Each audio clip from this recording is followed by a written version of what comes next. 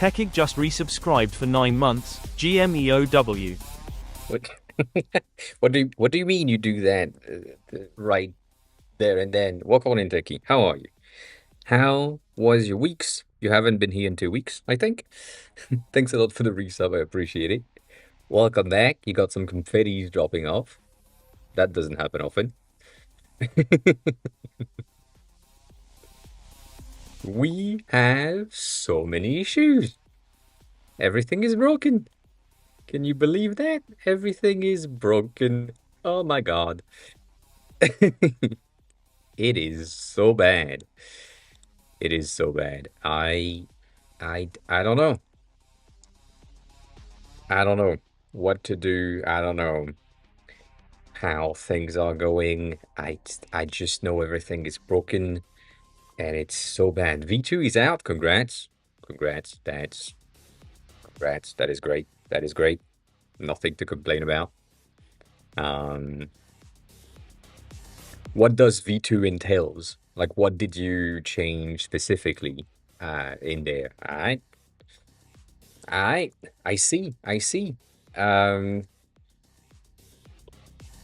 I mean, I don't see yet, but I see. Ooh. Oh.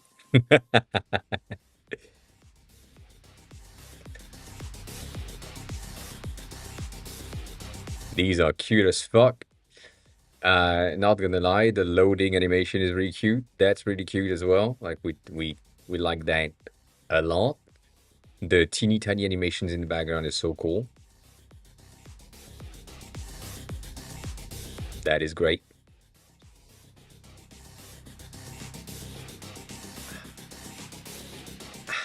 The subtle, the subtle, so nice. So nice. That's a sock though. That's a sock. So, you know. Hey,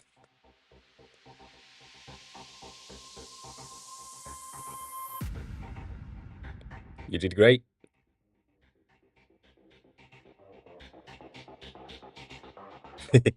I like that.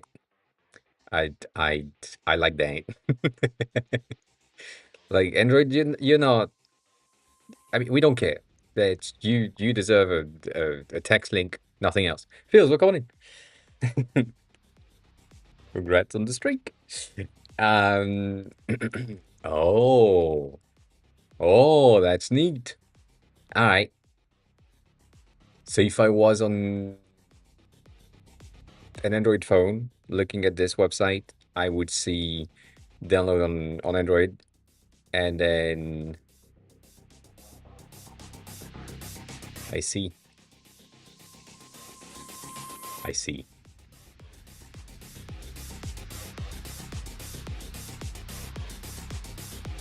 That's nice. That is nice.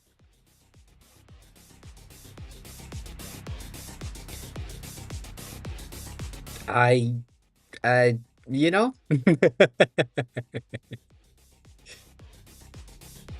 if I if I am myself, which is the usual case, that's what happens. That's what we do. Um, this is great. Just unsure about this section, but I'm expecting this section to not necessarily be visible on mobile, and this is mostly a mobile first design, so details.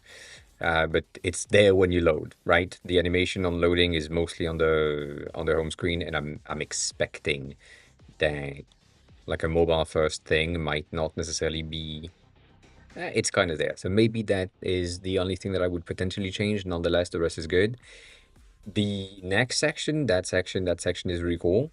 We like that. This thing is great, and then here, that's the only thing that I'm like, it feels off, but I also understand, but it feels off.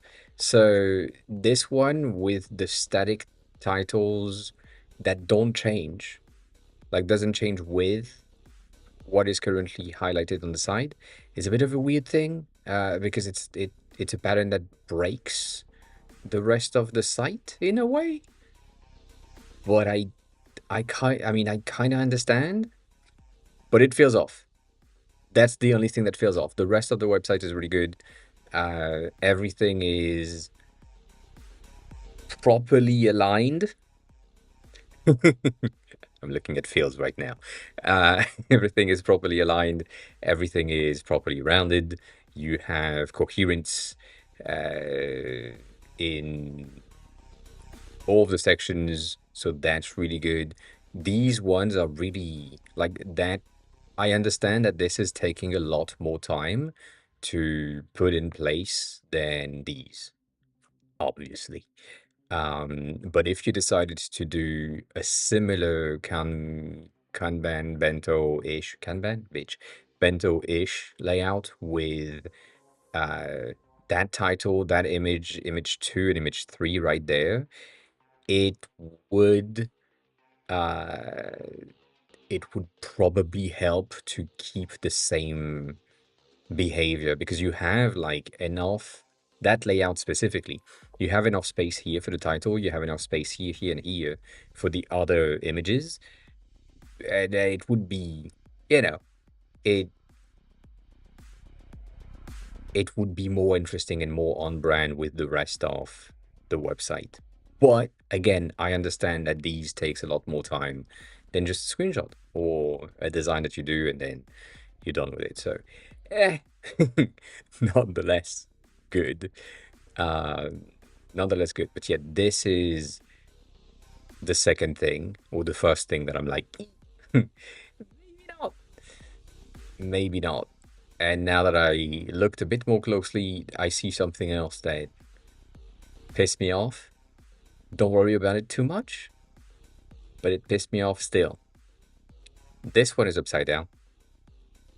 The other ones have the shadow at the bottom, and this one is upside down. That mm-mm, mm-mm-mm-mm, mm-mm-mm, not a good thing. But good, nonetheless, really good. And then you said earlier that the vlogs were interesting as well. This is cute. Stony, Stony Bible, come on in. underscore Eagle just resubscribed for 48 months, 4 friggin' years. Indeed. What are we going to do about it, huh? I don't know. Maybe a cake? Maybe I'll buy a cake for myself. And you can buy a cake for yourself as well. But yeah, thanks for the resub. I appreciate it. 48 is a long time. 48 is a long time. The cover is really cool. That is really nice. I can't say anything else. This is really good. That top level animation for every single app icon versioning that you have is really cute. It works. This is a bit of a pool day reference. It makes so much more sense. There is a lot of text in there, but it's a blog, so it makes sense. I get it. You're reusing the animations that you are using in the landing page, which makes sense as well. Obviously, this is the entire point, of that. Props, welcome on in. How are you? How's the day going? How was your week? How's everything? So this is really cool, and yeah, I'm impressed. I was impressed before. What? I'm impressed still. The plugin in question is Canvas style. Canvas style. Can style things right there. This thing. This is great. Great. That's it. Great. I've been fighting with so much here. You're welcome. um it doesn't loop well, but it's fine. You know? Eh. Eh. I think it doesn't really matter that the loop is not perfect loop. I'm sure you could create something that, I mean, I feel like it's fine. I'm not gonna lie, I feel like it's fine. You have the right transition in between the last stage and the first one. It's okay. It's okay. It's okay. Don't worry about it. It's a fade. It's fine. It's fine.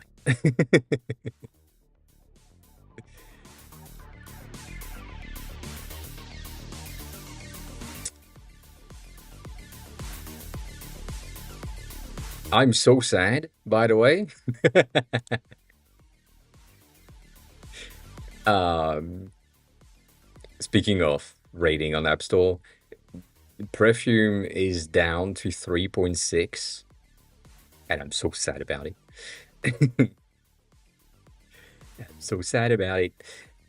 So I need to fix some shit, which is why I'm on that. This is cute as well. You might want to make sure that that doesn't conflict these two right here. I know that the new,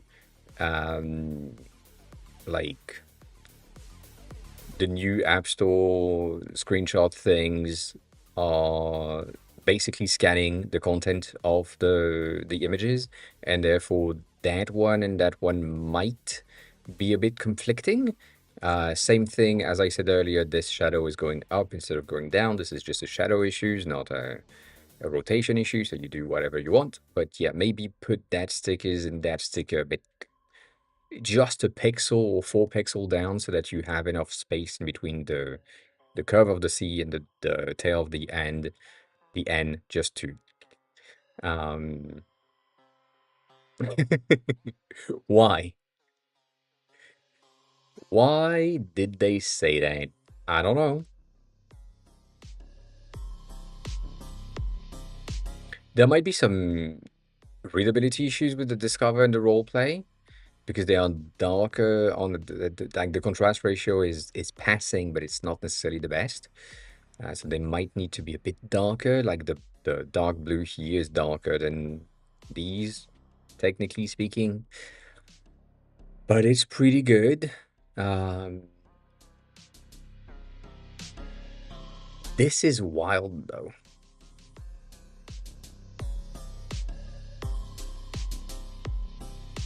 Something about the alignment here.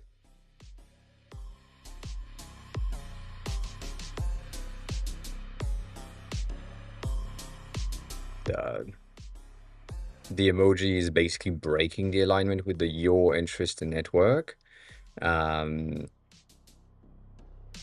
Maybe it's a matter of doing the usual. We're going to talk about that in a second.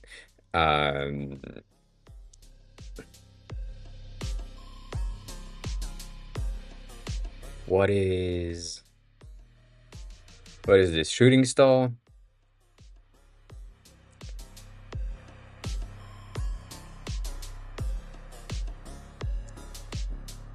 I'm gonna use the sparkles just for now. It is. And then you have, I'm gonna move that there because that's not gonna work otherwise. You have interests in network.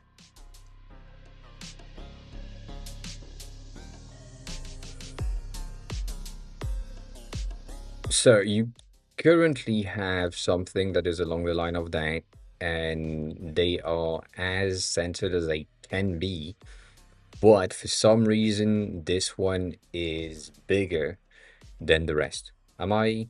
You don't have the S. That's the reason. So it is bigger a tad. What I would say is potentially just as simple as that. You make sure that everything is center aligned within their text. That's the first, or their block text. And then you ensure that this thing is just big enough to match the width. And maybe you do the exact same thing here of, just aligning shit here and there to potentially have the thing working. But what pisses me off is this thing right there. And if you just did something along the line of that, and you right align it, left align it, whatever, and then get your sparkle thingy on the side, like that would work for me if it was something like this. It would work more, work better. Um, but I get it. I understand how potentially not best that looks, but there is something a bit weird in my head when I'm looking at it. So yeah, nonetheless, it's great. Other than me being me and looking at the details, it's great. Everything is pretty cool. Um, yeah,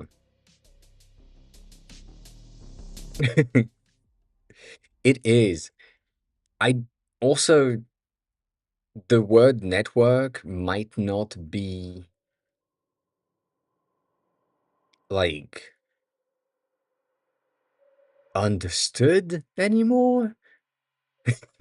I know I'm dating myself right there, but I feel like social network and all of that thing that we used to say, we don't really say anymore. Uh, and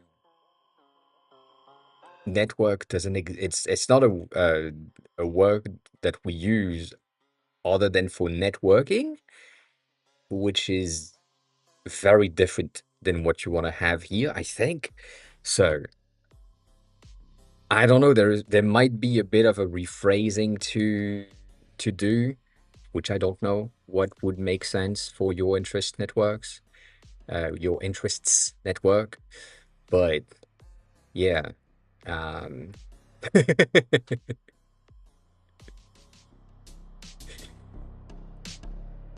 let's look at the positive instead of just being on the negative here.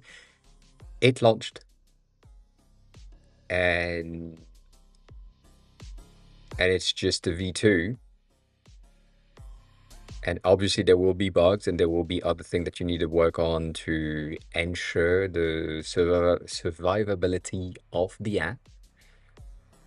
But yeah, um, that's that pissed me off. That's all. That's the only thing. But the website is great. Um, the animations are great. The details are great. The like that is kind of shit for me. But um,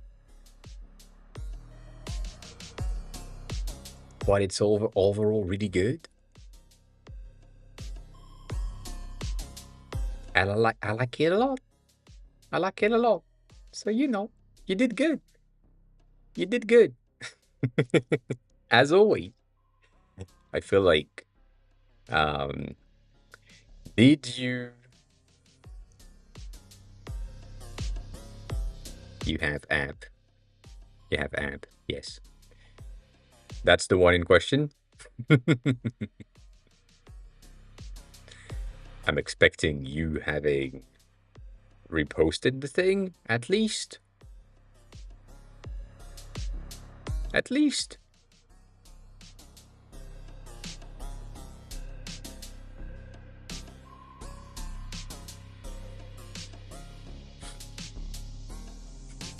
That's a bit of a weird thing.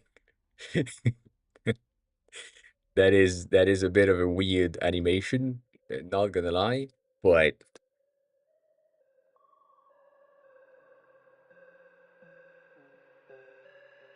I mean sometimes that's all you need. You need someone to do an animation that is on TikTok and that works and people like it. So, yeah,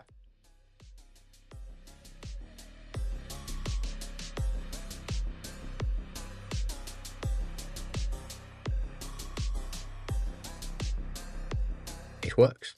I mean, that's the most important thing. That is the most important thing. It just needs to work. So, also, why the fuck did I not follow last time? I feel like I clicked and then for some reason it unfollowed again.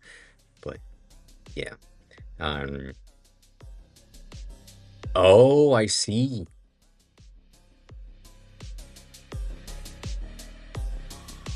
I see that I could see this as a potential. Yeah.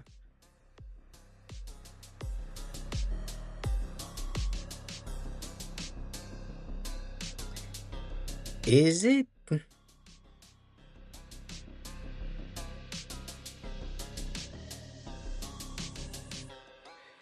Uh, yeah. I can see how that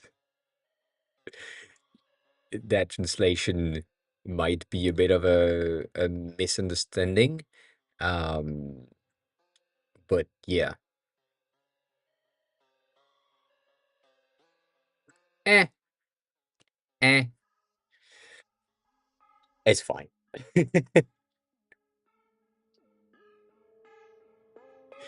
I get it. The thing that I'm still impressed by is the fact that, as far as I remember, you still have a job on top of that, which I don't. I mean, if I had that many, if I had that many users, that many activities, that many support tickets that comes in, and that much shit to do for can and or perfume, and then I had a job.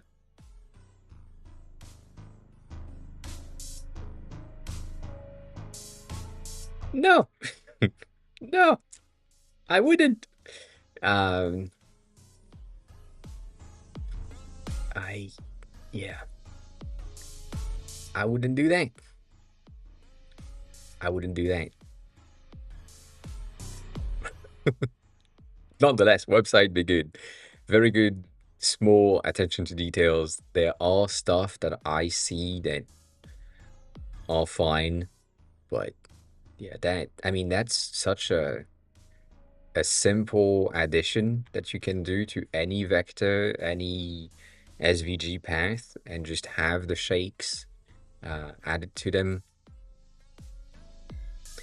I think I know why this is pissing me off. I think the reason why this is weird is because the empty state or the empty space here is too big for what it's supposed to be. I think that's the only reason. Specifically, if you're in full width, this feels too empty. And yeah, interesting concept nonetheless, but compared to the rest,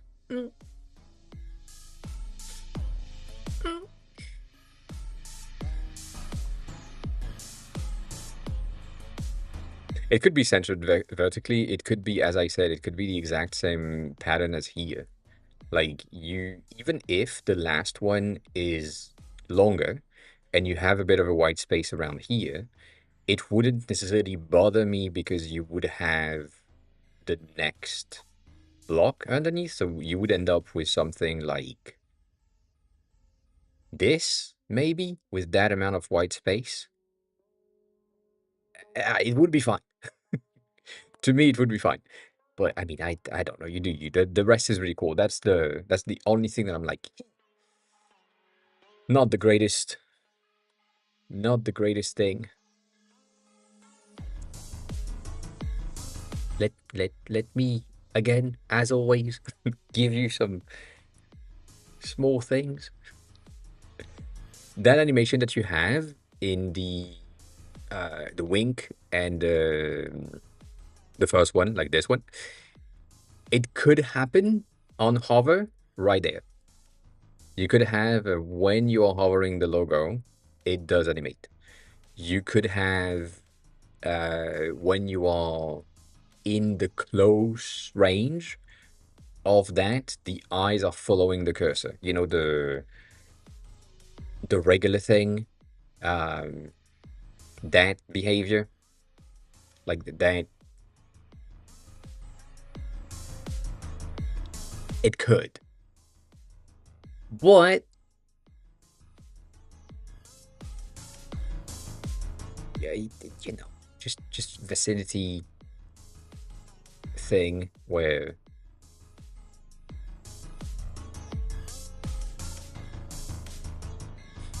it's just, I mean, not necessarily with Rive, but you could have the eyes just follow through when you are in a perimeter around here.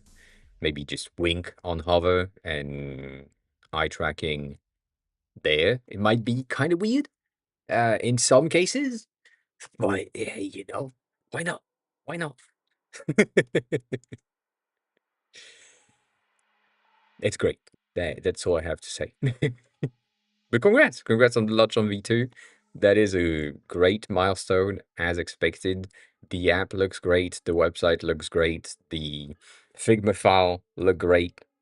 Not that I have access to it, but I have access to snippets of the Figma file, so everything is pretty good. And then just make sure that that shadow is in the right direction, and then you should be good.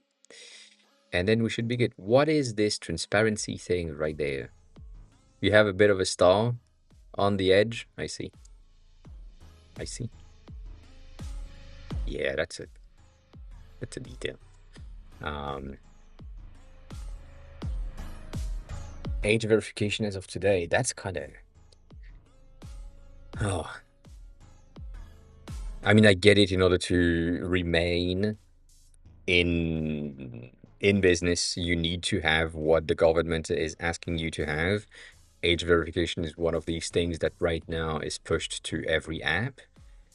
The thing is, going through with the things that the government is giving you is not as secure as it could be, but if you use your own stuff, it's never gonna work. So you don't really have other options to put in place whatever the fuck they have, which is sad, but I get it.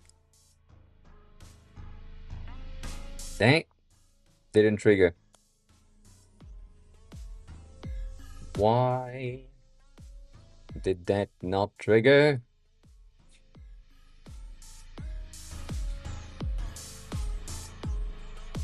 It did.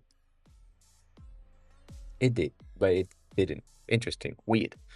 Um,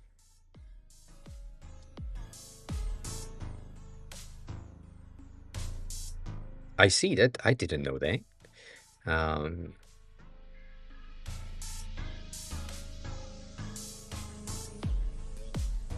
I didn't know that you had a threshold for the amount of users. That's an interesting thing. That's good to know. Um,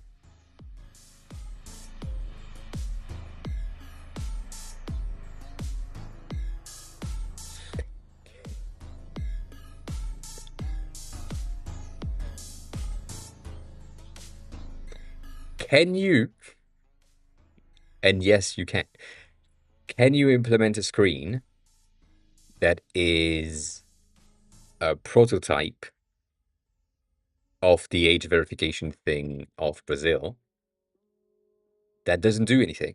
That is just like fake screens and that always return true for now? So that if something is checked, there is the screen is just not linked to the check, the real check, but it is there. Just for Brazil? Maybe, I don't know. This is worse. This is worse than being in violation of not having anything. But yeah. Um I mean,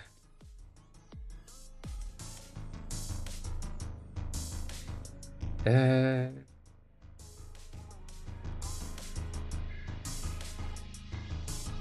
I I'm gonna say API even though that's not gonna be the right thing, but probably one of these things are an option. But yeah, I mean I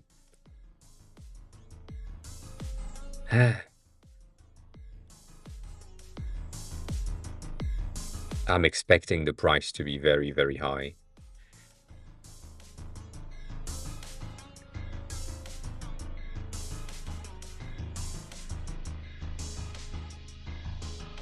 Yeah.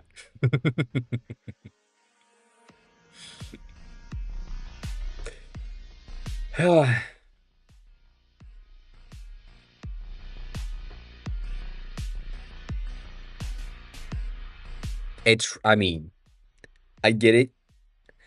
It's really annoying. I I don't understand why governments and other places and countries want absolutely to check the age um, of people on the internet. I do think that this is something that should fall back on Apple and Google, not on you, as in on your iCloud account, developer iCloud account, you just say, this is for people over 13, and that's it. And then if someone used their Apple account, iCloud account, and they are not 13, then, I don't know. Um,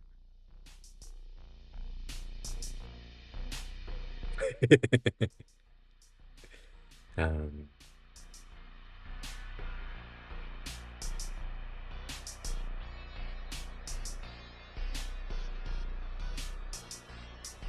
that's interesting, feels. I feel like this is something that will be necessary at some point to have like an open source alternative type of thing. Um, but yeah, nonetheless, it is something that you will need anyways. So also, why is Gmail there? I don't. I That feels wild to have here. Um, that feels wild. But yeah, no, I mean, I do still believe that it would be better if it was on Google Play to maintain the age verification. Like that would make so much more sense because they know, well, at least they should. Denny, hi, welcome in. Welcome back. How are you? How have you been? How's everything? Um,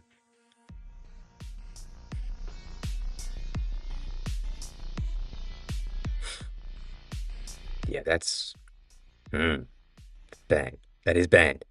Um,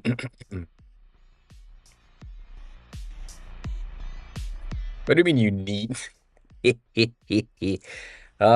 One day I will understand people that need time off. I, I don't. But if you need some vacation, take some vacation. Um, you know.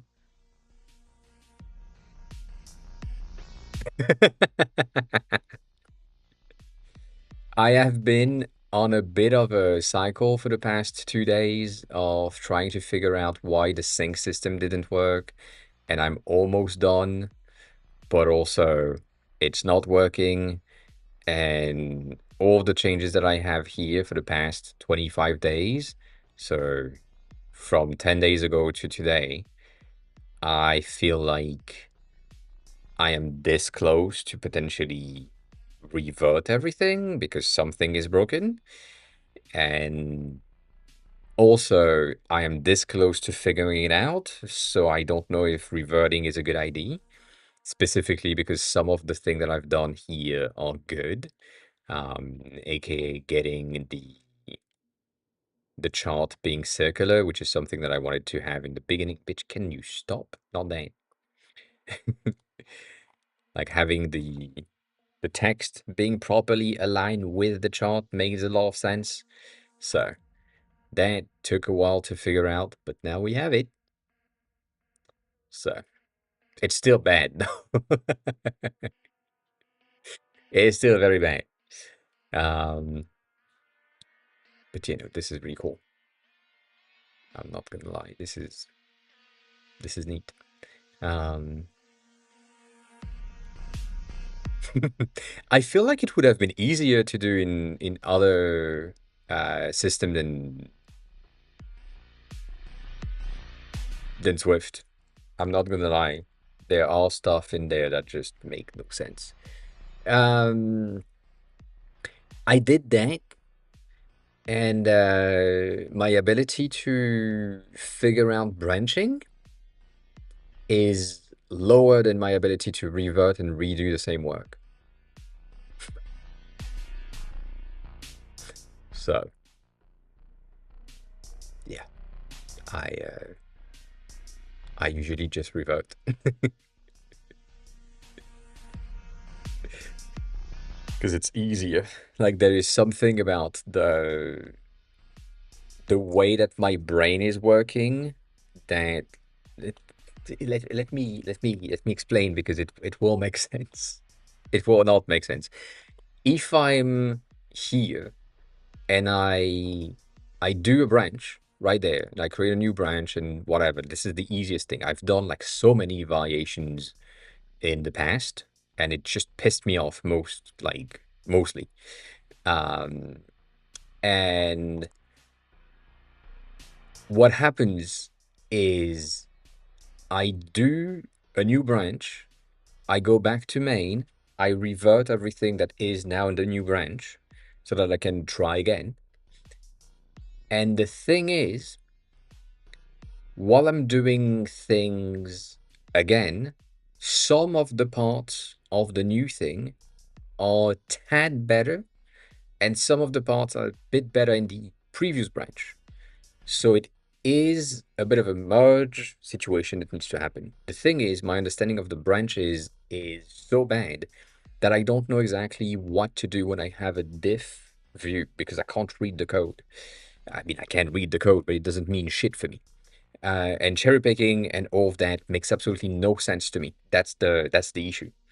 So I end up in the amount of branches that I have here end up basically being let's revert to the before thing and then do it again and hope for the best.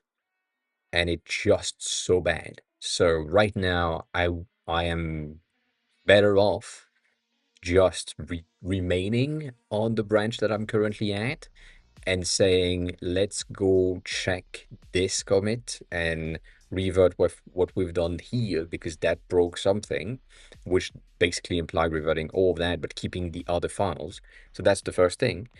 And then the other thing is, I sometimes, most of the times, I'm working on one feature and then my brain just derails itself, goes somewhere else, does something somewhere else, then goes back to the main thing that I'm trying to do, and then derails it again. And therefore, at the end of the commit, I have the main stuff that I was supposed to do with side stuff that are good that I want to keep, but I don't want to keep the main stuff, and it makes no sense. So you know that it making branches is just a pain in the ass. That's the thing. Malcolm, welcome on in. How are you? I am doing pretty good. I'm a bit tired, but I'm also pretty good. And also pretty pissed because this is not working. But yeah. Um, yeah, that's basically what I'm doing. I always push to main all the time, always, no questions. And for some reason it's easier for me. So yeah. Um it, and it feels I would do that if I was able to explain what is going wrong. Most of the times, again, still designer, it makes no sense. Um, some things feels off. I don't know what it is. Therefore, I revert.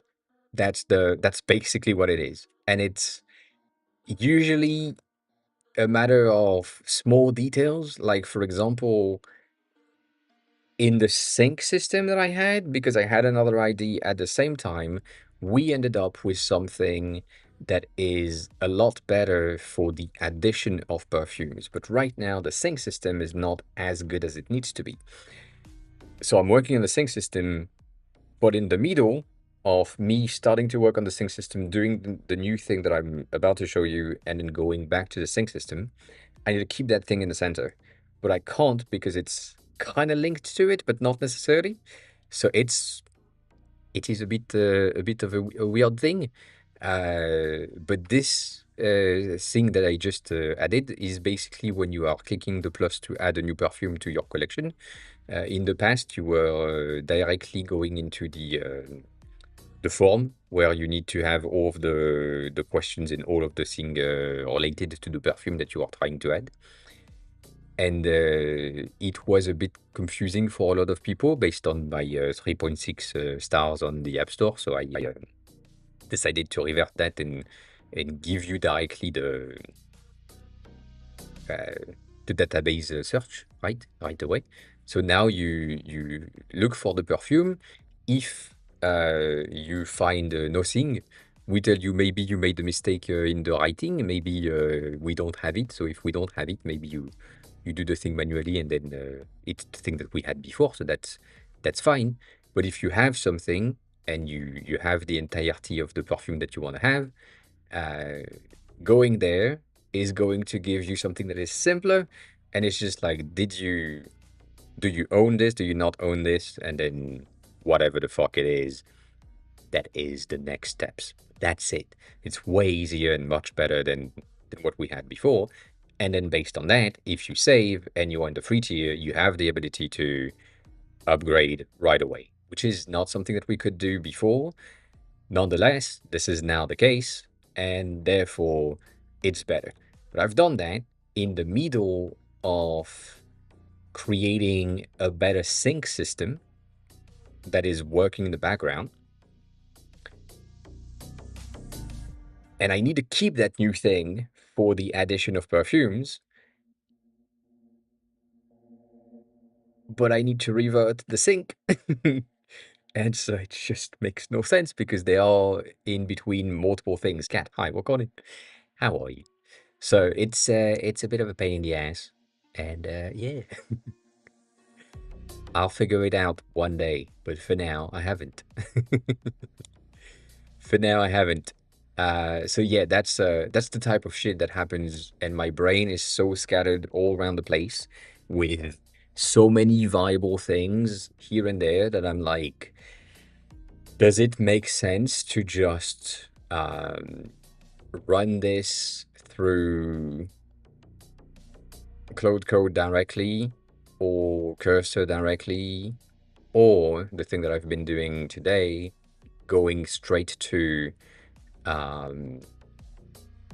Cloud directly and figuring out here and then pasting these outputs within Cursor to figure it out. So it's just, it's wild.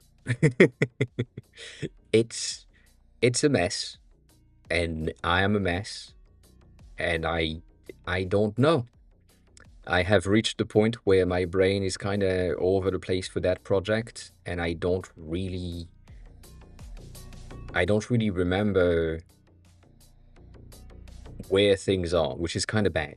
And specifically, when you look at this, for example, all of my CloudKit files right there that are related to the sync system now have kind of been simplified into one single file, which is not true. There is like a lot more stuff going on, and we are still using the other ones, but still. So all that is a lot of stuff that can't really be switched with the branch because of how my brain works. So it's a pain in the ass. I can only blame myself. So I'm blaming myself for that, and it's fine. I can live with that. I can live with that. It's okay. It's okay. Which, by the way, I was trying to do the add perfume flow, and I used the Figma Cloud Code MCP thing for porting the design to Figma. So the other way around. I know we talked about it before, and the issue is And the reason why I knew it was going to be shit, but not as much, but it is shit, because I'm working on an app that is written in uh, Swift, Swift UI as a base. The Cloud Code MCP to Figma doesn't really recognize the thing. And now they had to create a web version of the design and then send that to Figma. And now I get these outputs, which is fine. Like, it's not great because obviously we don't have anything, like any of that is not in there. We have all of that form. That's true. That's good. We have the notes. That's good. That's what we had. And then that section is basically the same thing, which is, again, good. But it's not the design of the app. So the initial goal for me was to get the outputted design that we currently have inside of Figma to see if it would work. It doesn't. However, if you have a web platform, if you have a web version of your apps or website or something, the ability to just ask Claude to bring the design to Figma directly is basically 1.5 prompt and 2 validations, and then you're done, which is pretty impressive. So, that's it's a pretty good thing. I'm guessing, based on the fact that the Canva of Figma is a React Canva, if your app is in React Native, the probability of you being able to port the design properly is higher. But yeah, that's the thing. It's interesting. It's, I guess, for people that don't have the design skills and still want to be able to onboard some sort of a designer here and there and say, well, we already have done this design for this landing page, and we want like a designer to go in and do some changes here and there. I feel like this is probably going to be good. I don't know exactly about Expo, but I'm guessing probably yes. Probably yes. But I don't know enough. So maybe. But yeah, that's an interesting thing. It looks like shit, but it's fine. And construction wise, it's okay. It's not great, but it's okay. It should use a lot more stack and auto layout stuff, and it doesn't. Should also use the basics of iOS implementations and some of the components that are basically pre-existing within Figma, but it doesn't either, so it's a weird one. But it's interesting. It works in a way. So, that's the thing. Hmm.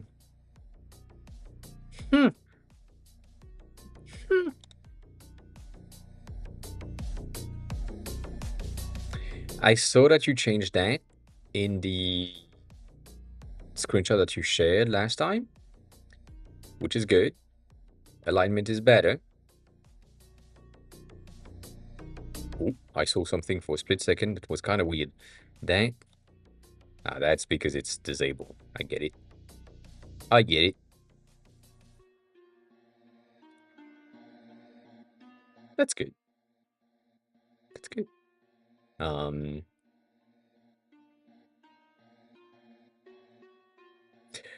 No. SaaS being software as a service, an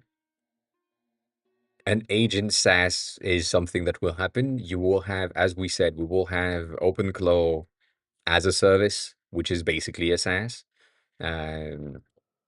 So the software as a service is probably not gonna go away. Agents are probably gonna go away as a term. I believe, again, I can be here when I say that because this is potentially something that I can repeat and reuse and so on. I've been saying that for a long time.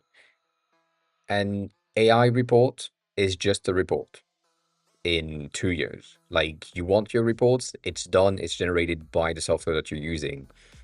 And the fact that right now it's called an AI report doesn't make any sense. So if you just call your things what they are, and use the features, people are going to just use the features. You want your report is generated for you. Is it using AI? Yes. But isn't that the case for everyone else? Yes.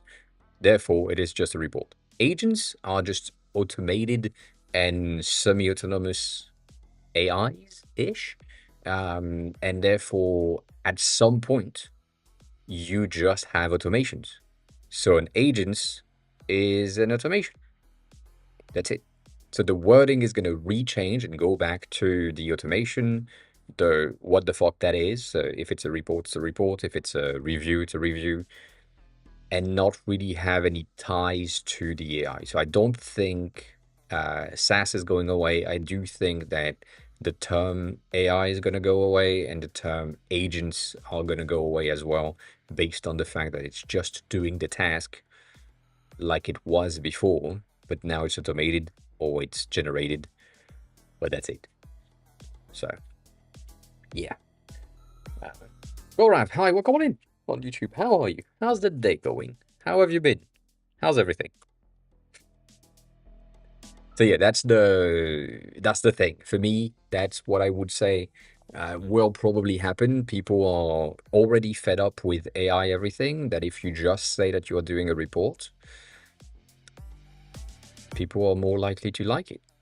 If you are saying that you are using an algorithm to define something or predictive algorithm to create the report, people are more likely to like it because they don't really understand. Most people, as in uh, most people, they don't know what it is. When you say AI, they don't understand it. They just see the letters and they're like, fuck this shit. That's it. So, yeah. I saw someone today. Not really saw someone. I saw an app today that I downloaded for obvious reasons, which is called Shima. And that splash screen is pissing me off, first of all, but then the entirety of this app is an obviously vibe coded thing. It's a Japanese app or Japanese learning app. I am blown away by the thing that was said on Reddit because I found that on Reddit. So, the post was, I spent the last couple of years building a Japanese app like Anki and something. That was the title. And so the past couple of years implies at least 2 years. If in 2 years your splash screen still looks like this, I don't trust you. That's the first thing. If in 2 years that's the design that you have, I believe you need to have a chat with me because that's not great. But there is a ton of 88 things in there. Patota is now following. There's a lot of things in there that are pretty impressive of what they have done. You have the ability to just get so much things in there. There's so much bloat in the entire app. There is so much stuff on the side that you can do. There are mini games within the app. There are small quizzes, small stuff. It is crazy to me that this is the entire thing.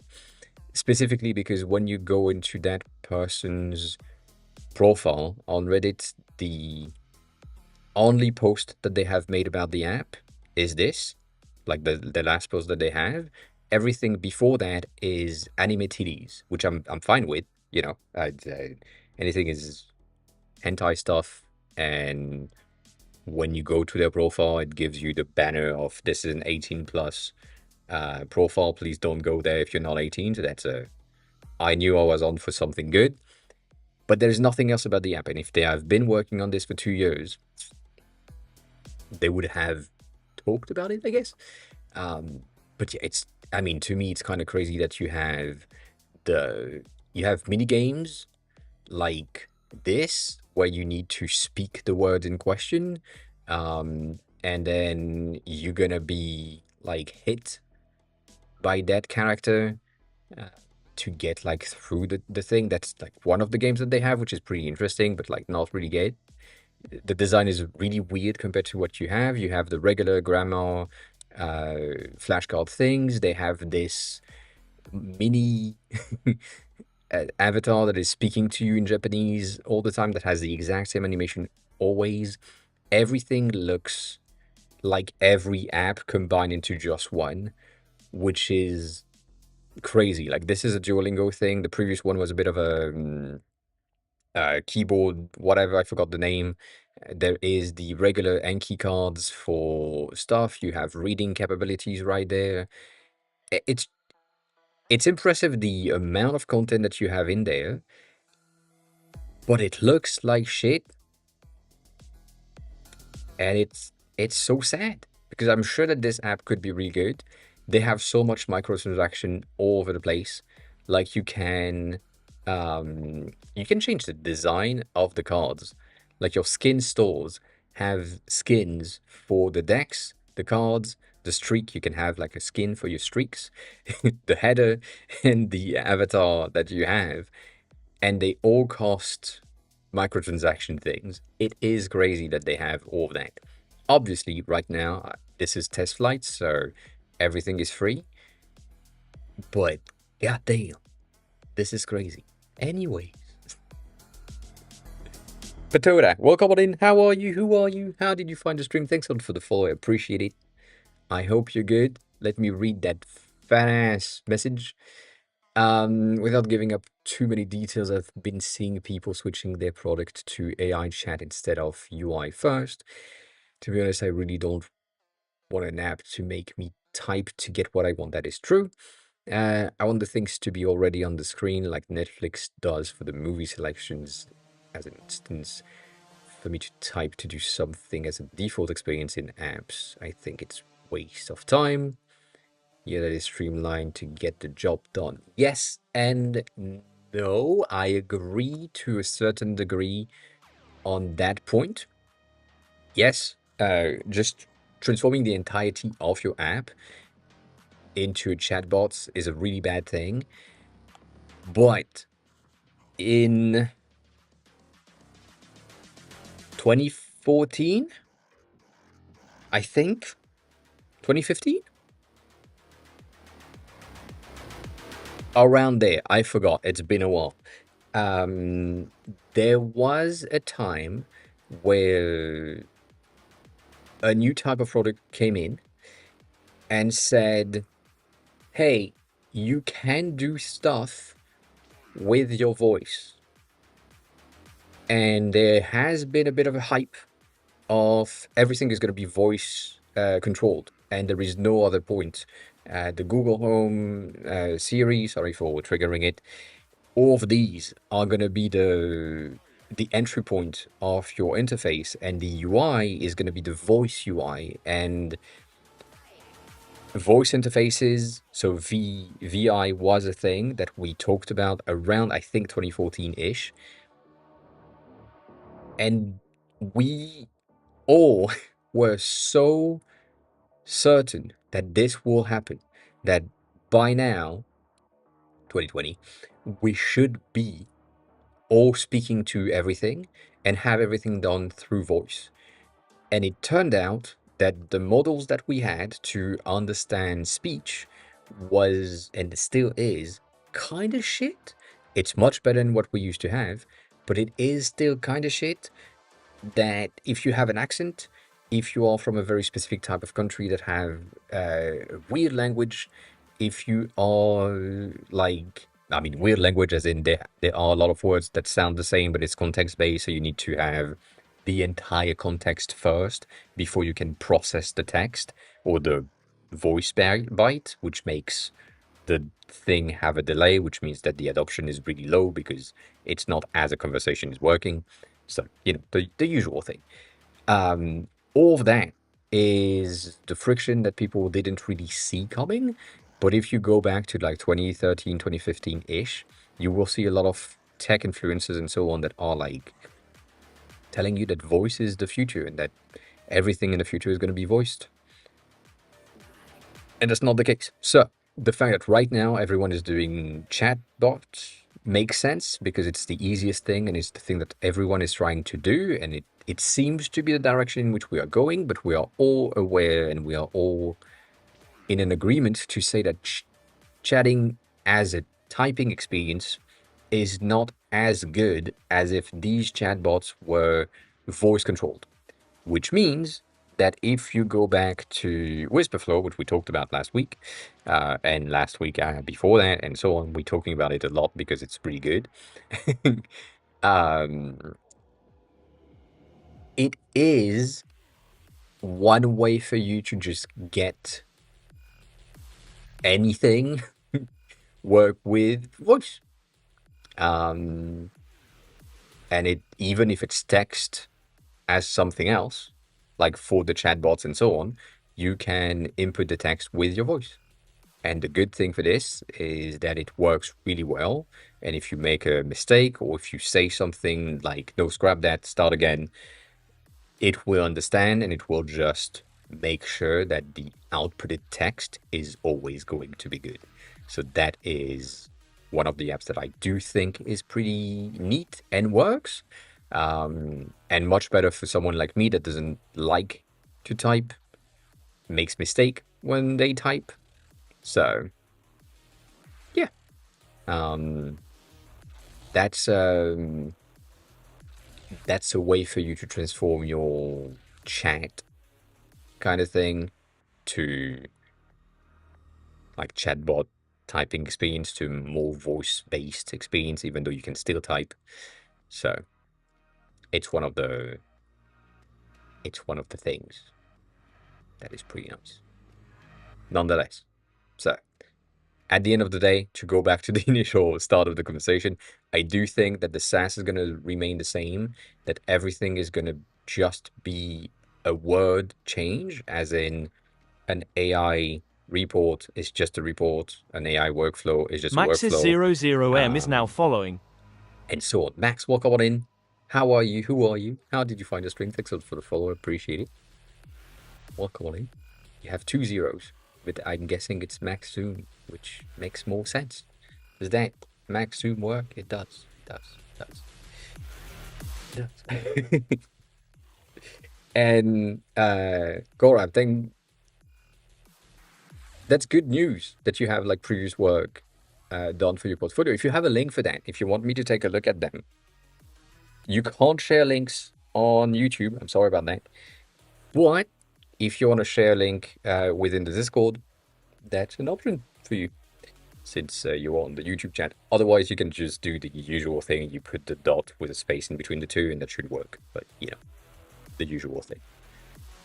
But yeah, if you want me to take a look at the portfolio, I would gladly do that. So yeah, overall, I do feel like the direction in which we are going is probably going to be something that is word-based, reverting to what we had before, tech-based, going further towards the assisted things, so that everything that you're doing is based on something that is running in the background that is ensuring quality or checking things for you, like grammar, filler words, things, and that helps. But it's gonna take a while. It's gonna take a while.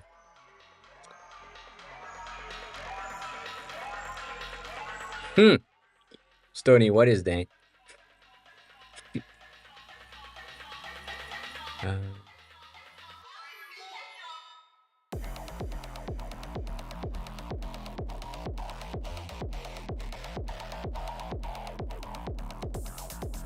Is it you writing shit?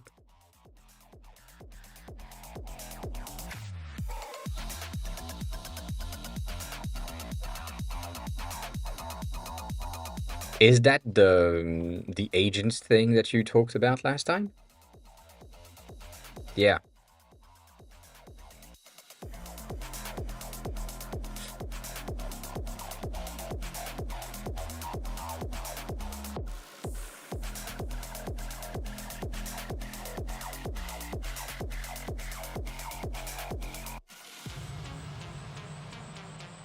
You have voice? You have sound?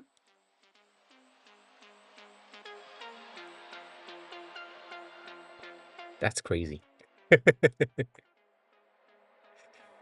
I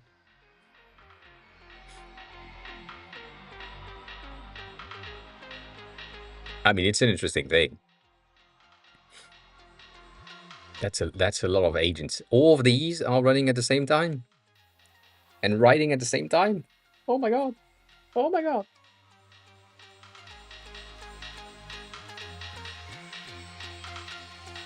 That's crazy. That is crazy.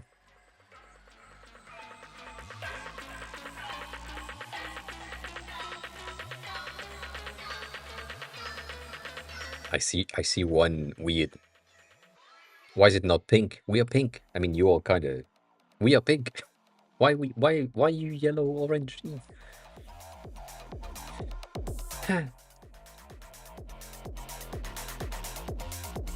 Everything is solid though. That's you have one opus and one IQ thing. Two opus.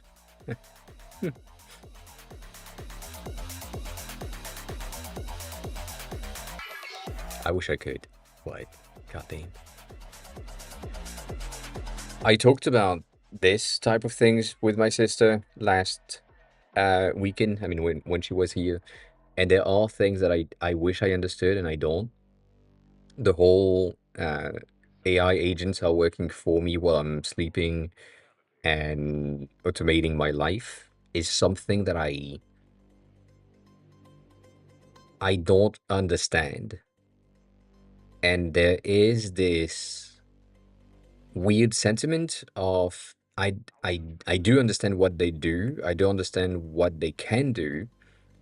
I understand how to put them in place, but I don't understand the hype around it. And that means that I'm missing something. Like I'm missing some of the use case. I'm missing some of the behavior that makes sense, potentially. But it's just it's a very weird thing for me. It's a state of not understanding the current state of tech, and it's fine. It happens, but it's weird nonetheless. It's weird nonetheless.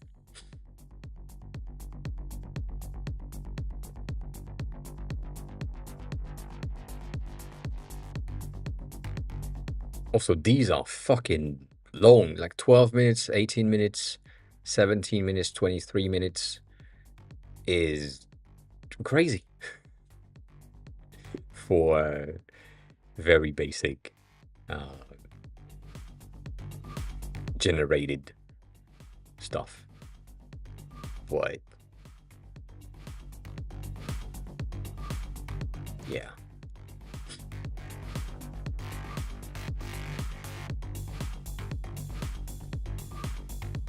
How does it work? I'm probably skipping things. It's probably explained within that whole thing. But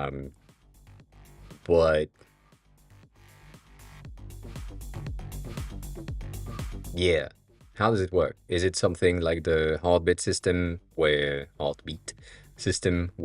you have task and based on the GitHub repo updates and all commits, it creates something based on the outputs automatically, as in going through every time? Probably, maybe, I don't know.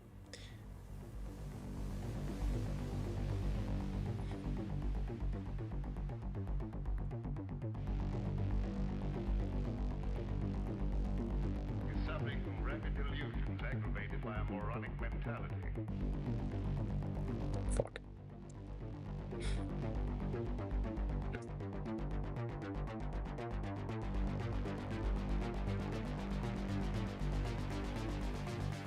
I wish.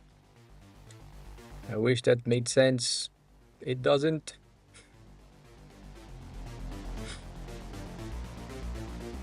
Again, is it similar to This thing.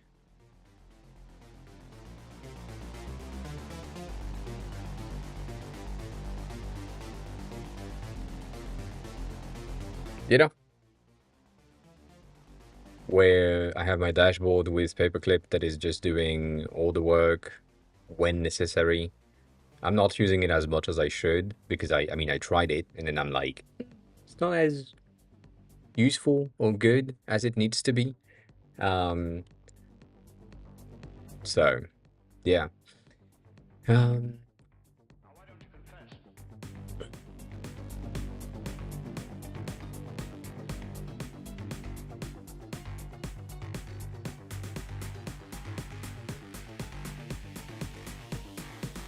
yeah,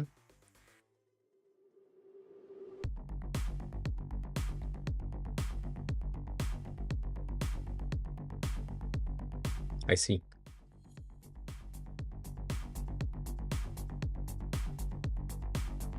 That's wild. Um,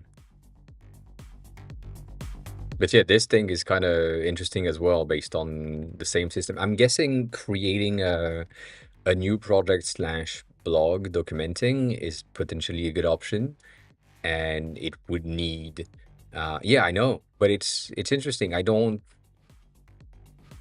see it as a bad thing. I see it as a very good thing as the output. I'm just uh, thinking about how it's put in place. But yeah, same thing here on Paperclip, which we talked about before, and I think I shared the link prior to that. There.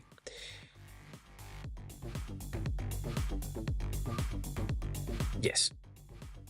That thing, which is what I'm using, is basically running through what they call odd beats. So every X amount of time, um, every X amount of time, you end up with every single agent that you have created that is just triggered, and check if there are some issues and some things that they need to do. And if that's the case, then it will start working on the repeated basis, as long as this is running in the background. And because this is not running 24/7 on my side, it end up being a lot more like on demand and not all the time. So that's something that is interesting. But it could probably, based on what I just said, it could probably be put in place really easily by having a new hire, which would be a copywriter that create blog posts and then publish them within something. Probably like the AOI.design or the AOI Studio landing page could have a slash blog, and then the slash blog would be AI generated. That's an option, which is a good thing. Again, I do think it's a good idea to have something that documents for you, because documenting is the best way to be noticed and discoverable. But it is also the most time-consuming thing that you can do. So I get it. It's nice, but it costs some money. Obviously, I'm not paying anything, so that's good. But yeah, yeah, I have an head of design as well in there, which is not necessarily doing good. um, and most of the things that are like within the template are related to band directly and nothing else, which is debatable. I feel like this is supposed to be a lot better than this, and that's not the case. And also, I am breaking this file and this project most days, so it doesn't work, or it doesn't work as well as it needs to be.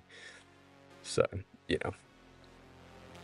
Just, that's the sad part, I guess.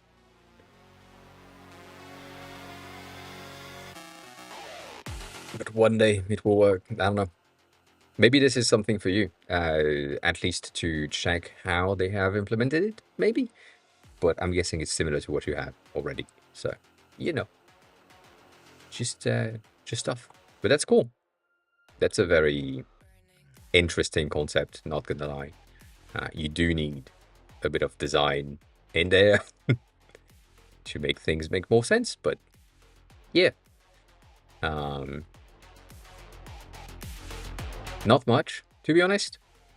This is working.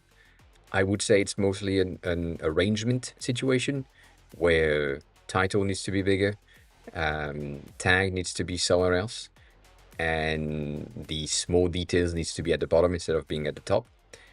But that's about it. Like, it's just reorganizing the content that you have here to make it more palatable and more blog related. And then you kind of have the same thing that I do have in other places with the progress at the top in some scroll pages. I mean, you had that earlier when I looked at it, and now it's not there. Yeah, right there, this thing.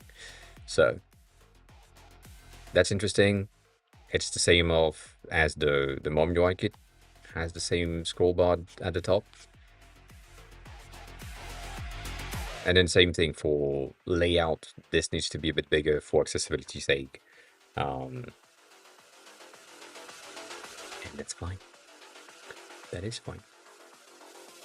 That's a good concept. Not gonna lie. I like the idea. I like the idea.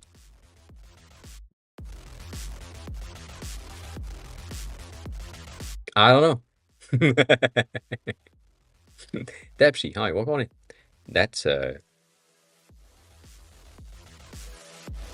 interesting first message, but welcome on in. How are you?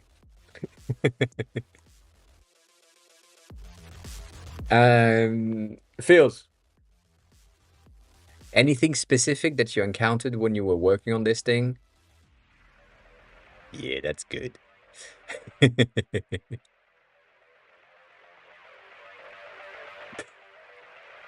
That's a good change. I like that a lot.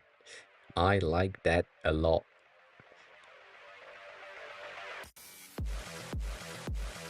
Yes, that's nice. That's less nice. So you change your micro thing in between the no threads and no pin messages. The reason is that you have the archived version here that is pushing the content down. One of the things that you can do is just to have the archived checkbox being in absolute positioning, which is not great, but it's, absolute position so that it's there all the times and doesn't really offset that content. But it's great. The search, however, right now it means that it is search within that and only that based on what we're looking at. So I don't know if it's good. But yeah, that's fine. That is fine. Still the same amount of spacing. I don't think.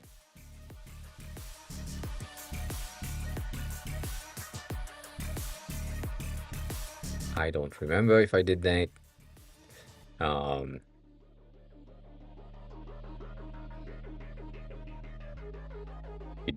You don't have that. Okay, cool.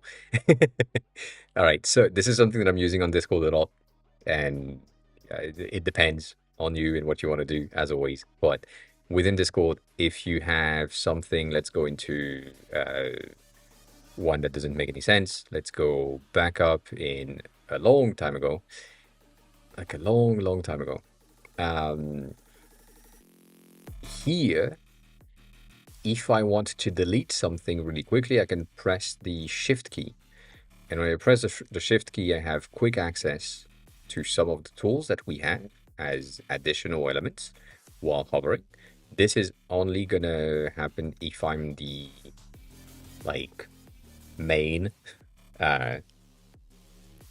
admin of the platform, and or if it's my message. And so if I click the delete while I have the shift key pressed, it's going to delete the message directly. Whereas if I click the delete here, it's going to give me that thing, which is what you currently have. So I would love if that shift key was working here to quick access stuff. Again, this is just a me thing based on what I'm using on a daily basis on Discord, and since this is a bit of a comparison alternative thing, it makes sense. One of the things that I'm going to say, and I have said that many times, if you are creating an alternative to something, the thing that you're creating needs to at least be at the same level or have one of the feature that is so much better than the existing that people are swayed by it. But if you want to be like a replacement, if you want something, and I said that for Techie, for Kyoto as well, you need to be exactly 100% the same features as the thing that you're trying to replace. Otherwise, people will not stick because it just doesn't fit. They have some habits, like right now, my shift to delete quickly. These are the type of stuff that I would have in order to make things make sense. But it's not necessary. But it's just like market level and equal to, and therefore output being more important. So yeah, small details. It's pretty good so far. I noticed that you changed the spacing. We kind of said 12 here to make sure that it was good. This is good. Good placement, good alignment, good thing. So everything in there is fine. There's still something that's pissing me off.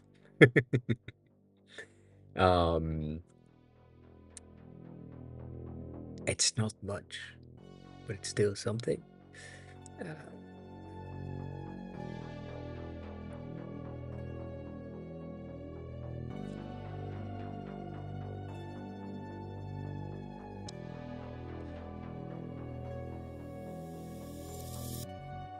It still feels vibe coded. Not that it's a bad thing, but it still feels like default components, except here. But still, there are still stuff that I'm like, that looks like the default components that I would have if I was to start like a new project with a similar thing. Also, them corner radius right there are not so good. Don't worry about it, but yeah.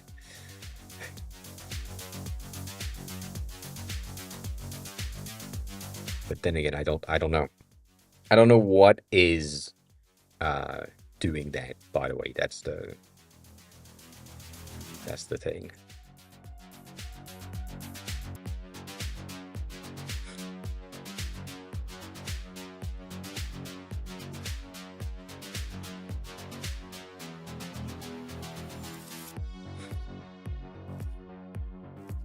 This makes no sense.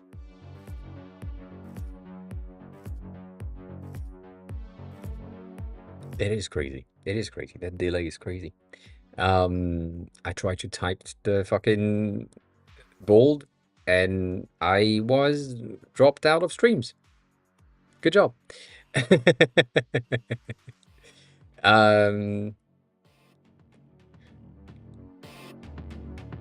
Yeah, that's good. That's good.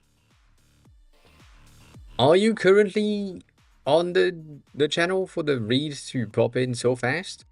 Or is it like automated, as in everyone is reading extremely fast even if they are not there?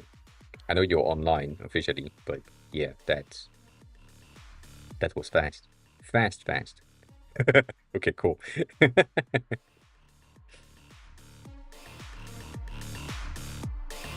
Cool, cool, cool, cool. Yeah, so I don't know when the Twitch stream stopped. Basically, I feel like there are some stuff that need more polish in order to I see. In order to not feel as vibe coded as right now. And I think it's a matter of opinion and being opinionated in the output. Right now, it feels like something that is very much Tailwind, Shadsy, and bass with no design style that is like Yolka design for the app, like the thing that makes it. Right here, there is something that makes it. It looks specific. Also, Turkey, I'm looking at these fucking corner radius. This is not acceptable. Also, that crop at the top of the carousel. What the fuck is that? God dang, that's so bad. But yeah, there is something in there uh, that makes it look like it is its own product.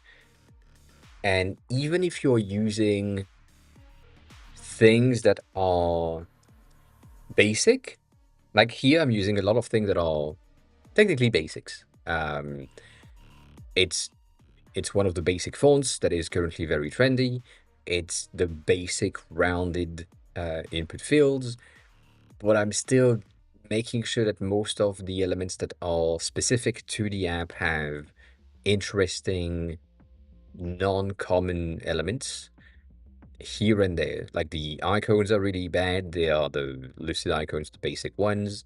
But I'm still adding like a teeny tiny amount of something to make it feel different compared to the others. And that makes more sense. We gained 1 user in 2 days. That's crazy. And then same thing when I'm within the editor itself. I mean, here I'm currently on the very not common design, but yeah. Good, so that makes sense. That makes sense. But yeah, there is something about it that is showcasing as an uncommon thing, but there is still like these buttons, for example. They're very basic. They are very native Shadsy and icons and buttons behavior and so on, because they are. This one a bit less because of the font. Same thing, a bit less here.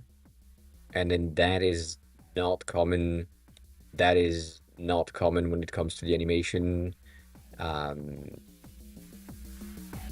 the input field is the basic one. The button here is the basic one.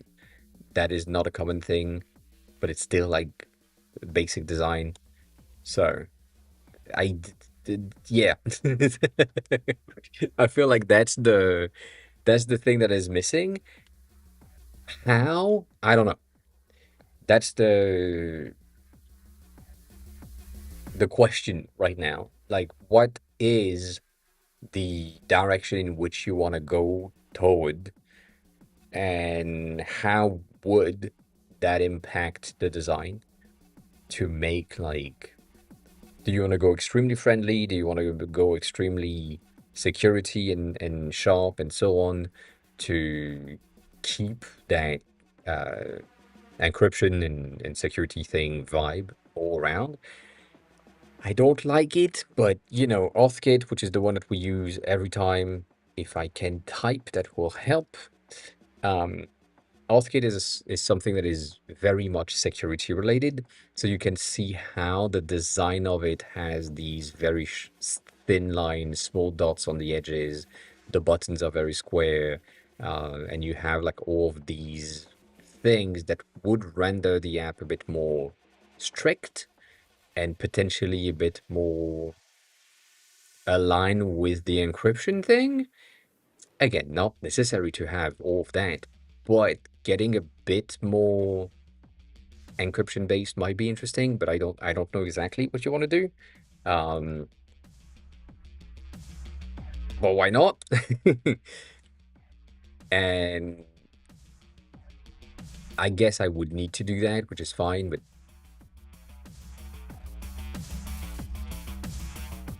yeah, it is fine. But maybe maybe there's a lot of like square stuff that needs to happen, and that's just what it is. It just needs to become square. I don't know. Yeah, me neither. That's the thing. I I'm trying. I am trying, but I don't think of anything that would um really make sense for this use case. Mostly because I'm conflicted between the Discord clone situation and the encryption security base, because the Discord is meant to be friendly and meant to be discoverable, and the encryption is meant to be sharp and meant to be security based. So you end up with a design language that is so weird that I don't know. I don't know.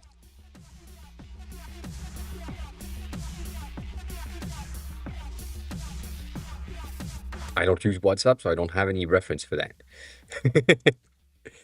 I do not have the reference.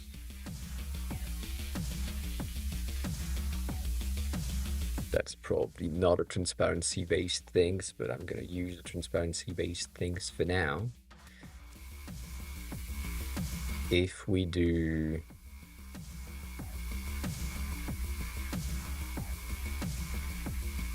that, that's the full width. We already have that here, which is fine. We need a divider that is not this one, so this one can go the fuck away. Same here, no need. Same, not here, kinda.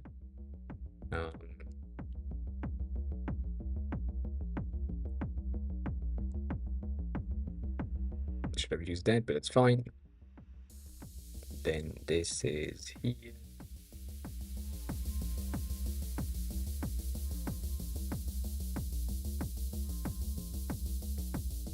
And then if I keep the thing in question,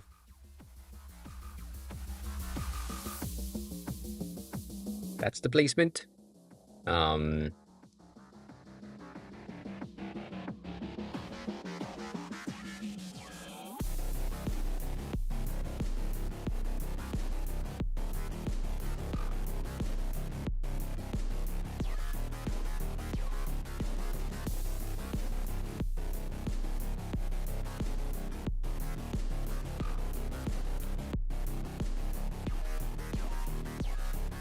Makes sense. Makes sense as well. There would be a divider, but that's just the thing. That's placed properly. That's placed properly, but I'll keep that for the sake of keeping it.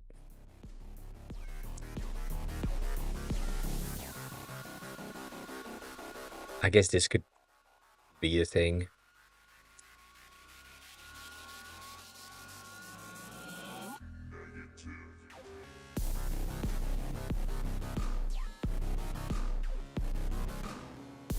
Maybe.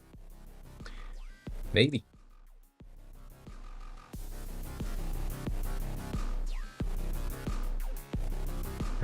Notified on this side. That's my container for the chat.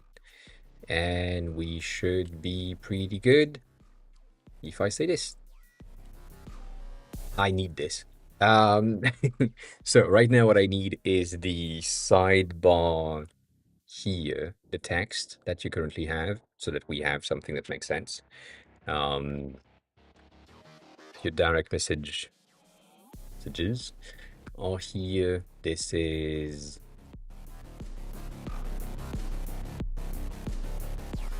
$16. Probably semi-bold with a 1 to 2% offset. Probably. That's giving me a 19 top, so I'm gonna use 18. That's a line. That's good. That's good. And then we have friends. That is probably a 14 based on size. Medium. Yep. And based on the color, it seems to be similar to the 20%, 24% that I have for the dividers here, but in order to make sure that this is readable, I'm guessing a 40% is going to be a bit more, 60% is going to be a bit more better. A bit more better. Good job, me. Yeah, a bit better for the accessibility on here. And then I just need an icon on the side, and for now, I think I'm just going to use whatever icon that I have, so that it's just placed, aligned properly, and then that is an auto layout frame at 8 in between, so that's good. I'm guessing your icon themselves, you probably have them at 20 by 20 with a 12 in between the two instead of that for now. So I'm going to see that with if it works. Yeah, kinda. It's the same. It's fine. It's just like you have a 2.1 point less elements. So that's the top section. You have a secondary one at 18 as well, followed by that's interesting.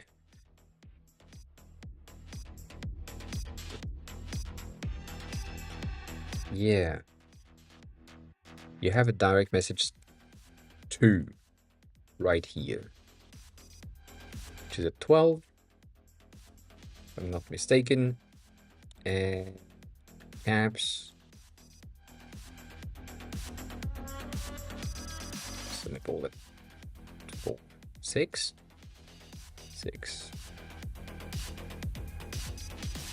Ah, you did 5. I mean, you didn't do shit, but like it did 5, which is wild, but okay. I'm fine with it. The avatar here is very simple. But that's a line, that's a line. That's supposed to be a line as well, which is good. These ones are gonna be a bit weird, but it's gonna work. So we get our frame that is apparently 54 based on what you currently have. Our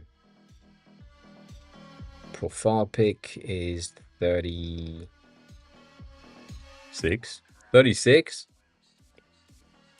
I mean, it makes sense with your base 12. It makes sense. I am just gonna complain about it, but it's fine. Don't worry about it.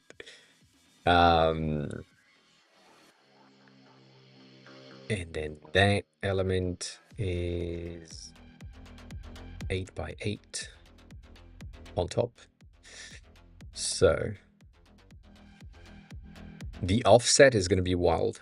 That's the thing. This is supposed to take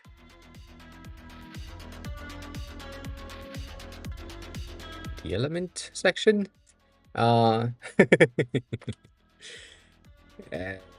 And you have that as the outside at 2 to get that amount of space. Yeah, this is a bit of a weird thing, but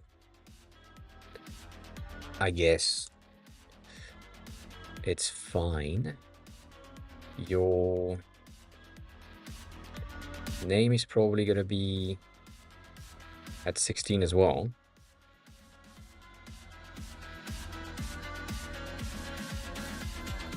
Yep. And that is gonna be at 100%. And then underneath you probably have that at 12 or 10.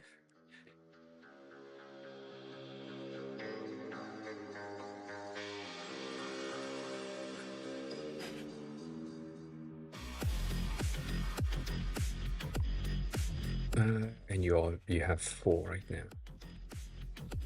That's centered. That's 4.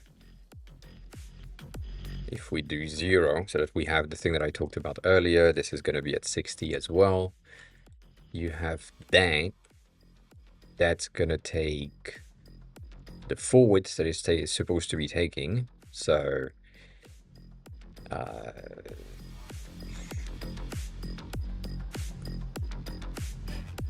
because we know we have 12 on both sides, but that's basically the thing that we currently have. We need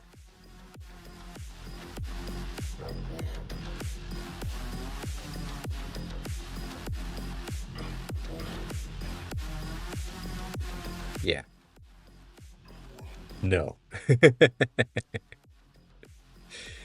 That alignment is really bad. I need my placements, and so far I don't have.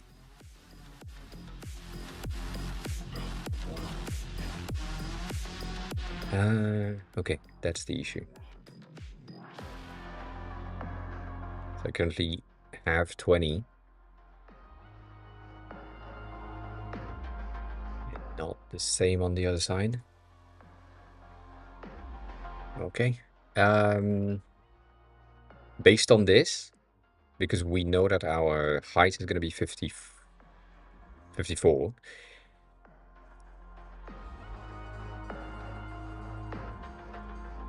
Is that 12?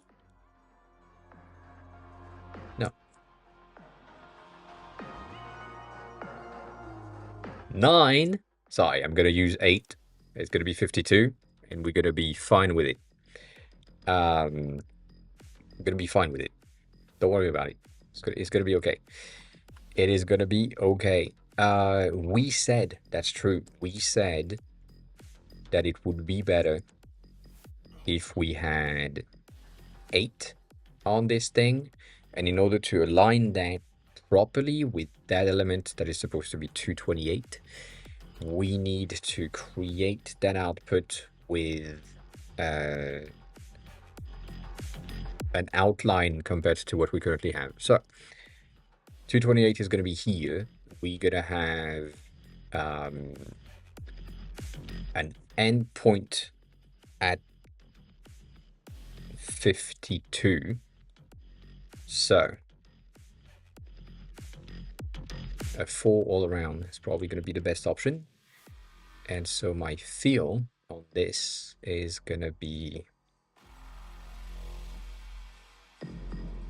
probably 20% for now. It's kind of light. It is kind of light. And then a stroke that is going to be on the outside. Same thing, and white at 16. And we want it to be,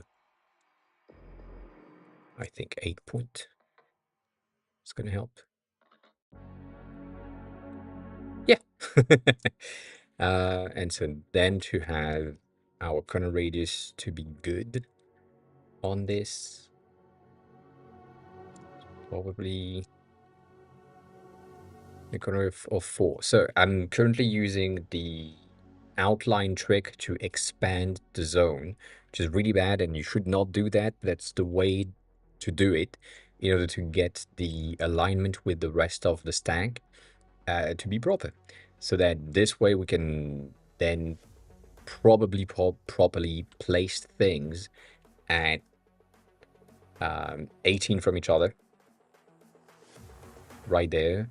And then from here we have user, title, elements, together at 18, and then that is at 18 as well. So all the spacings are going to be 18, and that should help us for our alignments. And now that we have this, we don't really care about the rest, so we can remove every container, every placement, everything. We have the divider that is right here, which is touching on one side but not the other.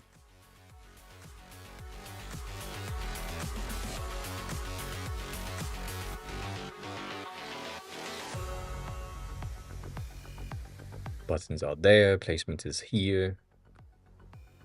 Cool. This is a bit height. So I could do that. And I could do that as well. Make it better. Cool. Same as the bottom one, because that's an input as well.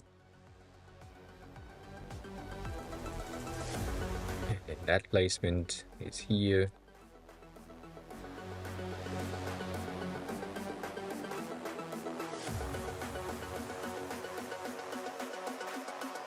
Cool. That's good. That's a good start to have our container here.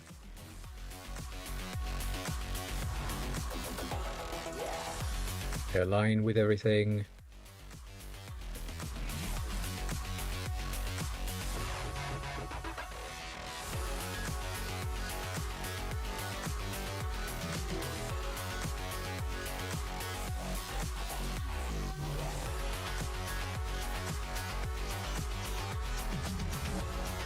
Just making sure that we have everything with the right name. Servers, divider, chats, DMs, sides, then that, if that's our container, that together. This needs to take 12, 12 all around, so 12, 12. And then I can't fill container yet. So I'm gonna just go into the top level, do Shift A to get the entire thing B. And auto layout frame, the background's changed. That element is at the bottom, which is our profile, settings, elements, and then that thing needs to basically fill the container and be at the top. Same amount, I guess. If I do 0 here, we align that element here, which is good. 12 on this. Good placement. This is a bit tight, so potentially just 6 to get our spacing right. These 3 could be at 12, but the rest are good. Yeah.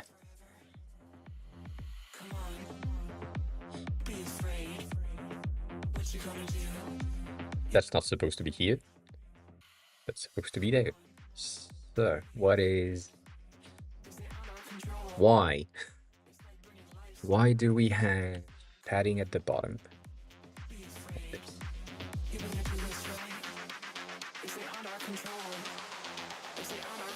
Oh. That's the reason. My bad. My bad. It's probably the same here, by the way. Yeah, it is. It is. Need to be center aligned on this. Cool. We have the skeleton of the thing, which is what we want right here, that we can potentially play with it.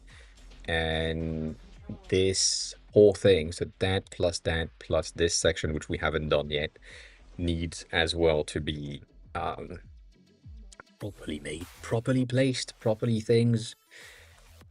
So that is going to be a divider. We want the same thing on the side. I don't know if I can do that with a divider.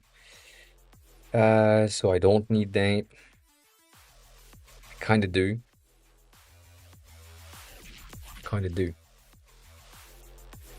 We'll see. Maybe that works. So if I get this with a 12-12 all around, right there, and then I place it right here, I can see that I have 12 on top, so that's 18-18 apparently on top and bottom. So that we are placed properly, and then this whole thing is flexed up to there. That's something. The thing that I'm thinking about right now is getting the divider at the bottom to be a divider. Or not a divider, but like a border instead of a divider. So, Manbraveg yeah, just resubscribed for 24 months. Welcome back. Thanks for the resub. Today is a resub day. I appreciate it. 24 is a long time. 24 is a long time. I hope you're good. I hope everything is fine.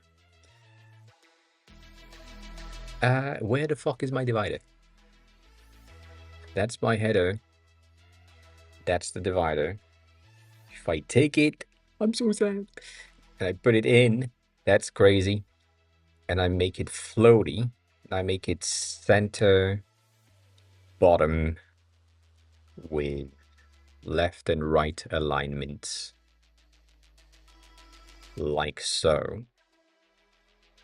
We should be able to place it underneath. You got an interview later. Well, congrats on getting an interview. That's a pretty big step. I hope it goes well. I hope it goes well.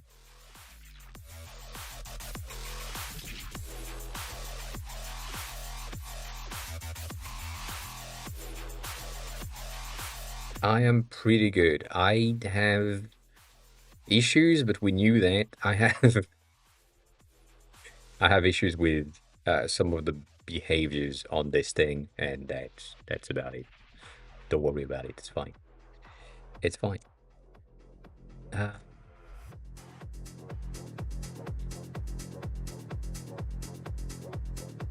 So that should be filling container. That is fixed technically. That whole thing is supposed to have probably 12 in between the two. That element right there is supposed to be at 12. I'm gonna use 12 and do that so it's placed properly, which is good. And so here we want to make this element big enough, so we need 12 all around, and then it's just gonna be there and there.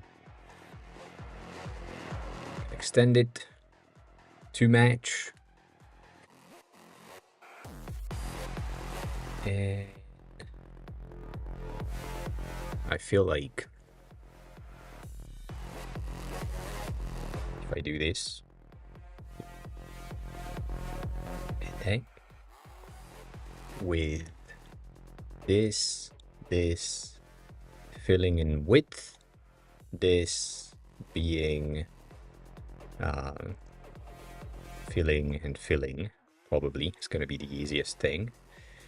Then we get this, that, and that to the main frame as an auto layout frame. That thing is fixed, and that thing is filling. It matched properly, and then all of them are going to be filling in height. So that once I have this, I now have a proper responsive elements so that I can make it a bit smaller so that we can work on something to make it make sense and make it work. That was the plan all along. So it's that easy. As I said, I kind of want to have my inner chat to be a 24/24 situation so that the content is in within to be a bit more than what the others have. And I'm probably going to need to remove the 14 in between the two. Like that would make a lot more sense. Let's just make this build like that. All right, cool. So that's a good skeleton so far. We have elements there. We have elements here with our color scheme, with our things. Everything is very much square and sharp, which is going back to the security stuff. But that's basically the layout that you have. And I'm gonna pee, and then when we come back, I'll see if I can do anything about it. I don't know.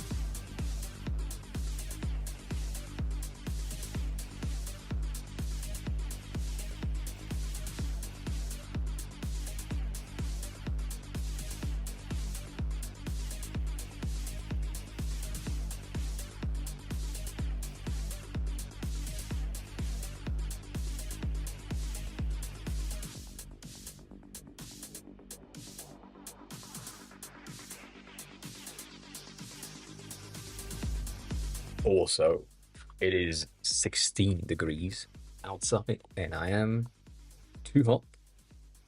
Too hot. It happens. All right, so alignments is kind of weird when it comes to what we have here. Like some stuff are almost good, but they are not as good as they need to be. So that's kind of sad. Kane, welcome on in. How are you? So I'm guessing if I do 16 instead of 18, that would align this thing right here with this thing right here. If I just do that.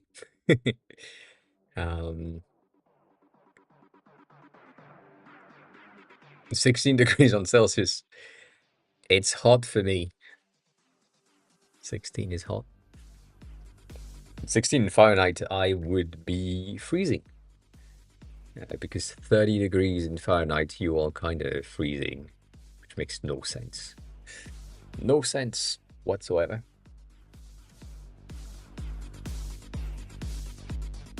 Yeah.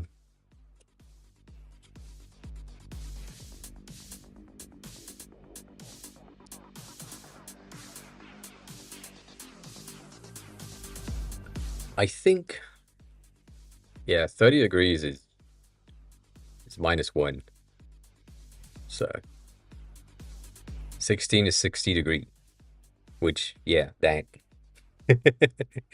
I remembered that this is still in the chat. I didn't know if it worked. So yeah, 20 is kind of my limits. 21 is like 69, which is neat, always. But yeah.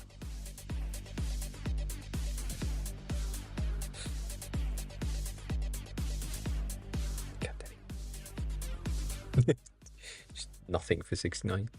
But yeah, that's an interesting point.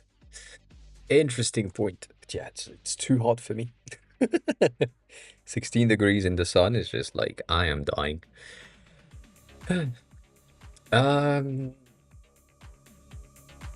That's fine, but it's weird, but it's fine.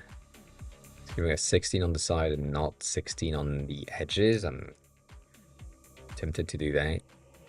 Put it at 16 within because of the offset, which is basically what we have here, so that aligns at the edge. I should probably do the same thing on the other side, right there, to have 16 here. I push my input with it. I know. I mean, I was not ready and ready at the same time for Tokyo 40 degrees summer. I thought I was about to die, and it was fine. So, you know, like it's a weird thing. Depending on the humidity, you have more or less reactions, I would say. So it depends on the person. And for me right now, it's just like Tokyo hot is fine sometimes. So, maybe, you know.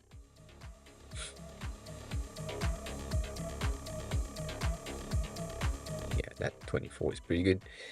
That 24 is pretty good. All right, so we have the layout that we kind of think about.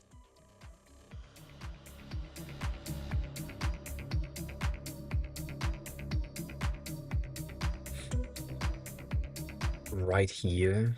I mean, think about this is the current layout that we have. So that's our base. If I wanted to make this thing more with more personality, that's basically what it is. What would I do? That's the question. That is the question.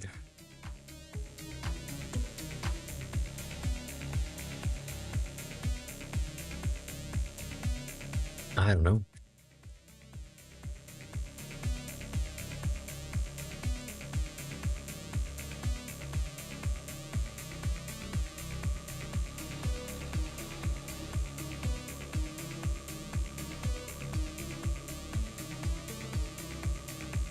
I'm looking at each elements individually so that we can see if there are stuff that stand out.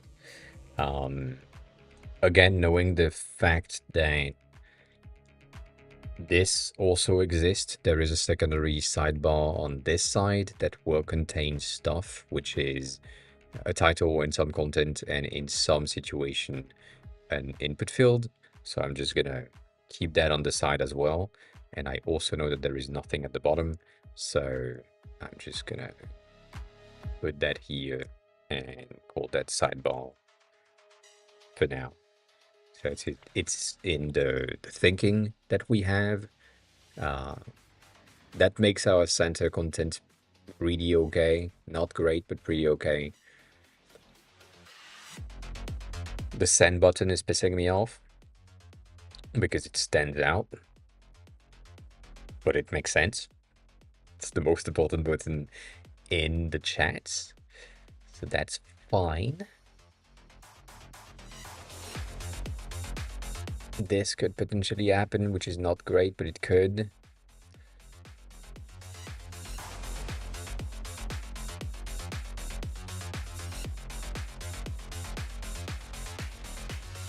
What are the things that you want? You said, Phils, you said WhatsApp, but Discord like. So I think I know what pisses me off. I'm gonna check that in a second. I don't think I have any of my libraries added. I could use the vidmount library, which is not good. for this use case. So I'm not gonna do that. I could use that.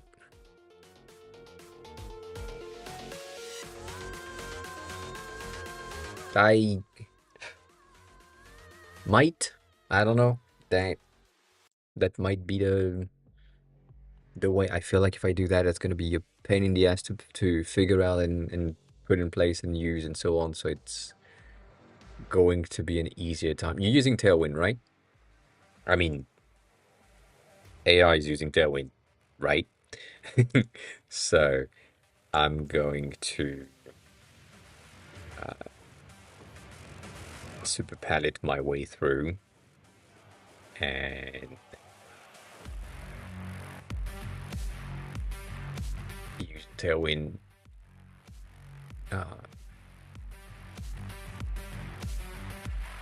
viable systems so that we can play with that. And so this is our slate 9. This is our slate 800. Not really. This was a bit lighter, but I'm gonna use 800 for now. This is then our 700, and this is supposed to be our 800 again. There's probably a 950 in the center that needs to happen, but yeah. And then you're using the fucking accent color right there. So this one is teal 400, I think. And this one is teal 300. Could be the exact same, by the way. It would be easier. That's slate 50.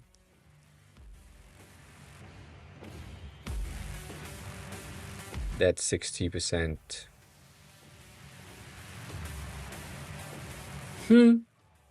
Kavai, hi, welcome in, welcome back.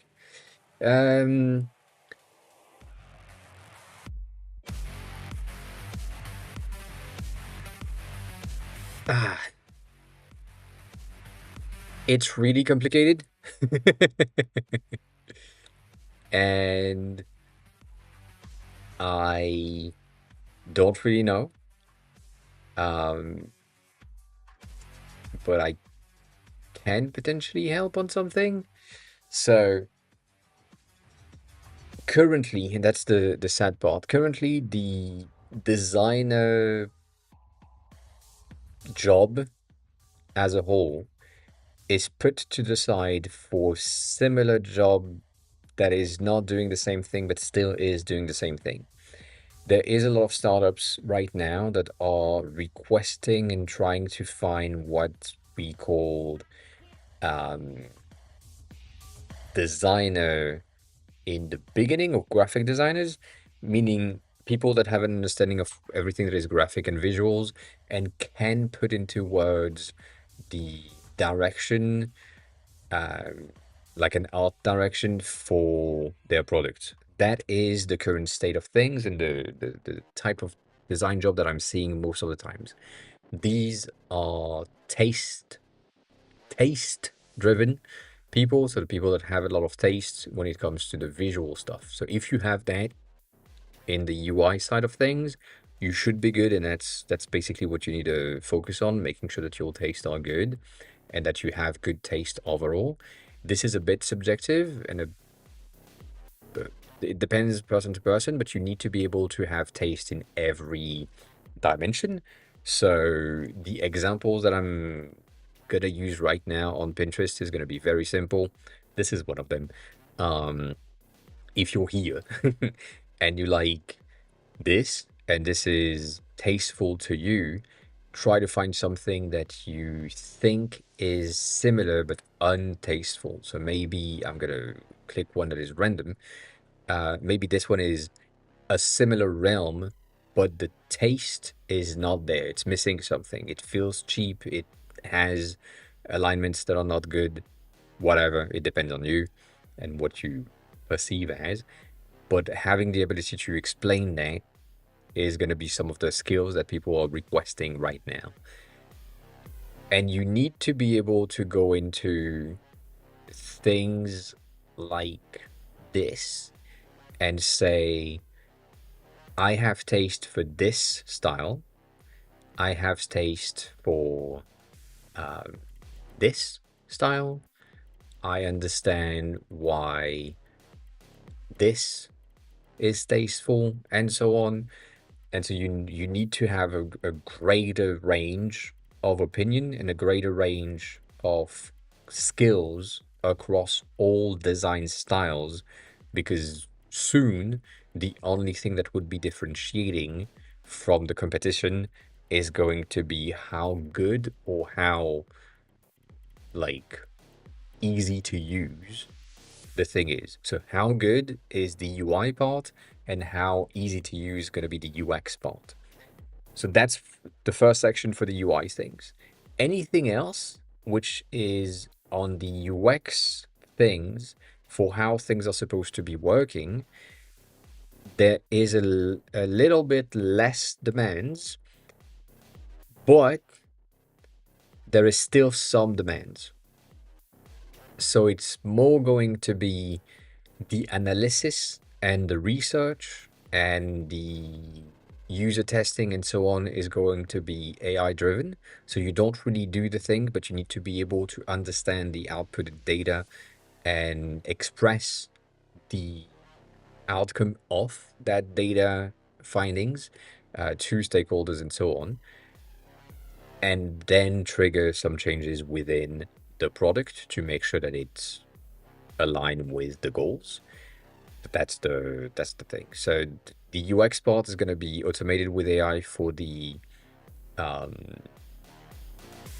research analysis and data driven things, and the UI is going to be driven with AI as a base layer, and then the designers that have taste and skills will have the ability to push the things a bit higher than the rest. So if something like this, for example, is very basic, but it is very much tasteful and look better than anything else in the same realm, and only the people that have the vision, that have the taste related to that thing, will be successful or will have a lot of work, because that is what people are looking for differentiating themselves from the rest of the market. Again, right this instant, anything is, or anything, most anything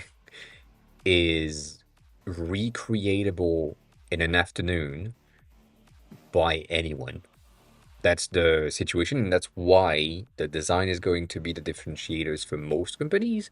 But I can recreate something like this in about 2 hours with no issues with Claude. However, in order to get that level of design, that content, the illustration that goes with it, and so on, that's going to take a lot more time, and that's the type of UI design that people are looking for or are about to be looking for. In terms of UX, because everything is looking the same, I'm going to use not this one, I'm going to use the Zaratokyo list, because that's a very AI vibe coded thing. All of that, if I wanted to create something very much similar, it would probably take me about an hour and a half, if not less. The only thing that will take time is the content, but that's it. This design is very basic, and if I wanted to stand out compared to something like this, I would probably go with the I don't know if they have a website. I don't know if they do. They do. This is a French website which is doing eSIMs, but also travel guides in different countries.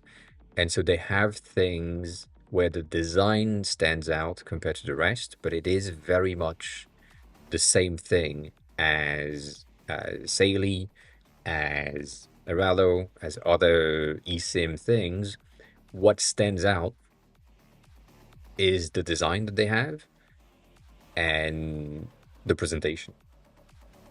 But you need to go into something that is a bit more experimental and so on. So that's what I would recommend you do in order to stay relevant and go back into UI UX right now for 2026 is basically understand the different design styles that are currently recommended and used and on the lookout. Like people are on the lookout for these things. And that is simply getting inspired. Like there is nothing else than getting inspired. And right this instant, a lot of people are just graphic designing, graphic designing their illustration types and making sure that the things are different from the rest. That's about it.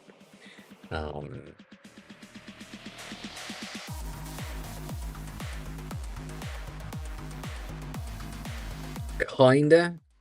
So we talked about Kyoto earlier today. This is one of them where these things have been hand drawn and animated and so on, having like small addition here and there, small effects, small animations that just render this more expressive and more human. That is basically what I'm saying with taste and the differentiators compared to the rest. If I go into, I think I liked some of them. Like shit like this, for example. It's boring and it's the same, but it stands out from the crowd because these cards don't look like regular cards from other places. If I go into something like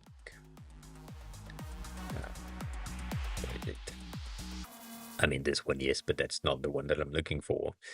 Something like this, they are adding a ton of things to their design that are basically scanned and element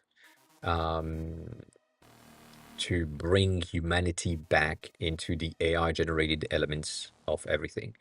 In the 2025 2026 trend, end of 2025 ish, you probably have seen a ton of ASCII text effects, background effect, and so on.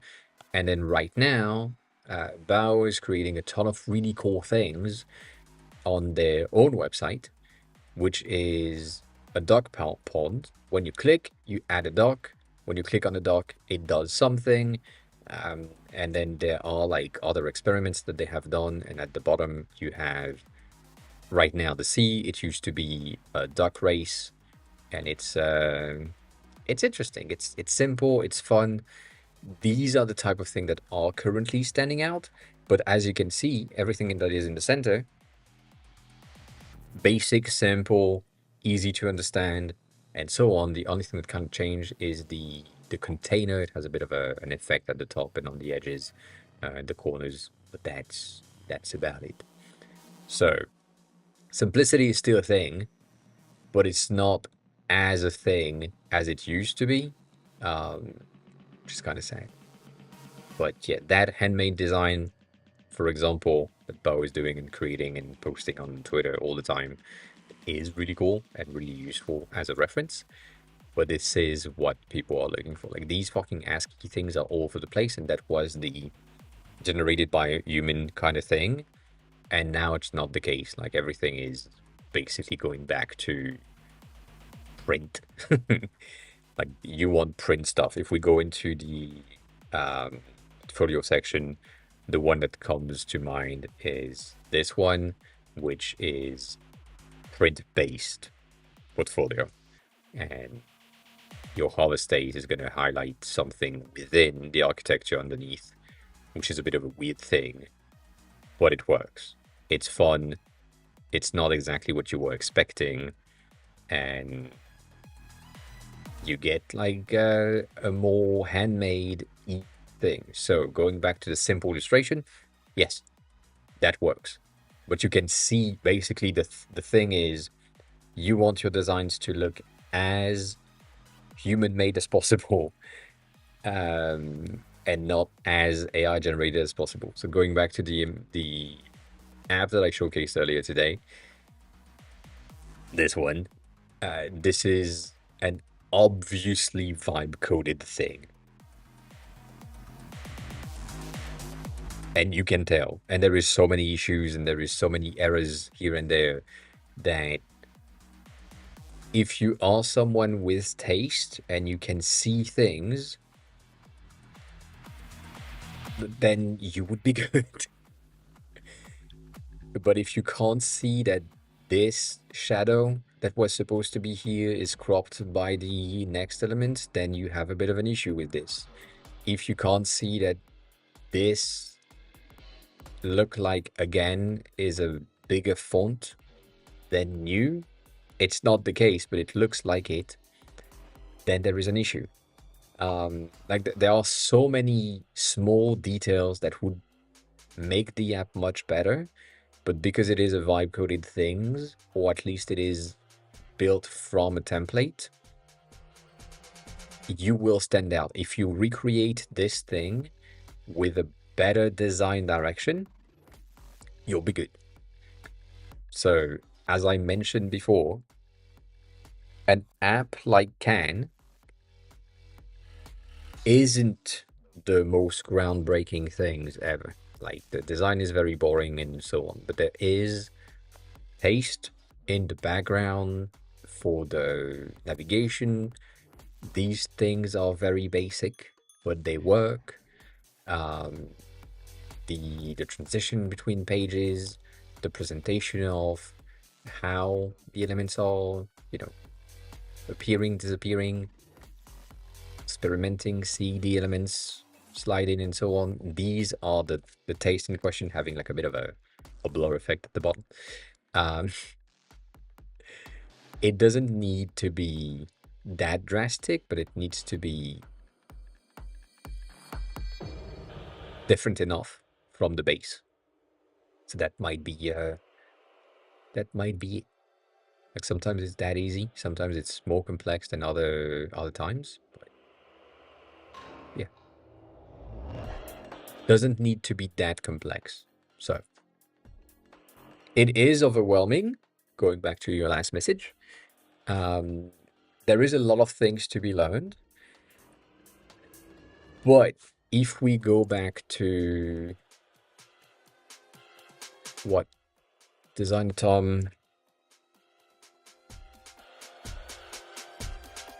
said, somewhere along the line of, I think this one is the one in question that I have in my head.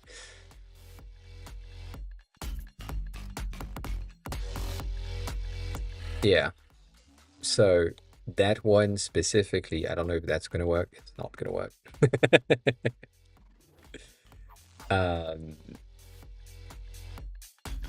So that video specifically from Tommy is pretty true, and as his hook is, I'm not reading your case studies, and it's pretty right. Everything in there and every stuff that he talks about after the fact is basically how people are getting jobs. So for example, that person right here is creating or has created a website that is a mini game, and it could have looked like shit, but because they have taste, it doesn't. And then you go into other things like, let's see if we can have one of them like this. This one is a very interesting landing page, which is like 3D, not 3D, where you can interact with the environment, which is pretty cool. When you go into this one, it's the same thing. Your dark mode and light mode for the website is the light itself. You can click on anything on the shelf. You can have like interactive elements and so on. This one is one of my favorite because of how it looks. I just love this shit. And this is like handmade again. all of these things and all of the way that they are looking is human made. And that's currently what people are looking for, because everything else is uh, generated. Even if you could generate everything else from here, it looks like it's human made. So that's the interest. Like this one is crazy. That person created the entire design of Animal Crossing as a website. You know, it's a bit of a crazy thing, but it's fun. So right now, this is like that video kind of help for the type of case study that you want to have on your profile and how to get a job in design right now, if that's something that is interesting to you. But it is a lot of work, and it's a lot of things that you need to basically share all the time to prove that you're worthy um, of everything, which is a pain in the ass and it's overwhelming. And I wish that wasn't the case, but at that instant, that is the case. So I would get it if you are discouraged to quit. Uh, but again, it's not impossible to find a position. There have been a lot of people that are in the chat right now, or have been in chat in the past few months, that have gotten a job in design and not have done any of the thing that I just talked about. So it is feasible. It's not the easiest thing. The current trend is create of a showcase, I guess. So you want proof of work. You want to make sure that people can see things. And if you have the ability to get stuff like this, for example, like Ban is a product that is accessible. Can is a product that is accessible. Perfume is a product that is accessible, that people can go in and check and experiment with and understand, not necessarily see how it has been built, but see the output. And then based on the output, probably get some calls or probably get some work based on that thing, which I have had some people DM me for like, oh, I would love for us to work together because I like your work on Perfume or I like your work on Can. And, you know, like I see something in the taste that you have toward design, and therefore it would make sense for me to work with you.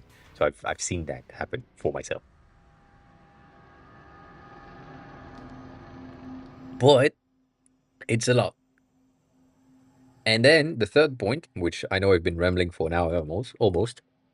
The third point is right this instant, if you have a vision and you have the ability to figure out how an AI chat, an AI ID, and so on can help you build and express that vision and create something for yourself, and you execute on the ID, you are ahead of 90% of the rest of the designers that are around you, basically. So if you just get an idea of something that would make your life easier, and you say, this could be an app for me, like I need this thing to track how often I'm using my pens, I don't know, and you just create a very simple tracker that is dedicated and very niche to pen tracking, then maybe you can prove that it works.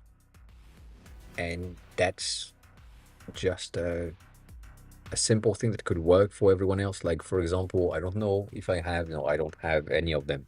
But if you had a thing that runs on your iPhone in the background that recognize the click of your mechanical pencil, for example. Like, I know that the mics on the iPhones are good enough to figure out very specific sound. And if you could get a bit of a bank of pen clicks that is training the mic, and then the mic just pick up every time that you are clicking the pen, and that implies or extrapolates the fact that you are using the lead inside of the pen. Maybe that could be an interesting thing for pen usage tracking for illustrators. I don't know, it doesn't make any sense, but it's an idea. Um, and that's basically what I'm seeing right now. Every designers are going into the realm of I can create now. I'm not bound to the devs that were telling me that it's not possible to implement things. I can do the things. So if I have an idea, I can just get in and say, I was looking to create something that looked like this, I don't know. Or I wanted like a widget for my home screen and just created that, like that's the type of thing that is now feasible that prior to that wasn't really the case. Like this is a very simple uh thing. I don't know if this is really a one shot. I'm doubting it, but we never know. If that's the case, they just ask Cloud Code to say, I want a thing that will give me the Bezier curve for an animation, have a preview of the animation, and the ability probably to copy paste the CSS value based on the Bezier curve for the transition that I wanted to have. And now you just put that into your code and you have a preview. And maybe that's a tool that is really useful for you. Maybe it's not. I don't know. But it's pretty impressive that you can do that in one shot. So, you know, that's, to me, that's what I'm seeing. And I know it's a lot to process and take in and so on, but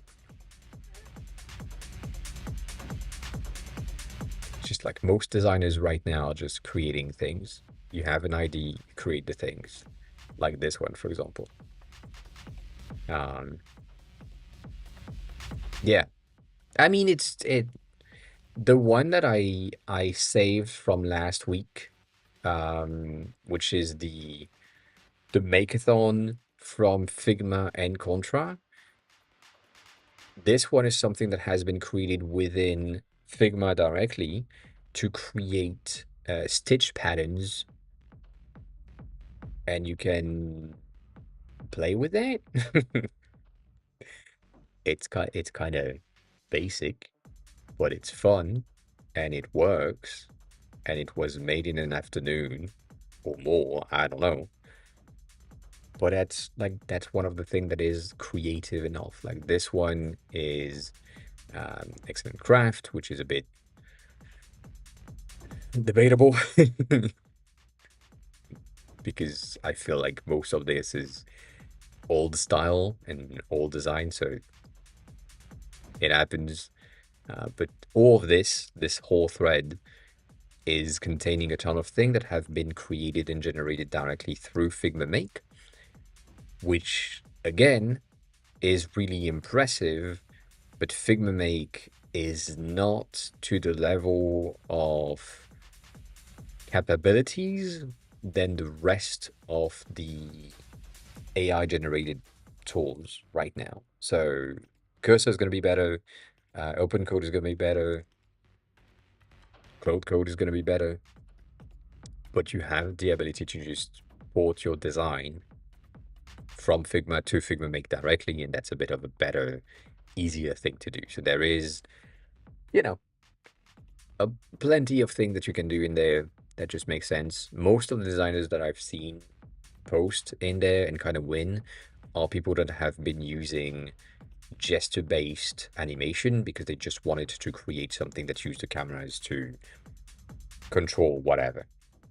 And apparently this is something that people are, or people being designers, are really interested in and just want to create. They just want to have like a lot of hand gestures controls. Like this one is not this one. This one is this is the same thing. It's a hand gesture base. You have your hand and then you can do stuff on the keyboard. apparently designers just love that. I don't know why, but that's the case. So yeah, nonetheless, that to say, people are currently creating and generating stuff. And right now, when you look at stuff that is generated, you're like, well, everything looks the same. Everything is basically the same thing. And so if you have a bit of a different design, like only this made by Every at the bottom, that's enough to stand out, which is nothing. Like if you have an illustration, going back to your question of simple illustration and so on, if you have an illustration, the illustration type that you have isn't like the basic ones. And when I'm saying the basic one, I know it's not exactly true, but if I go on the illustration tab of UI 8 and I see things like this is what I would call the basic one. Like basically, if you can get the illustration from as a template, as a illustration bank somewhere, then it's potentially gonna look like something else. But sometimes it doesn't. Like maybe this is the type that you want to have, and this is fine. You can use that.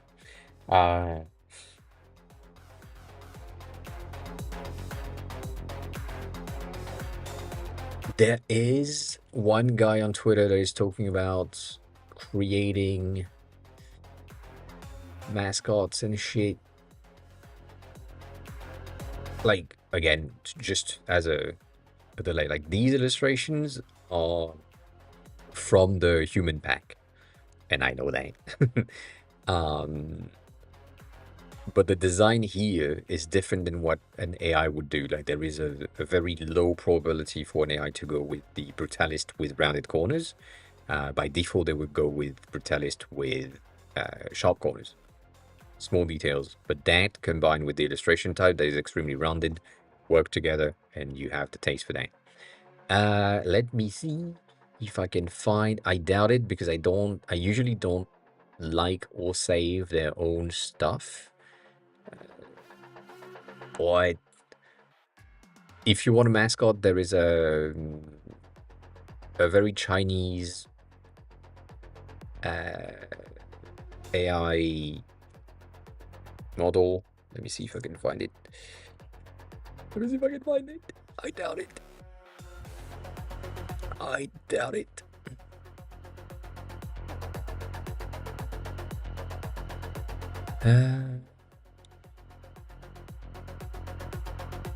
Like these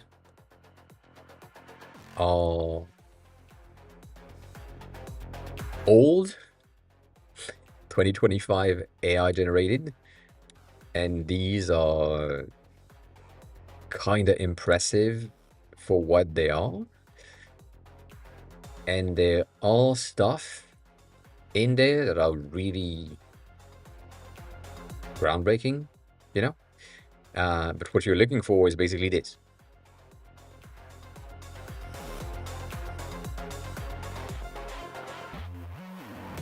You want a mascot. And you can reuse that. So these ones, I forgot the name of the AI itself. I know that Novel is one of them. And they sometimes do things. I'm really scared of scrolling because these ones usually AI related stuff is going to do stuff that I'm not allowed to share on this platform. But there is one specific that I know that I forgot the name, obviously, because we're looking for something.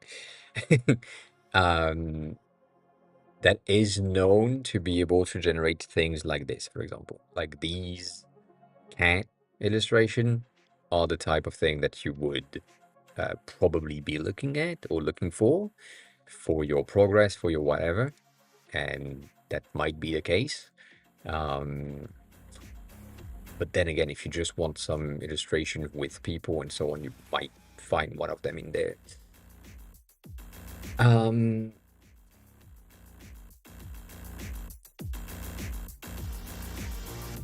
yes. Kawai, yes. That's basically, to boil it down, that's basically the thing. It's you you need to create the things that are creative from your point of view, and you need to get as good as you can to the creation and the creativity on your end. So if it's I'm gonna use Can as a reference, but if it's bending the tab bar, that's the creative side of things, which is not that creative, but whatever. If it's thinking about that one,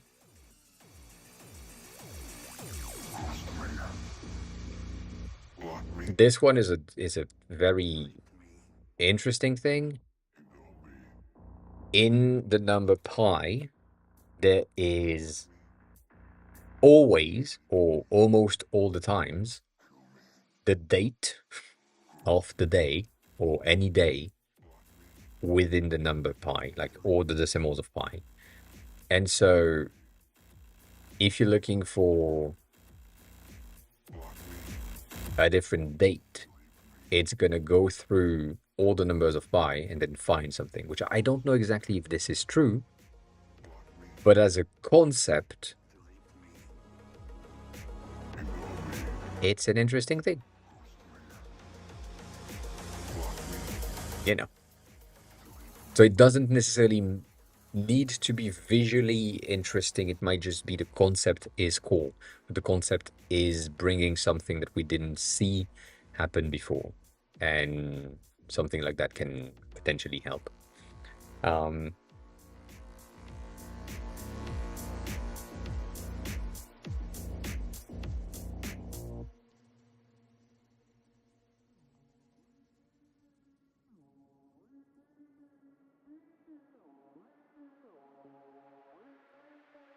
I see. I see, I see. The sad thing here is that this is now something that I can generate in 3 clicks.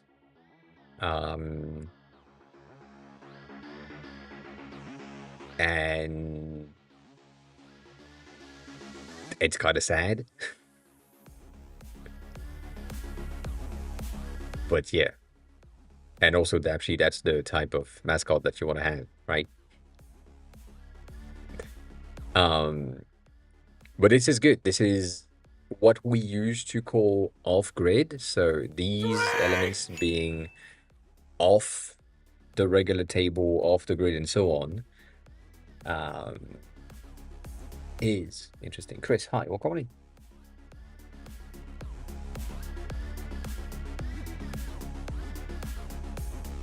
So, I get it.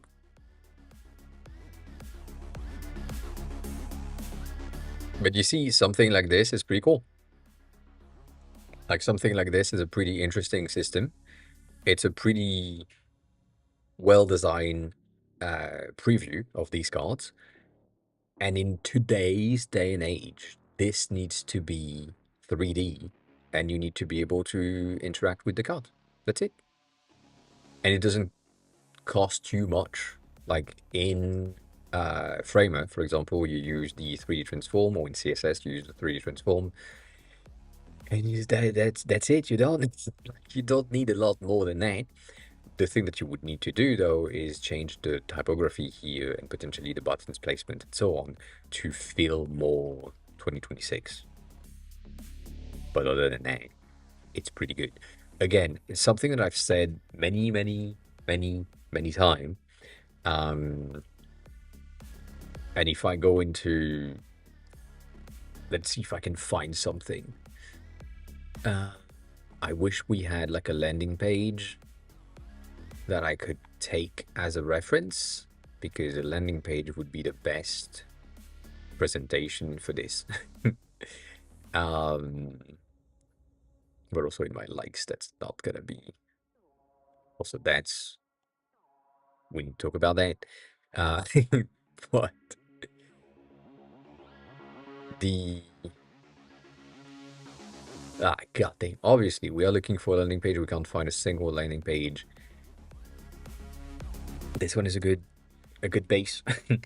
The vibe coded section, which we kind of talked about before, is very boring and very basic, and it's fine, right? But it's fine, and you have everything that you need to have in order to make the thing works. And then the refined section is the exact same thing with better design overall.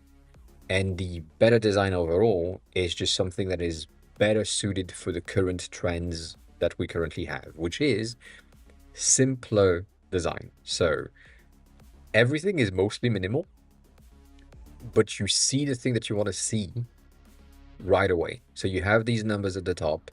You are not bloated with that amount of colors.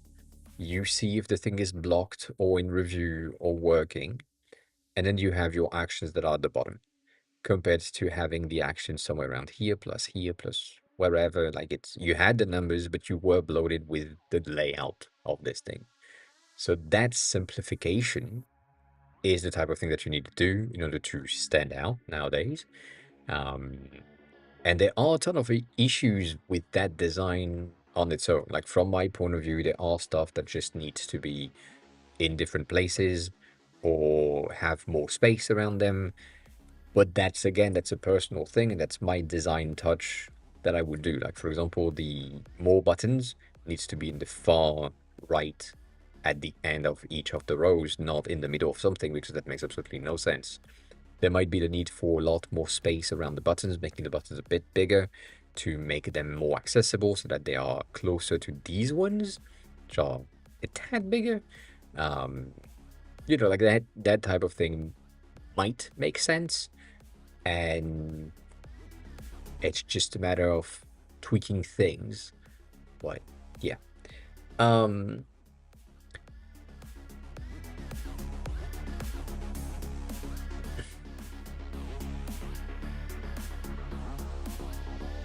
You could. Have a good rest of your work day. Phil. I wanted to do a lot more on the layout, but I got derailed by myself, so don't worry about it. I'll see if I can work on that a bit more after. Yeah, but yeah, take care of yourself. Enjoy the work. Enjoy the work. It's good.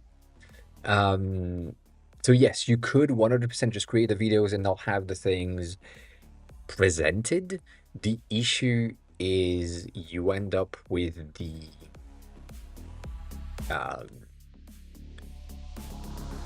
old thing.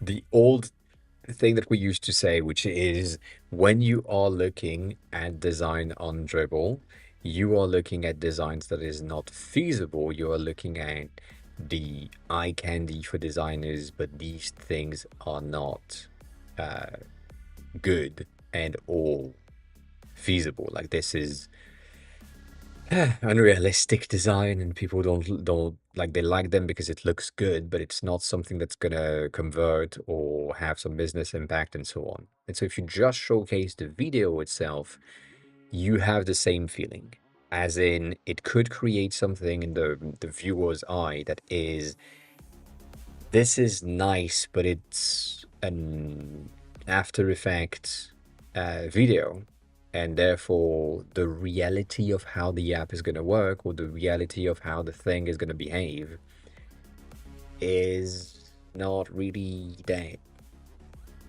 So because of that, if you just showcase the video, you basically don't show anything. You show a potential utopic version of the design, whereas when you see, like here for example, I may have just the video itself, but that's a wild move. Sorry, that screen did something weird. It's just a video of the presentation, but the probability of me having the ability to get the link or their GitHub or something in there to see where it is and play with it and so on. Right? Apparently there is a link for tonight and it's March 16, which means that potentially they have shared the link, potentially they haven't, and they still have uh, a bento link, which means that I should send them a DM and say you should use that instead. Um, yeah, and now I don't know if that's a Cloudflare outage. It might be. I don't know. Anyways, they probably have the link somewhere, and I can play with it. So, yeah, it's a bit of a better thing, but it's not as necessary as it is. It depends on you. Like again, this is not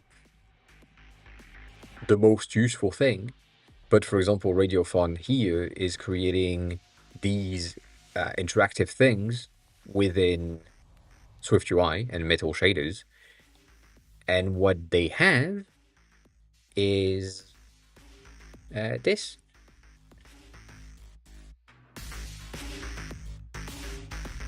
So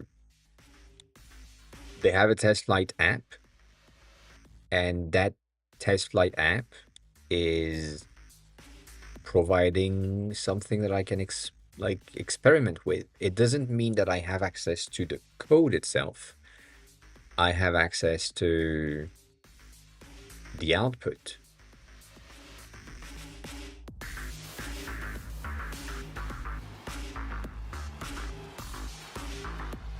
And it's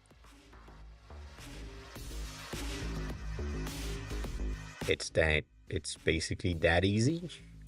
I have the output. I can play with them, see how the thing is working. I can, play with that.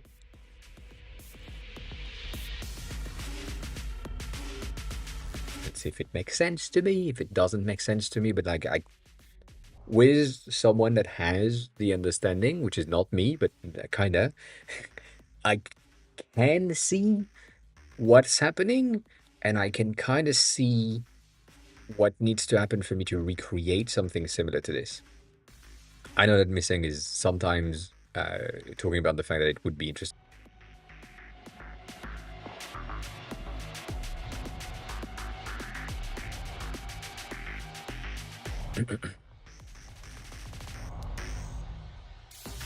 This thing is gonna.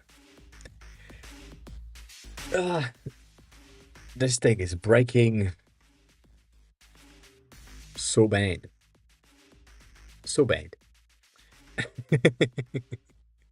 Don't worry about it. Nox, welcome on in. So, all that to say, you can just showcase the video if you wanted to. It would be better to have the no, it's a me thing. Apparently I do have a bit of a connection issue on Twitter, which is probably on my entire house. But that's the only thing. This one, for example, is a very old project that we've talked about sometimes 3 years ago, I think. And it's a way for you to create bento grids for things. So if you have like a drawer in your house and you need these things to be like 3D printed, for example, and you want like a very simple, like a 2mm divider with, they don't have the right stuff, but let's say you wanted like a 3 fillets and then you want them to be stackable, and then you have like your forks and your knives and maybe your small spoons, and that's that might be good enough. I don't know. But that's the type of thing that I can see and then potentially play with. But this is before AI was a thing, basically. And so now if you see this, you're like, well, cool, I can recreate that in about an afternoon and be done with it. So there's that. These ones are also very interesting right now. So they are using the ASCII and the kind of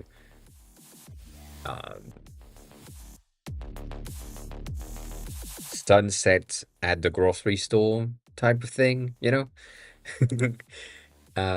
Which is not something that you can interact with, but it's something that you can see as a presentation. And I'm not sure that this is what happened. I'm not sure that this is how that has been presented. It might just have been a mock-up that the person has used to showcase the work, but that's the way of presentation that people are currently striving for. They want the thing to look as if it was real and as if it was good.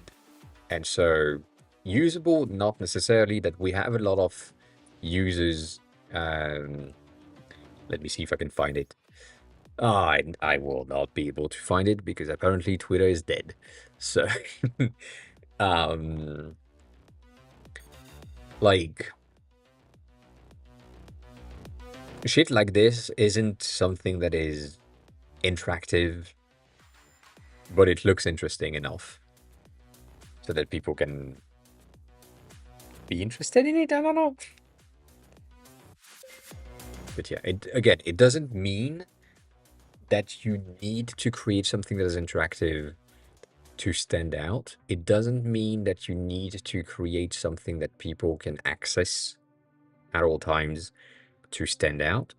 It means that the thing that you want to create need to stand out compared to the rest of the crowd.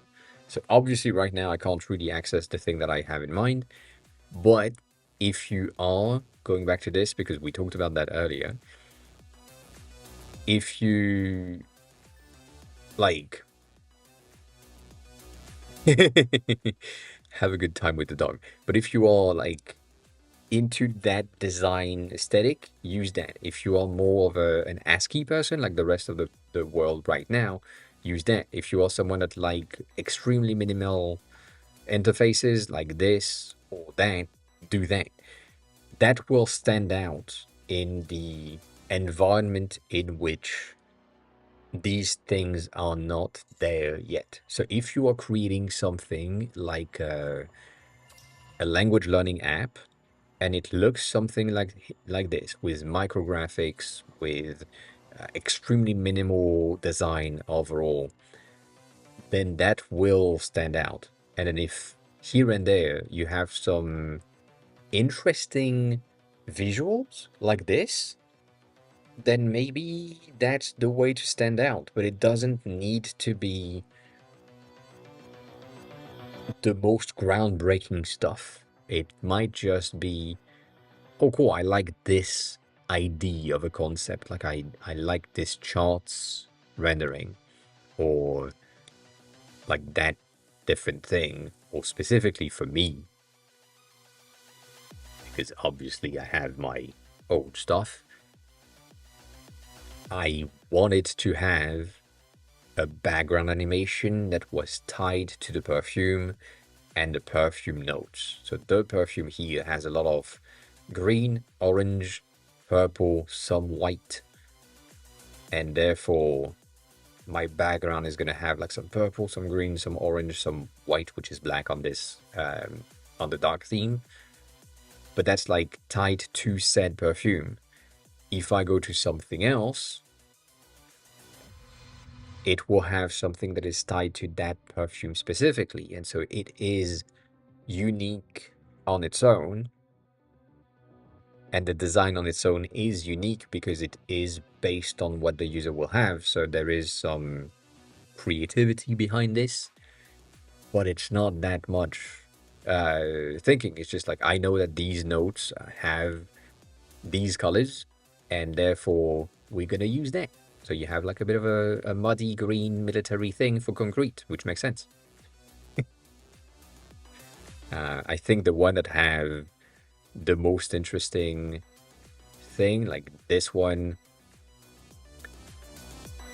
has so many colors and such pastels and so on. Moon Milk is also very, very cool for the colors that they have. Like that's the type of thing that I like to do. And then the small particles are some of the head notes, so that these are the ones that are flying by the most, or the fastest. So playing with that, playing with the texture off. I guess if I'm going into this is an X is the test. Having some fun with the paper texture in there, like some small stuff to just make sure that we have something that just stands out, is different than the rest. At the end of the day, this is boring. This is the thing that I wanted to showcase earlier with the landing page. It's everything right now is the most boring thing you've ever seen, with a different paint or coat of paint on top. This thing, if I just go there and paste it here, that whole element, that it's not fucking scented, goddamn.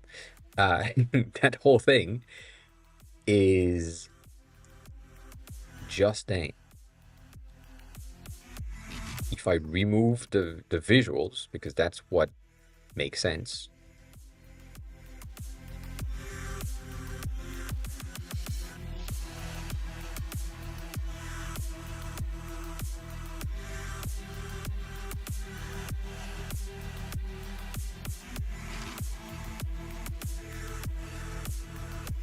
that's so wild. That is not supposed to happen.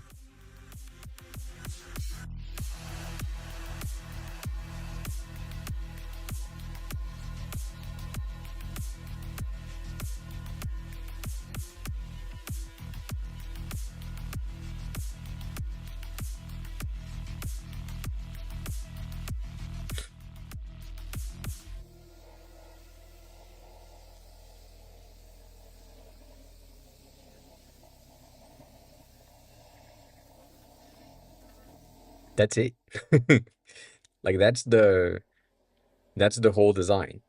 It's images, two options of the images, and that's about it.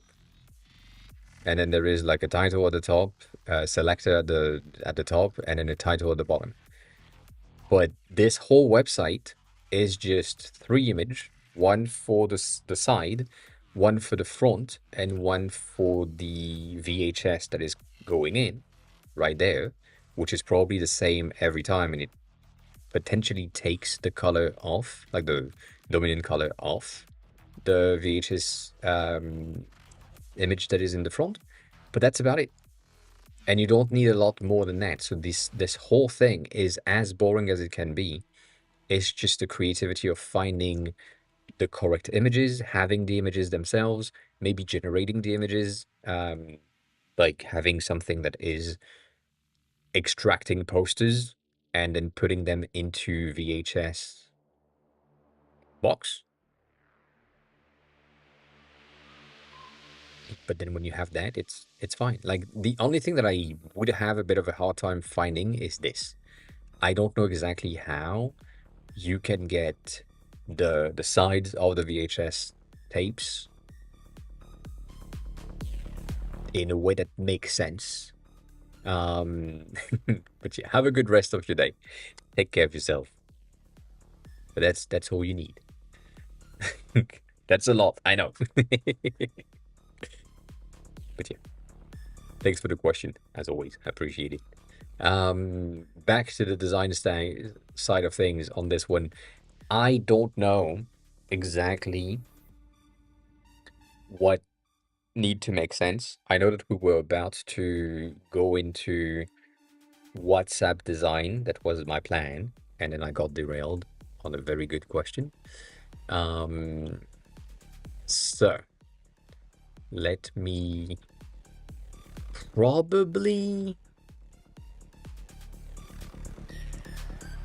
probably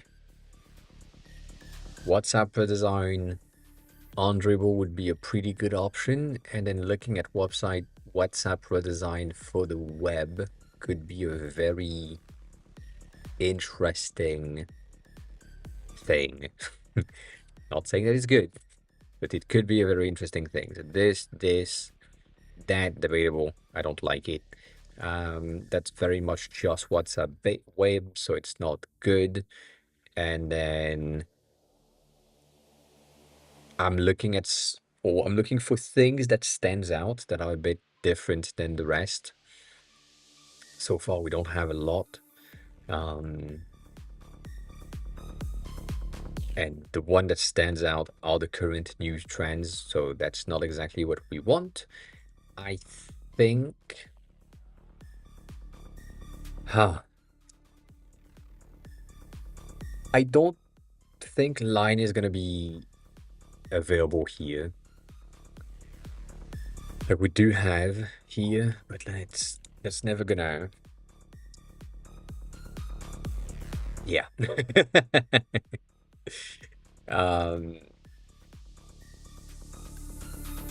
Never gonna shine through.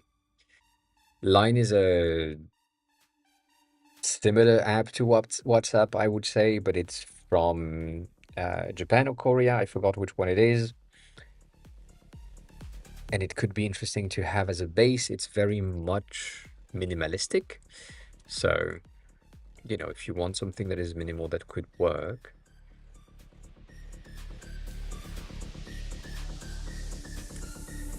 Yeah, this is not how I would envisage the thing. It's similar, but it's not great.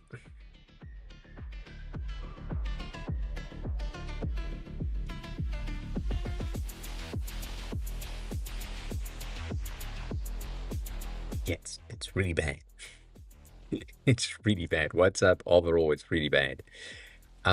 We need to talk about this, by the way, for the people that are AI generated thing, which is Phil's, which just went away. Stony as well. You need this. It's gonna be useful.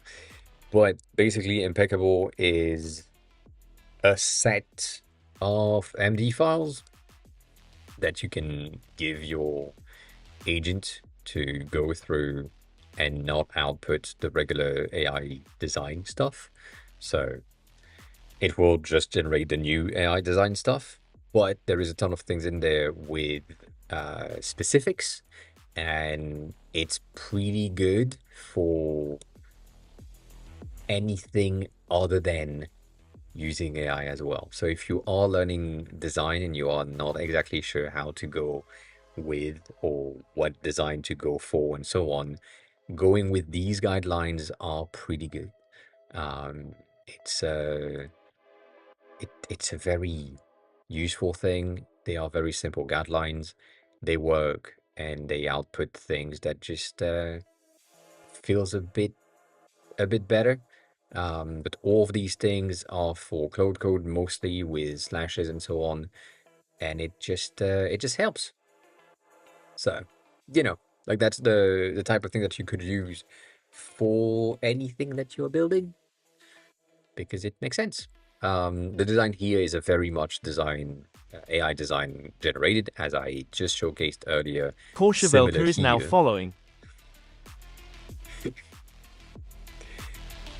Courchevelka, that is a very interesting name. Welcome on in. How are you? Who are you? How did you find the name? How did you find the name?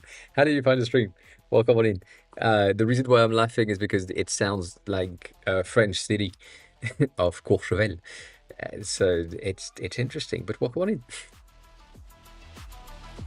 So if you see that font, that design, that layout here, and you go there for the Tokyo stuff, you can see how similar they are.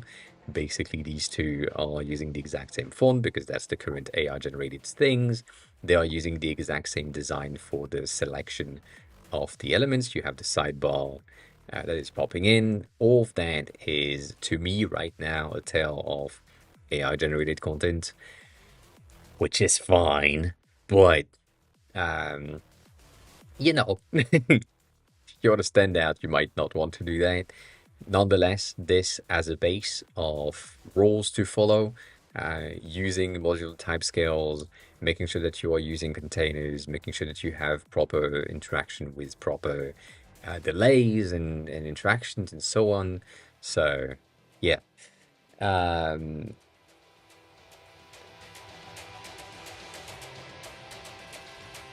Interesting. It is from Courchevel, very French place. Walk on in.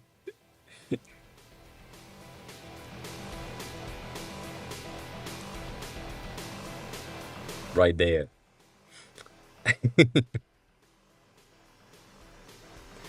From Russia. Welcome on in. Welcome on in from Russia. I hope you're good. I hope everything is safe and fine. I mean, I don't know how the evolution of things happens on your end. But goddamn, it's been a long time. Ah, I used to go there. I think I went there twice when I was a kid. Don't worry about it. If I'm saying something and you don't understand, and you want me to repeat myself or explain differently, please just ask. Just ask.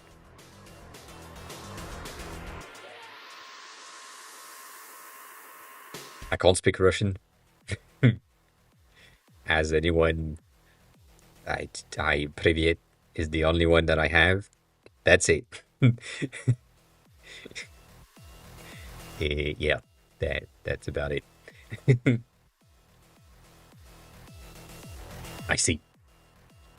We do mostly design around here, and we do some coding from time to time using AI assistants, but most of the time we are inside of Figma for front-end design and design in general. And right now we're trying to figure out what we want to do with this concept. We have a Discord-ish competitor that is currently being built by one of the members of the community, and the design feels very boring and classic, and it would be beneficial for us to potentially not do that. So I'm thinking going with something a bit more refined might help. I don't think I did, but I do have it. But I haven't opened it yet. Haven't had the time, taken the time to do anything with it. I have Zen, I have Zed, I have Trey, Windsurf, basically everything. I haven't opened it yet. It's just... Ugh. It's not good. Yeah.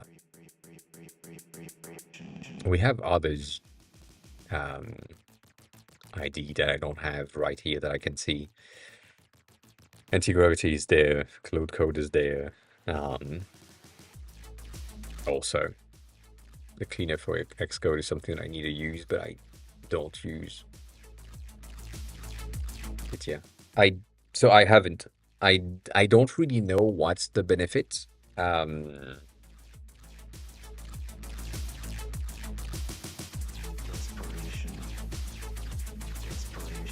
Compared to the others, that's the thing that I will say.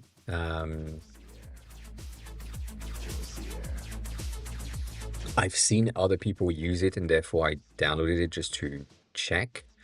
But yeah, other than that, I don't know. I don't know. Do you use it? Maybe you do. Maybe you do use it. I don't know.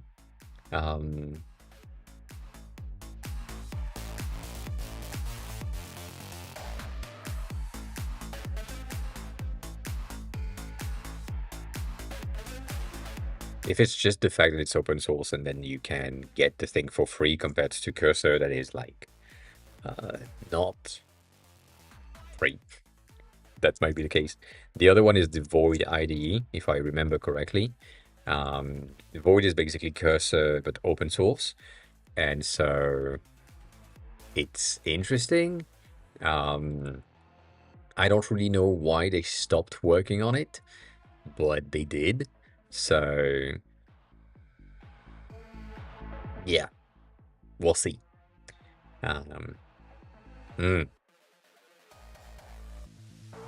I see.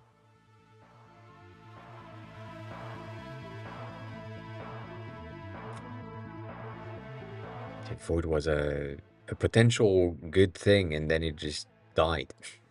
So sad. So sad. Eh. Eh. I see.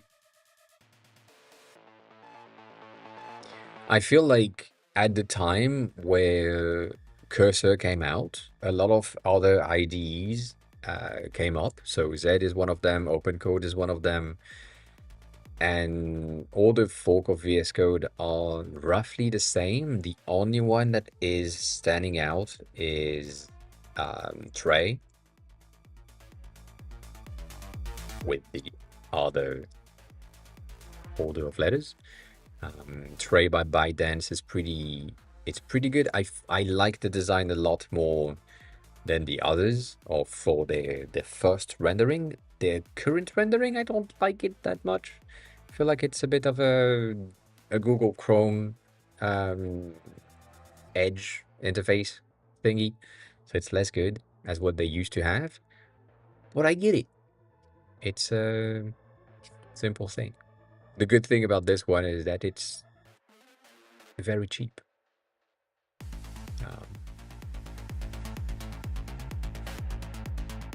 Very cheap.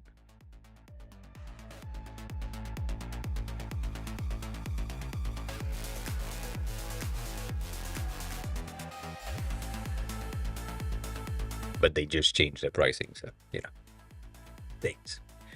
A lot of things.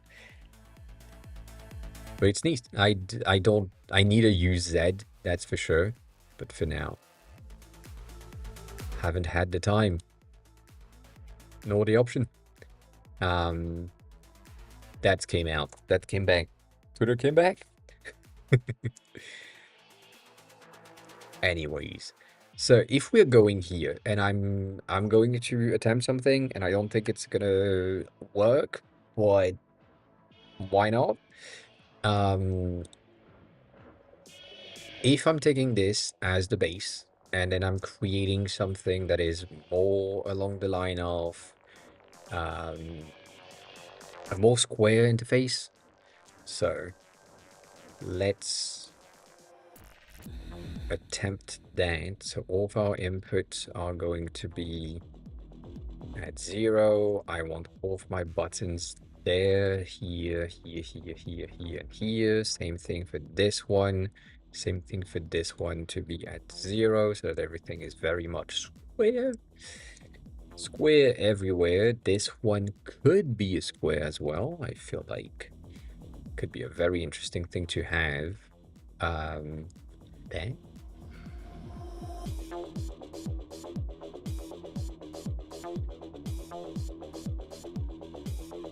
Maybe. Concept.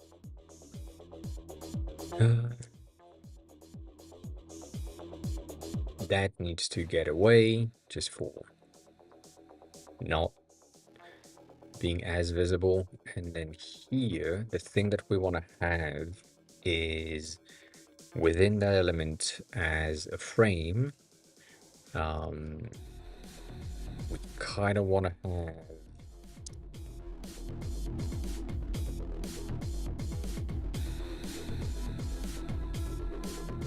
God damn it.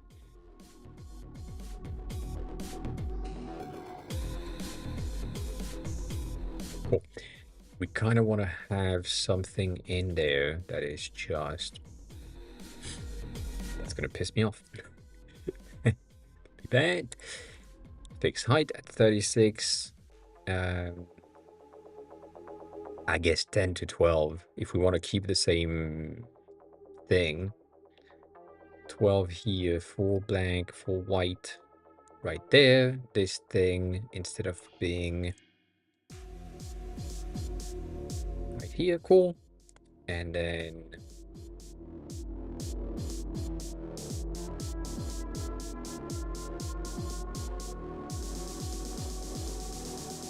ah, 12 is a lot. 12 is a lot.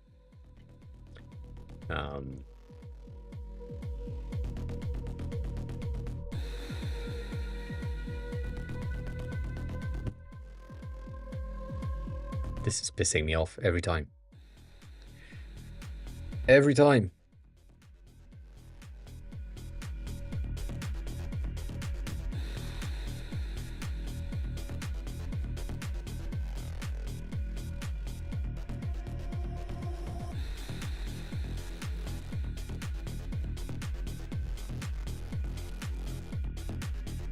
Maybe not.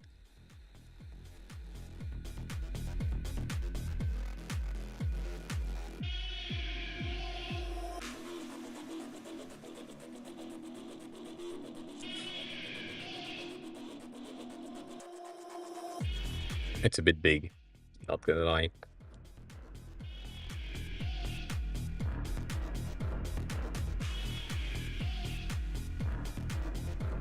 It might be a way. Might.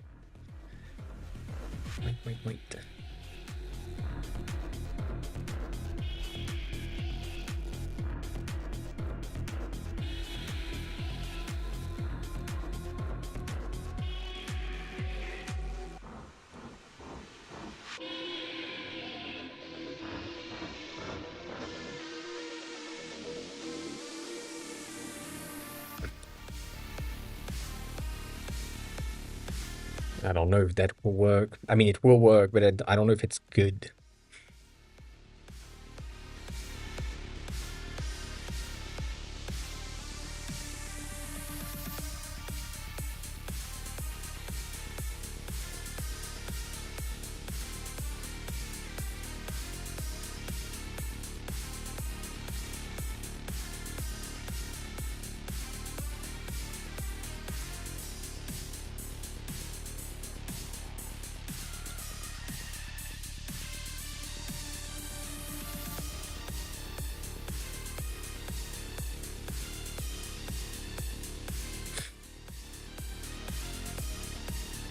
I'm obviously using ban as a reference on this one. Nothing else. Just making sure that the design is kind of similar, to keep that kind of security ID. But I don't think it's a good ID. I think it's okay.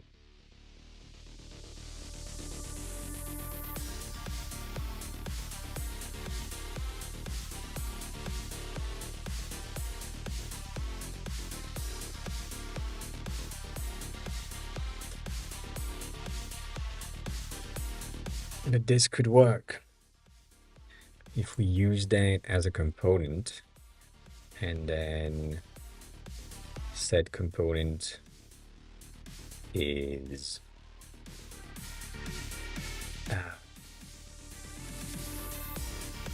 working properly. We'll see. So that's my top left, so TL.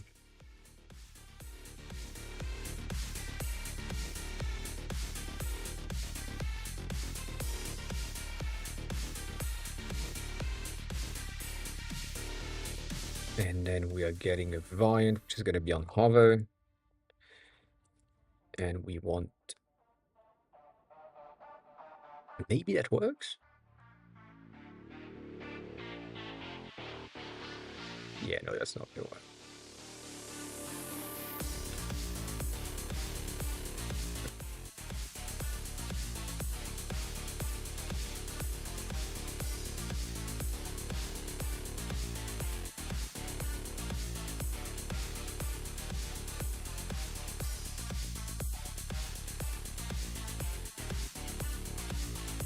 So that's on hover, so it's just press and then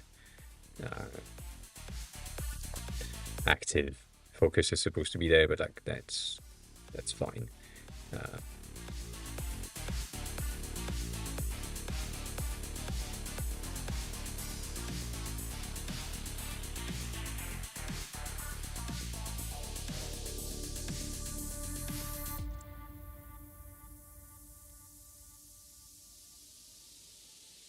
Mm.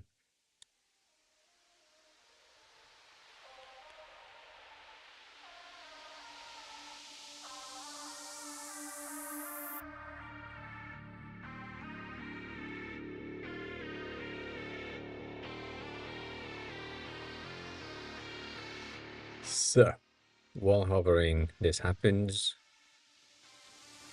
and then on click on that, this happens. That could work.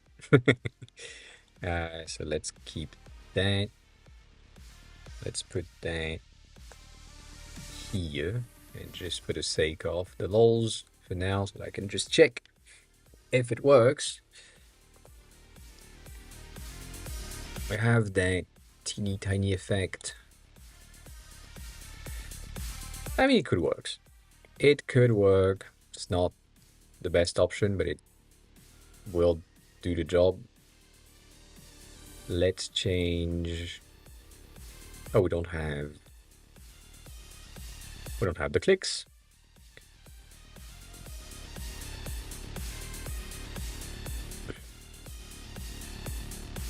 With the smart animate, it's going to be a bit better for the transition, but that's fine. Same thing here. I think we should have the expansion. In order to render this whole thing a bit better, I feel like my color scheme needs to be better than this. So probably not a slate.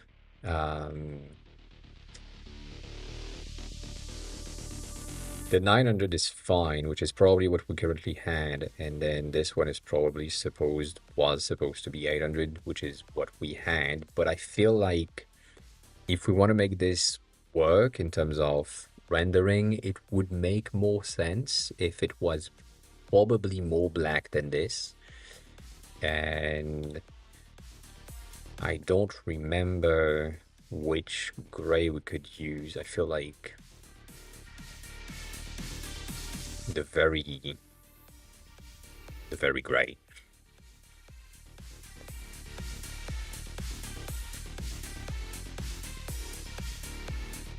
Could help.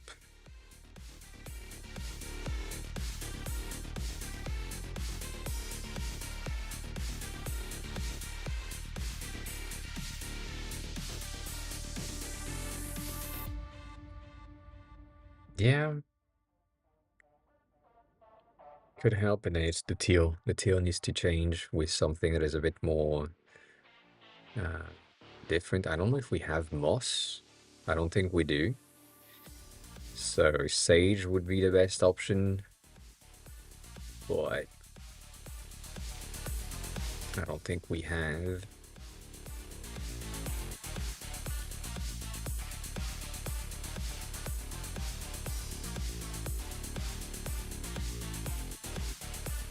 That emerald is an option.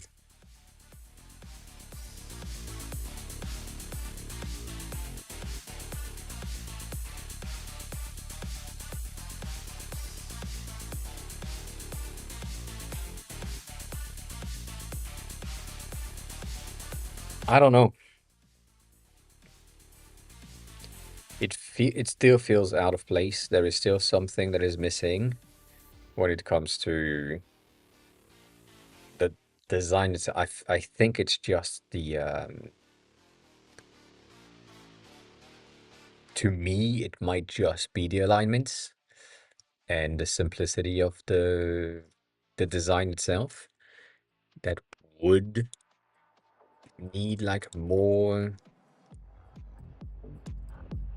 like a 20 spacing instead of anything else,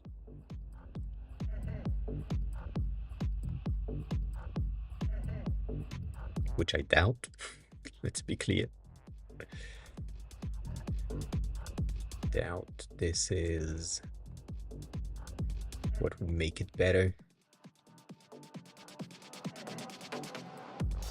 Yeah, no, it fucks the alignments, all the alignments, so that's worse. I don't know.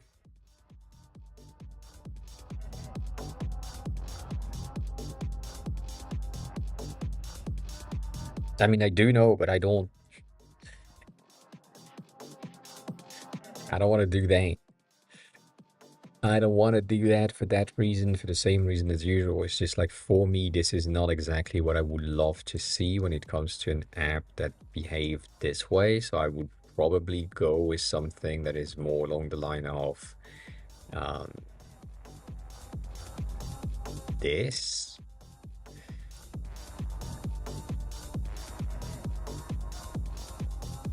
For the simplicity of it. Probably even going to 12 to have like more space, and then obviously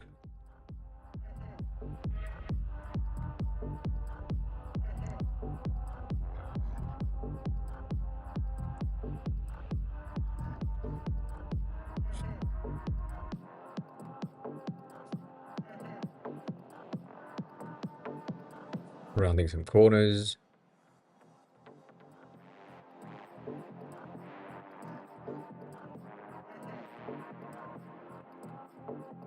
Lighting some things.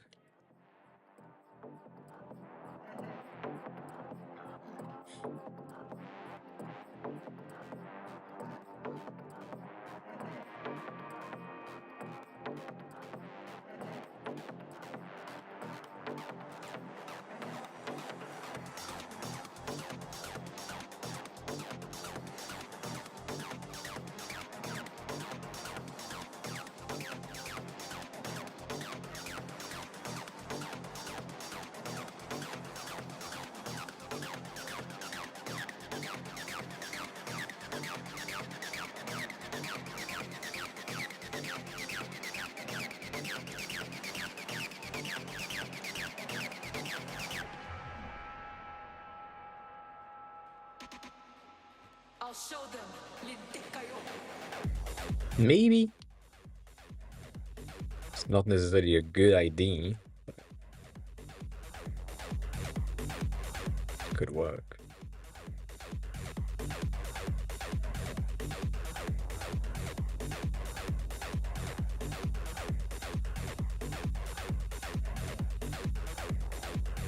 Maybe it's a matter of effects, which is a bad idea, but maybe it's a matter of effects on this one.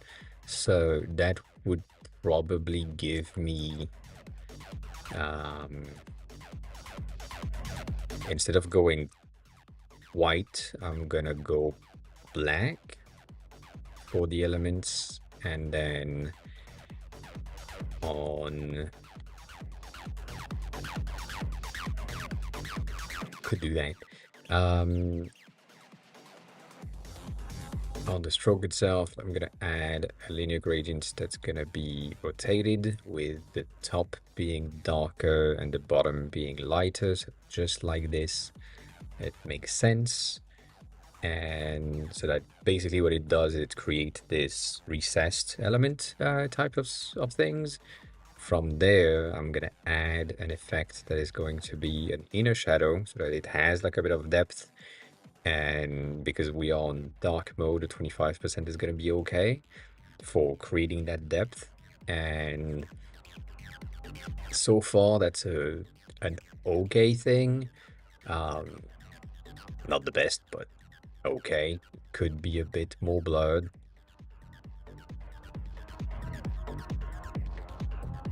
That's just more distance with the floor.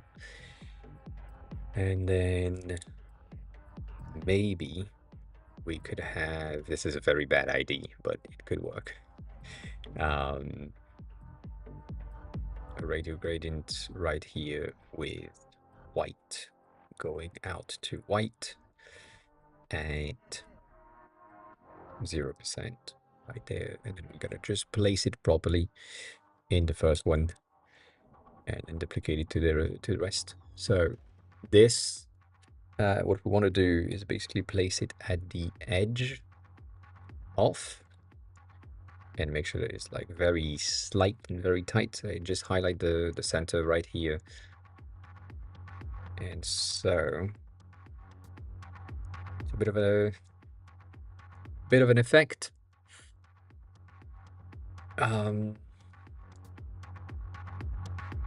At 20%, it works, and obviously a dual tone in white base or in black base could work. I know that's a lot. That with multiply could be a good option. Fill would be a better option. And the opacity of this just subtle at 40%.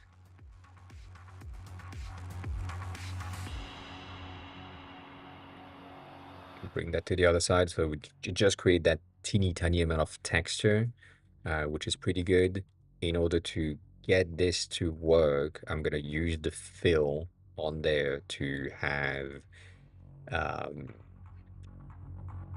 background blur at like 2% or 2 points, 4 points, something like this, to just blur the noise.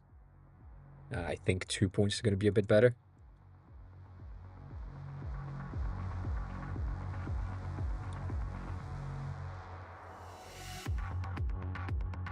Even 1 point is pretty good.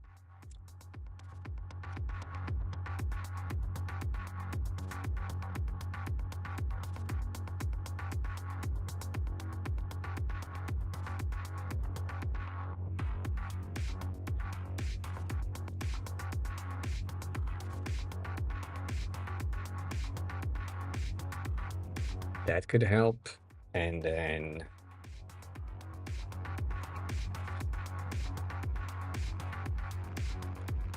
this would need to be not a 950 from here, 950 from this one.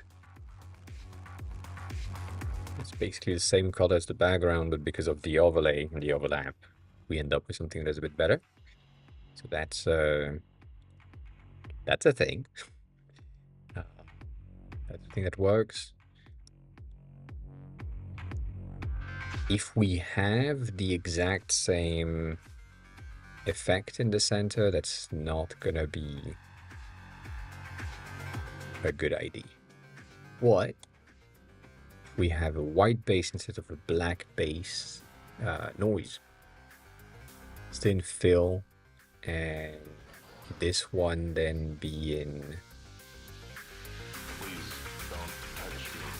like a plus lighter could be a good option, or an overlay with a lot of opacity. So something like 10 or 12 to give us that edge. Same thing here. My divider is gonna be a very basic, very double-edged element. So we get our highlight underneath. So we need, let's put that 16%.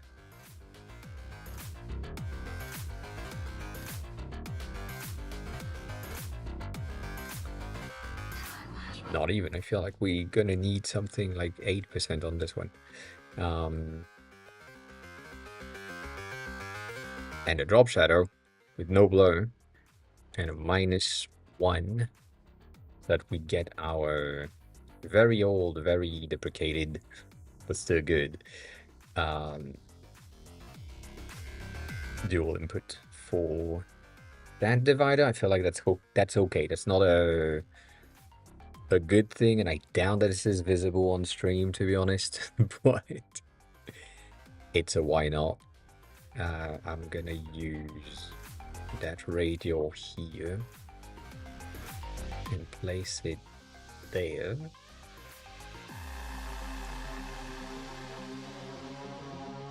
place that on top. Remove this, add that back, put that in white, make it back to 8%, put it back underneath. Yaron, hi, welcome on in. How's the day going? How's everything?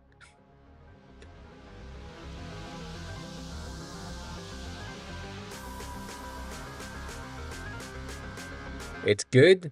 Good. Did you have some news? Did you get some news on the thing?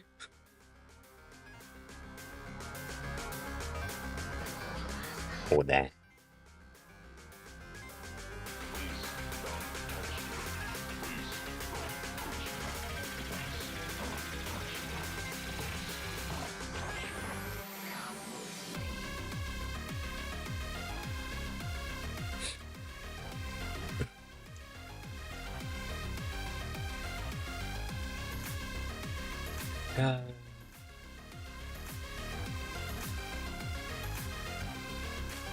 I see. Well, good. At least you have a plan. At least you have a plan.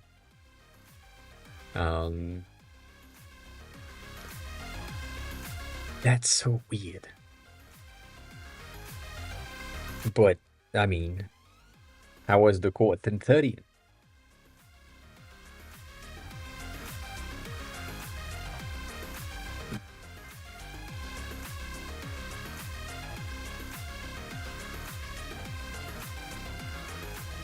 That's interesting. That's a weird thing to say, but all right.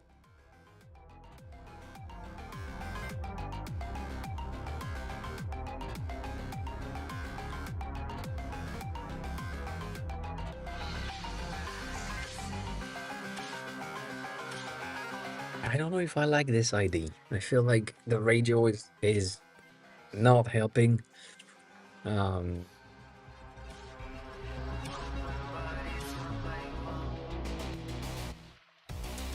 Like it should be helping, but it's not.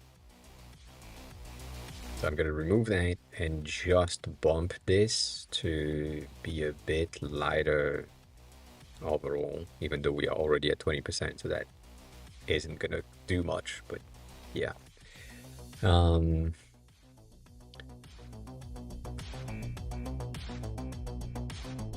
Yeah.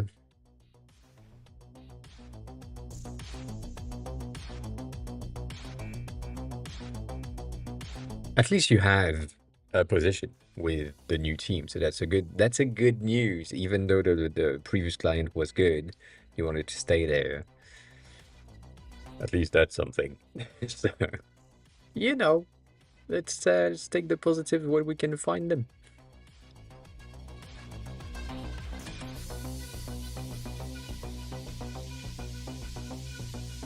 Yeah,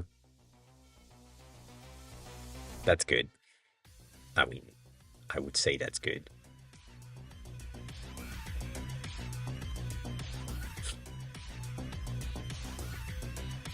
Yeah, good.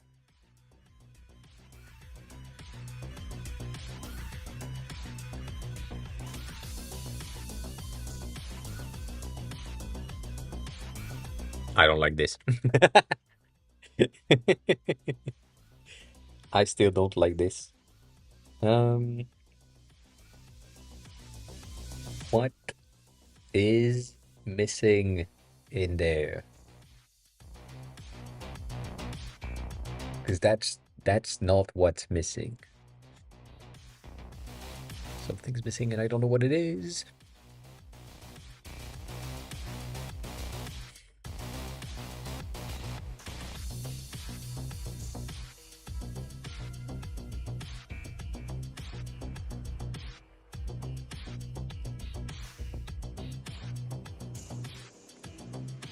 That's not it either.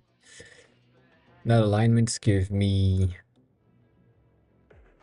24 basically in between these two. So I could, but that's the same thing. I could say that if I move to 2412 like that, We end up with the alignment, the proper alignment, but that's then weird with the top, so that's bad. If I remove that 12 on this side and I do 0, 12, I'm more aligned and that's better, but it's not good. It's already launched. You can access it if you want to.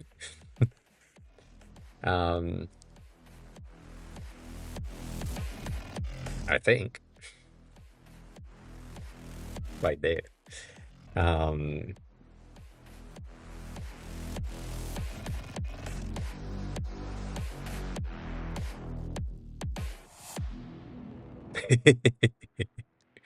Good. That is good. If you just say thanks, that's good. And nothing else. Nothing else. I don't like the inputs. I think that's the thing. It's just the ID and the effect is not a bad ID, but it just doesn't work. So, welcome back, Stony. Welcome back. It's gonna be hover and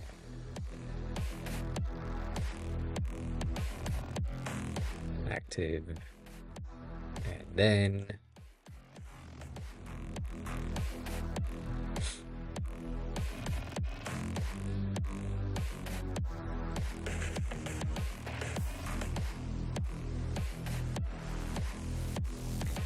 yeah.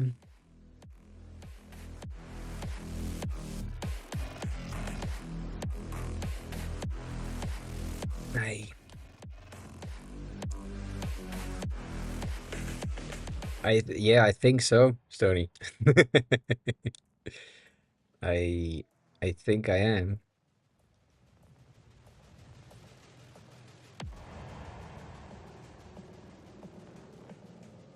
Just wish I wasn't. I don't know. I can't figure out how to do the fucking proper NPM. That's how it's going. I'm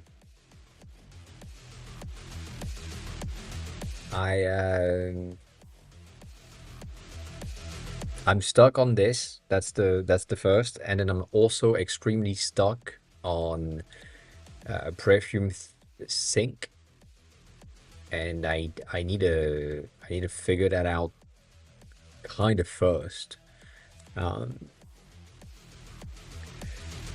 Not really.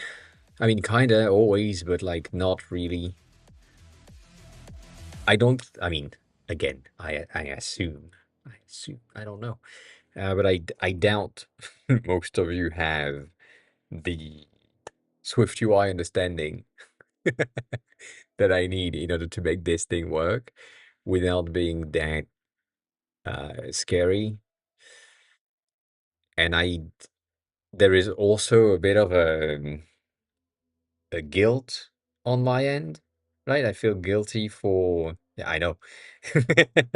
I feel guilty for making you as someone that could potentially help me, not you specifically, but like whoever, to go through the AI generated Props code, which is a underscore good TV timing raided to my say stream that with 35 viewers. when props comes in.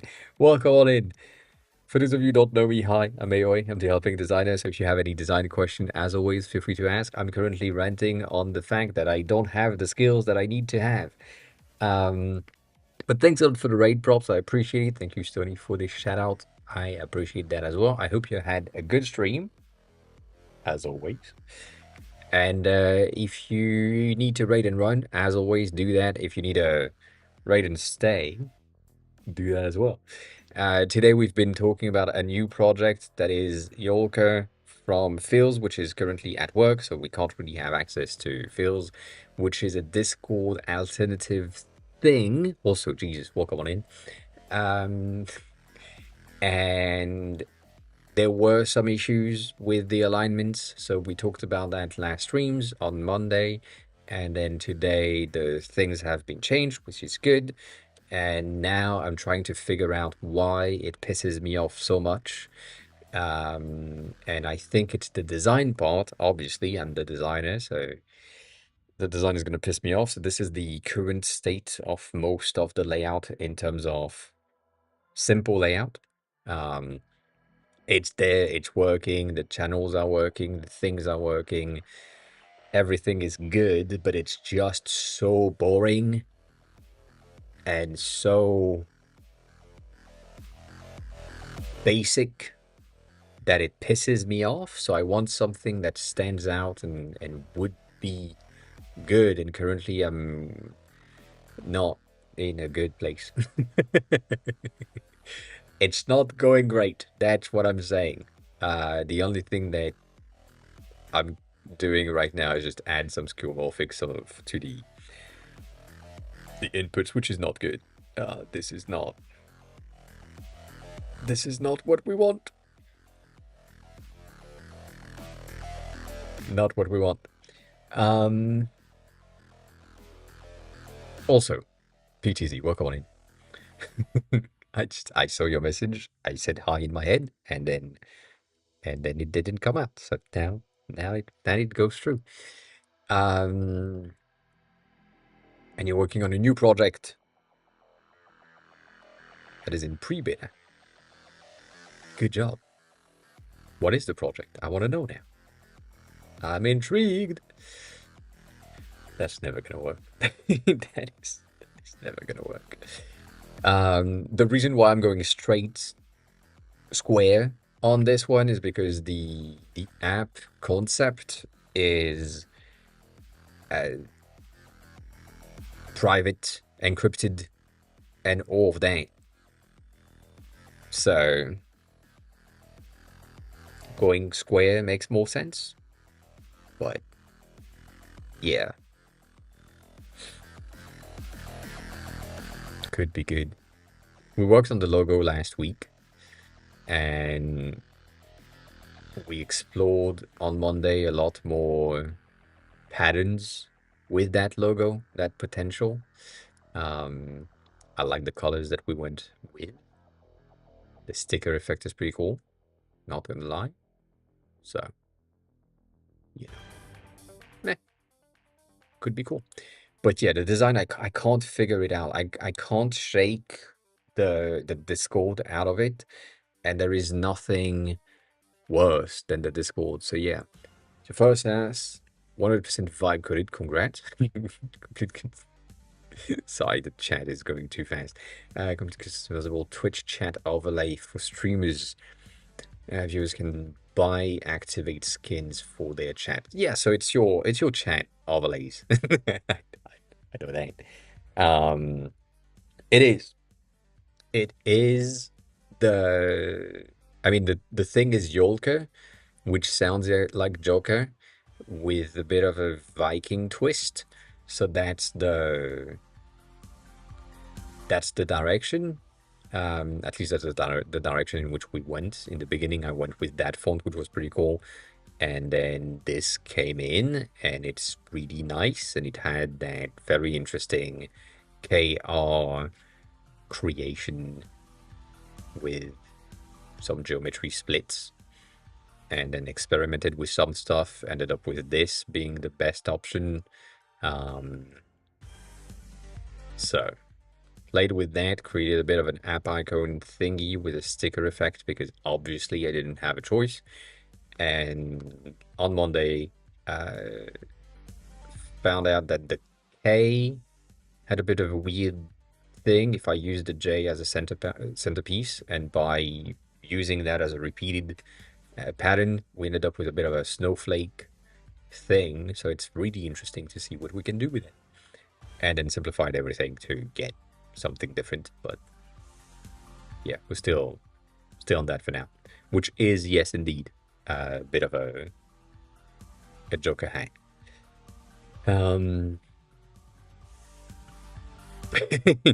mean, if you give me the name, we can go over me exploring shit because I love to do that. But yeah.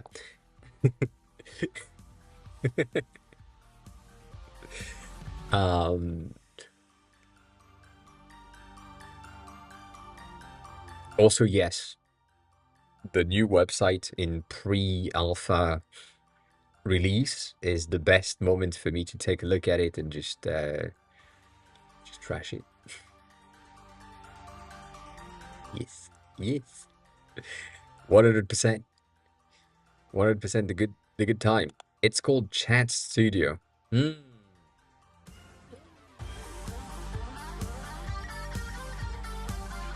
All right. I can tell it's vibe coded.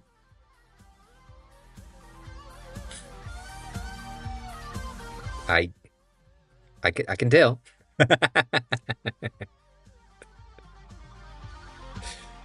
Um. Oh, that is neat. That subtle highlight on hover, the color coming on a bit lighter is a nice touch. Something that most people don't see and don't have. This is weird. That shouldn't happen. But I mean I why not? um. I see.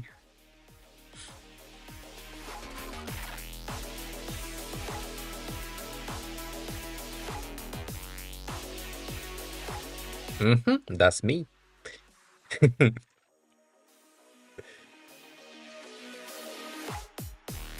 That navigation is kind of broken. I'm not gonna lie. This is more than broken. Uh, but it's really cool. It it's really cool. I'm not gonna lie. The fact that you are going with a side nav rather than the top nav is a really cool idea. I don't know exactly how good it will behave if you had it, if you remain there with the mobile version, but you also have a tab bar navigation here, which is different. Not working, but different and interesting. But yeah, your navigation is kind of broken. Other than that, it's pretty cool.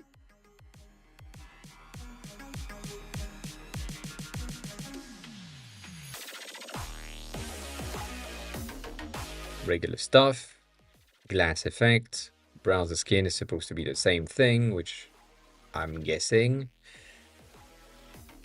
that's working as well. You know what? For vibe coded thing, I'm not gonna say it's good, but it's not bad. There's a ton of things that just need to happen, but I mean, it's fine. You are breaking conventions when it comes um to that. This is really bad. The this chat button is here. It that's where people are expecting it to be. So the fact that you have it here is really bad. Yeah, damn. Why do we have TG raid underscore after Khalil raid? raided my That makes stream no with 8 sense. viewers. Okay, well, call in. Thanks a lot for the raid. I appreciate it. For those of you who don't know me, hi, I'm AOA. I'm the helping designer. So if you have any design question, feel free to ask. As always, we are currently looking at Props TV website, which is a very 100% vibe coded thing. And yeah, it looks like a vibe coded things. So yeah, as always, if you need a raid and run, please do that. If you need a raid and stay, please do that as well. But yeah. I guess I need to log in with Twit. Oh, that's a. It's rare, but all right. Um,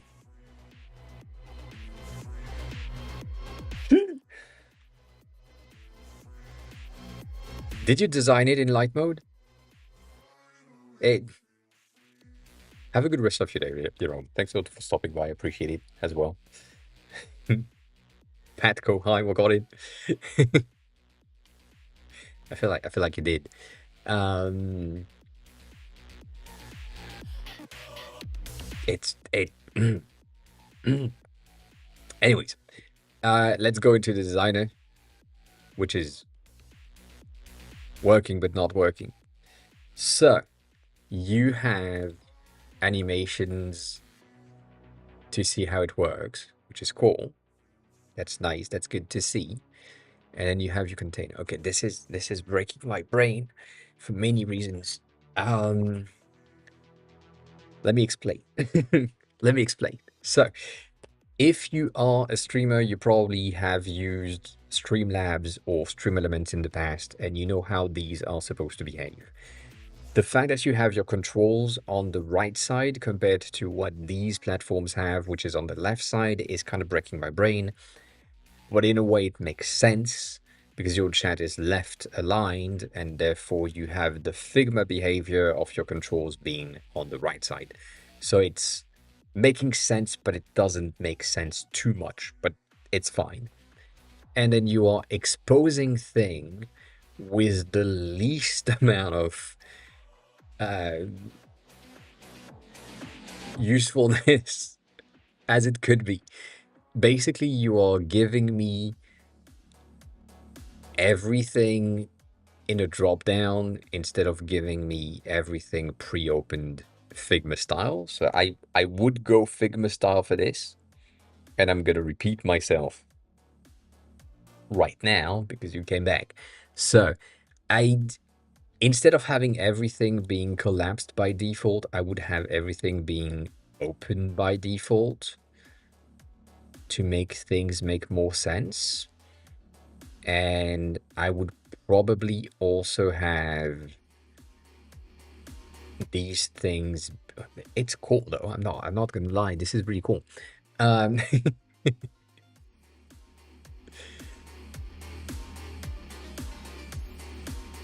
that's so bad. See, you said I was too kind.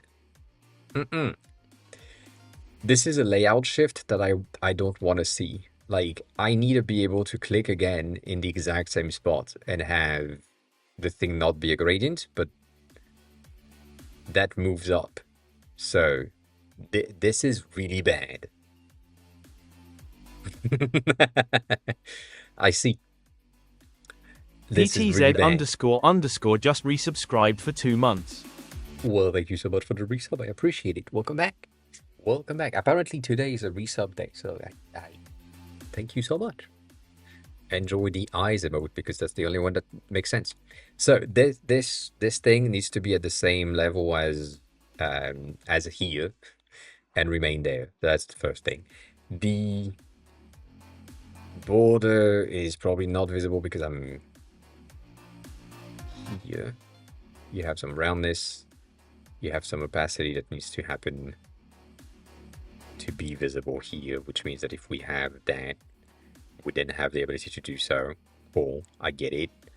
I get it. You can decide that this is dashed, dotted, double lines. Double lines. So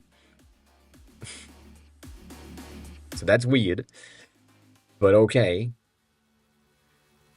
Twitch color with a gradient. Holy shit.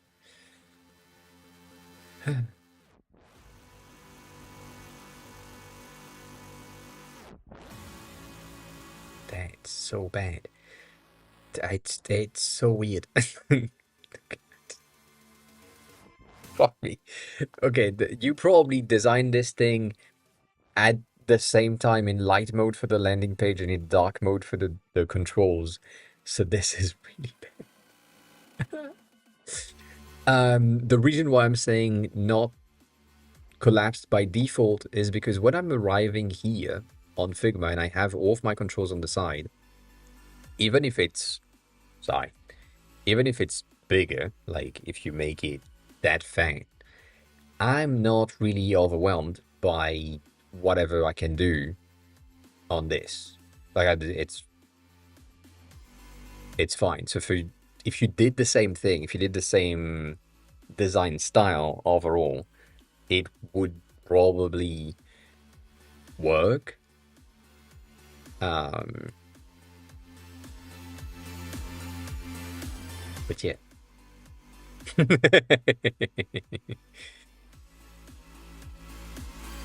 Don't smoke. It's bad. It's bad. It's bad.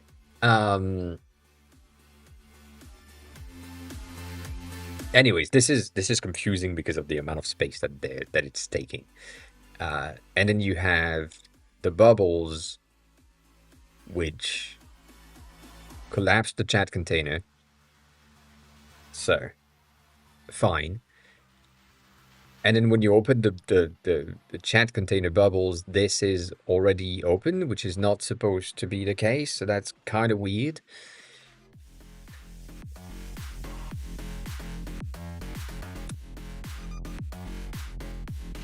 That is weird. Everything is weird.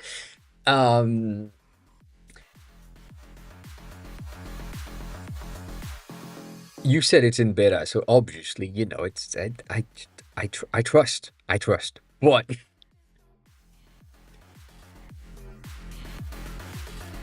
if I click on fade in, I would expect to see the fade in animation happening here at the same time, not having to click the replay button. So that's the first thing. The transform is debatable. I mean, why not? It's a bit of a weird thing altogether, but okay. Why not? Shadow find border. Did you have like a border around the element? Is that what you're doing? Ah, yeah, dang. Ugh. Don't worry about it. It's fine. It's fine. It's fine.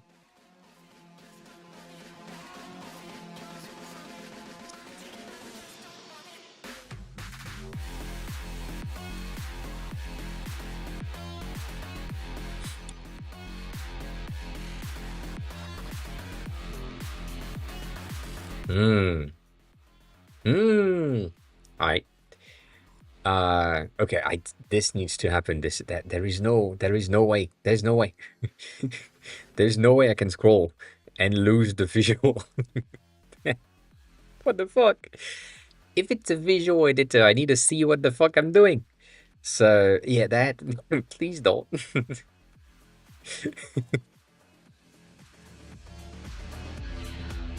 Yeah, please make this sidebar kind of sticky so that you know you can center the avatar. What the fuck?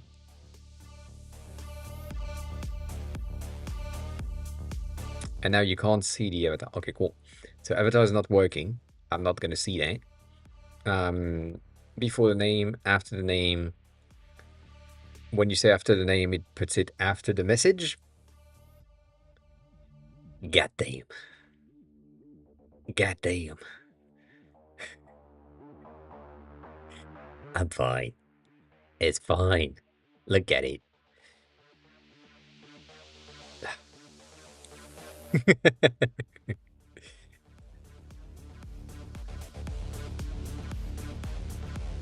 Oh, when I put the thing above, now I have the avatar. God damn.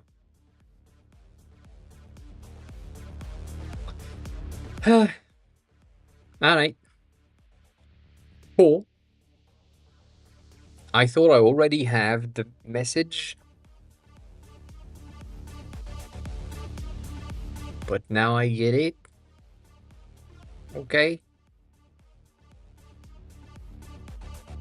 Wow. Okay, you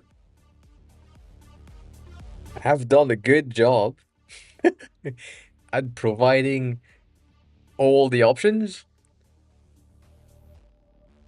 But I don't think you need all the options. However, I in band. That's the reference. I did the exact same thing. I started with what can I do on um, on the cards. The initial design for this thing is here. We have quarter ranges, we had border thickness, we had shadows, we had hover effect, we had everything, like all the options. That was the first draft, the first vibe coded thing, right? That's the point. And then I went through all of the settings and all of the things and said, well, this is not necessary. This is going to be overwhelming for the users and so on, and trimmed and trimmed and trimmed, which is basically where you are right now, which is good.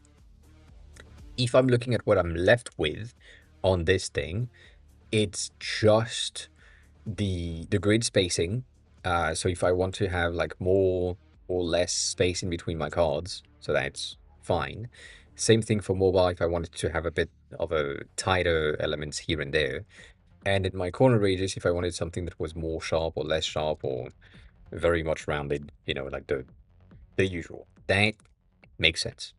And then the border styles is just like if I wanted to have something that was just fat so that I could check if my borders were taking the right colors, that was the best option. So that's where I landed after doing the entire thing with all of the features, all of the options. So you are currently in the I don't know exactly if we need everything, but I'm going to give you everything just in case so that we have the options to remove and add, and at least the system in the background is taking care of all the features and all of the design choices, which is good. So that's the main thing. I feel like some of these features would be good if they were. But hear me being greedy and giving you an advice of a very capitalistic thing. Behind a paywall, I feel like some of these things would be good for very, very power users that want to be able to change the spacing of the text, the small amount of angle of the text here and there.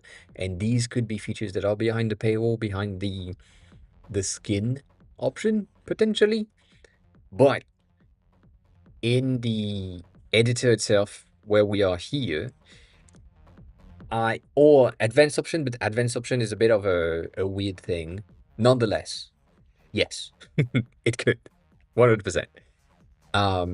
You have everything that you basically need to make sure that you get the design proper, but it's just going to be a tad weird.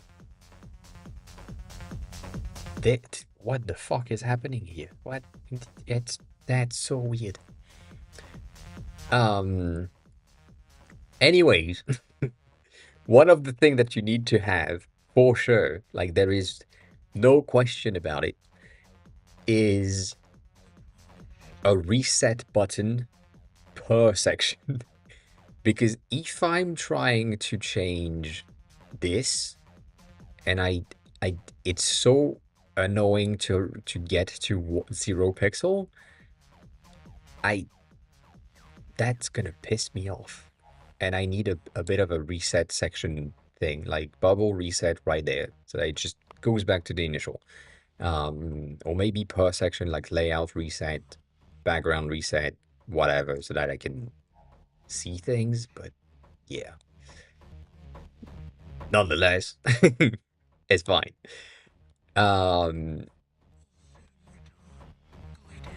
Active styles is the basic ones, which is, I guess, presets, kinda.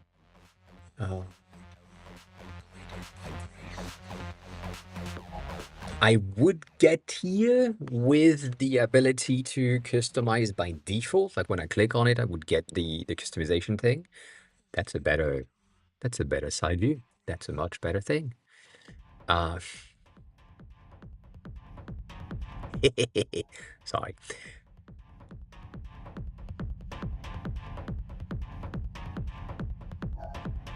But yeah, that basically implies that you have the ability to show me the thing right away. This is gonna be so bad.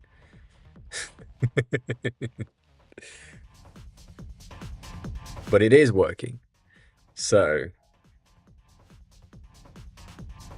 yeah.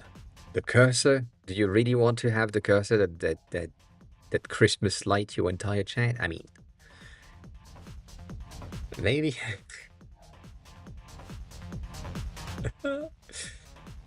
Oh, goddamn.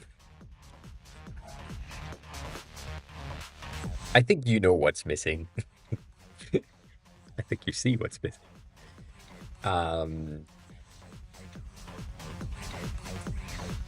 It's fine.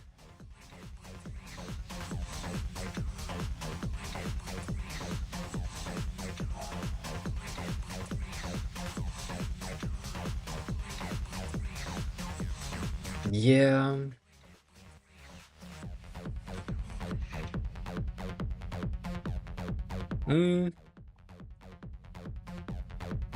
There's so many issues with the vibe coded part of things in terms of design that is like breaking my brain, and right now I can't think, which is appreciated. I know that's what's fun, but goddamn, goddamn, everything is broken.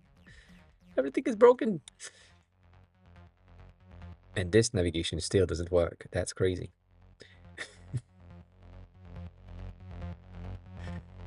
That is crazy. Yeah, I. The main 2 points are very simple. You need the sidebar with the controls to be its own scrollable element. I wish I had the mom UI kit right now so that I can just open it. Not the case. But it's just I mean, it's basically what I did.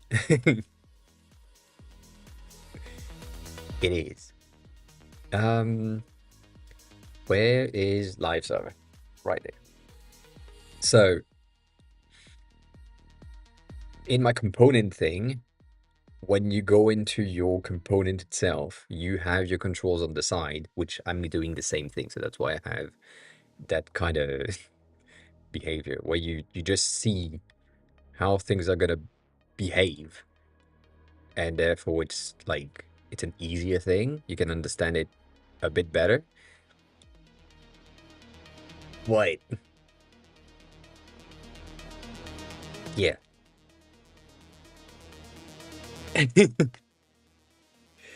What do you mean? Almost always. It depends.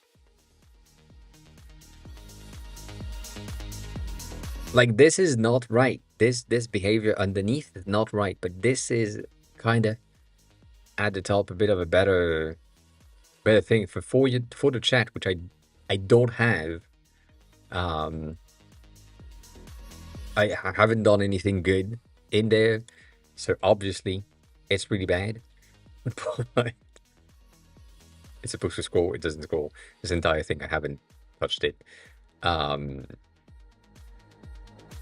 But I have the output automated, and I see the things directly, and that makes a lot more sense when I'm looking at it. So going back to what I said earlier today, which you were not here, you rated later, you are building something that is similar to something else, in which case you need to be at least at the level of the something else, or in a behavior that behave the same as the thing that people knows. So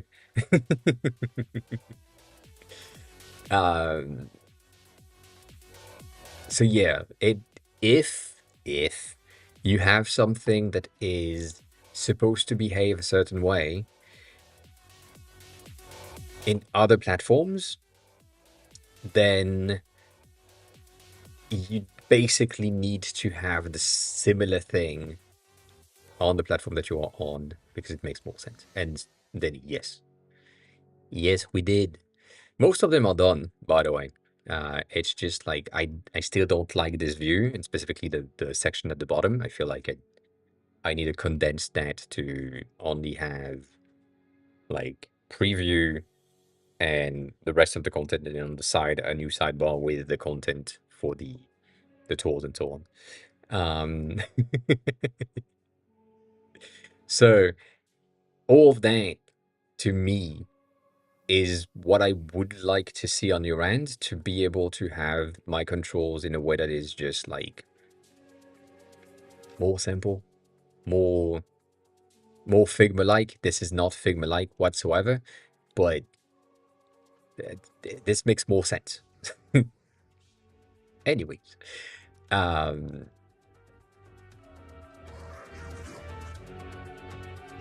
so that's the view that I would prefer to have on this part, and then this needs to be static. It just is sad that this is conflicting with the navigation for where it is currently placed. And I mean, there is a reason why we have the navigations at the top nowadays for most of the things. So I get it. But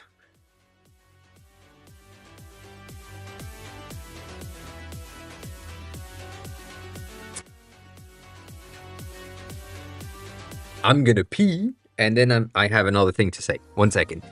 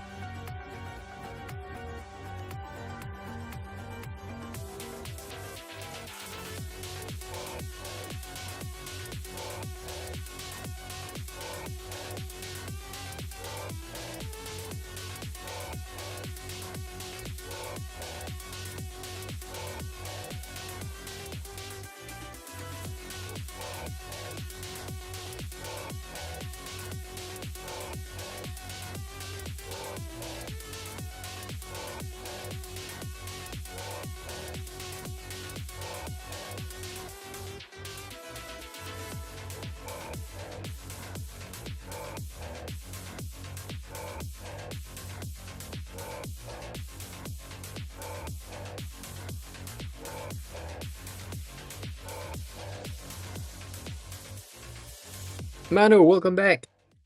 Goddamn, it's been a long time indeed. How are you? How's everything? How have you been? I know how annoying it's gonna be. P4TCO is now following. Patco, thanks a lot for the follow. I appreciate it. And I know you're gonna hate it, but it's fine. Don't worry about it. It would be great if Props_TV just resubscribed for 2 months. Thanks so much for the hate KEKW. You're welcome. Thanks a lot for the sub. I appreciate it. It would be great if the thing was inline, which is already kind of good. You already have a good base for this, where you can just click on what you want to edit, and then it opens the correct panels, which is good. This is great. But this is confusing. At least from my point of view, this is more confusing. And again, because you currently have all the options, it makes sense. So I would say it would probably be a bit of a better experience for the user to go back to what we talked about with canned. Which, why the fuck am I scrolling through here rather than being here?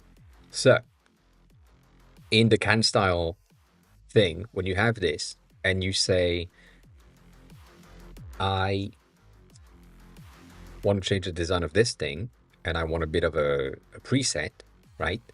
I have my preset there, but that doesn't stop me after the fact from going into the settings and change the stuff. So I would say, if you have the ability to get your presets or some presets underneath as a preview, that will basically change everything for you right away. That would help a lot to make things go faster and so on. So that you can say, well, I want my bubbles to look like this preset that we have right here. And that's it. I click on it, I have the bubbles. And then based on that, it would probably be a quick options to have like presets at the top of each sections. But you have like so much things in there that I'm going to say something that Stony is going to react to. I know. If you give me all of that, just give me the code editor. Like, give me the variables and the CSS panels, and I'm going to go faster than going through each things one by one.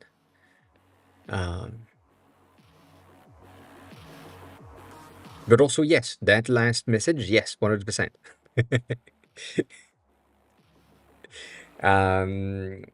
It would be really good. It would be really good. It is way more complex, and I don't know if I have a screenshot of this. I think I don't. But at some point, I created something that was very much what you are trying to say right this instant, which is either going to be here or it's never going to be in there. I think I deleted it because it made no sense. I kind of did. I had that at some point for the ID of what we could do on the cards. And at the end of the day, it was just the fucking radius, so it made no sense. But in the beginning, I had the card background, I had the border thickness, the corner radius, the spacing inside, the typography that was linked to the element itself. And so you could exactly see what we were about to edit. So that was the plan. And the goal for this was I think.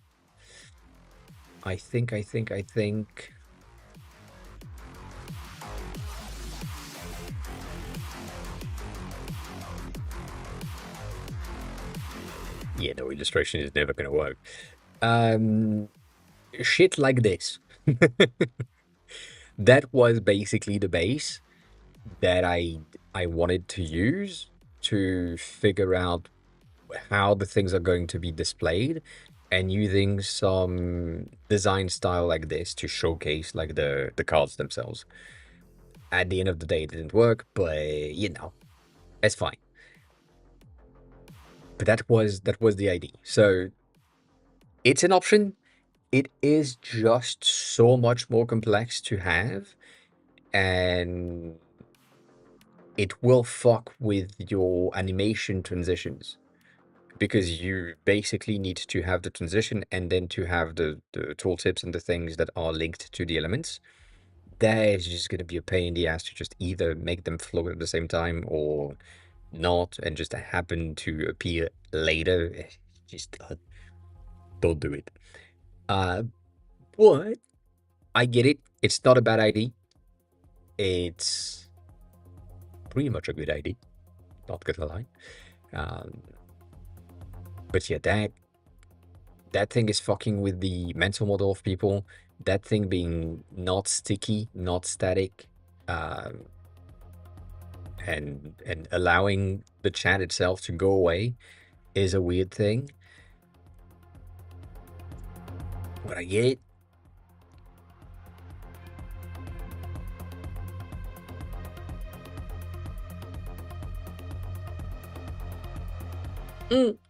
And Mano, we are currently looking at Chat Studio, which is Props TV, which is rated tool, new SaaS for streamers to get their Twitch chat with good styling. So you can have the thing. Can I get the fucking styles. So you can have something like this, for example, that is a preset, and then you can just customize that. And yeah. Yeah, no, Canned is really cool. Canned is an amazing plugin that I discovered last week or 2 weeks ago. It's it saves you so much time. Not gonna lie.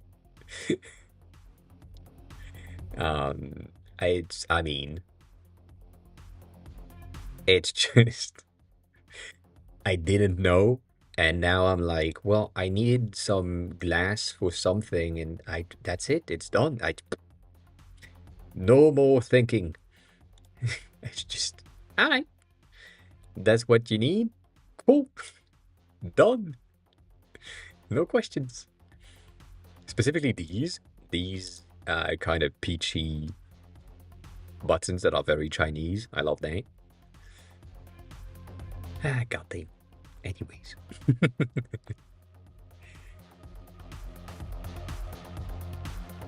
The one that I have in my head right now is Pulse, which is a new platform that is basically doing the same thing as me, but not really, but kinda. It is meant to be a link in bios like Linktree for streamers specifically with a better design, and it's not. It's not. I'm gonna be honest. It's not. What? They have something with the design section that is a bit interesting, and I feel like you should do the same, which you kind of do with your skins, your already existing skins. What they have here is that you have your themes, and you can just apply the theme and see exactly how your profile is going to look like. And then you can custom things, but you don't have, or you don't really have the controls, which you do. So what I would do based on this view, for example, I would have that as a theme, and then if I click on custom, it keeps this, but it gives me the styling that happens. They just released the Sakura theme. The lavender theme is kind of the best option with the black one, but it's a bit of a vibe coded thing, which I'm fine with it. I like this one. It's fun. Nonetheless, they are all pretty simple and they work. But you know, it's a preset, and you don't have all the tools and all the tweaks that you want to have, which again, I get it. Going back to what I said, you are giving me so much here that I'm like, give me the CSS. Like, it's the same thing, the same issue that I have with Webflow. Webflow is such a powerful tool. It gives me so many options to do things, and it is so close to code that it pissed me off because I know how easy it is in code. And it's not as easy in Webflow. And right now, it is giving me like a lot more clicks and figuring out what is where in order to do the thing that I would like to do. But it's just, it's not good.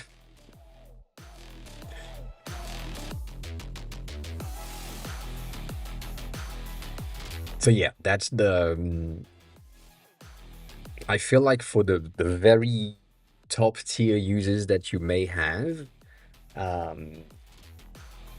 providing something that has that much customization is not a bad idea, but it might be a better option for you to just say, this is the very like, this is the very much top level power users designer, probably, and the option to edit the code, because technically speaking, the only thing that you are changing as the user here is the CSS file. and then you are just saving the CSS file. So I would say that. But nonetheless, it's a cool concept. It's a very good idea to have. I don't want to say I have the same, but I do.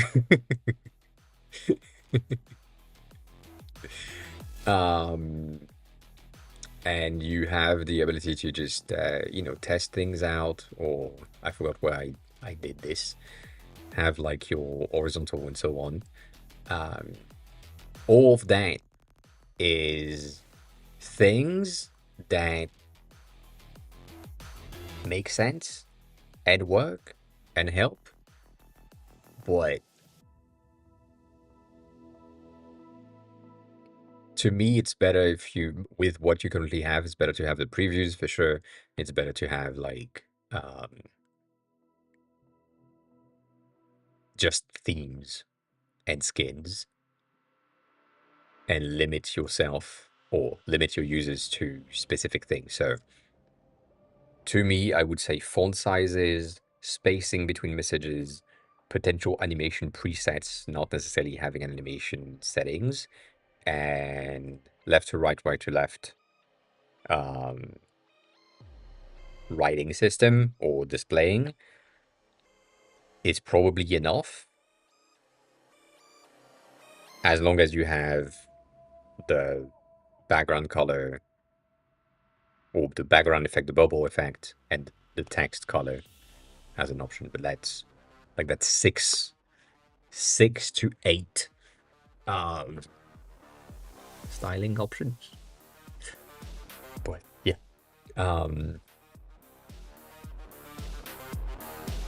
Yeah.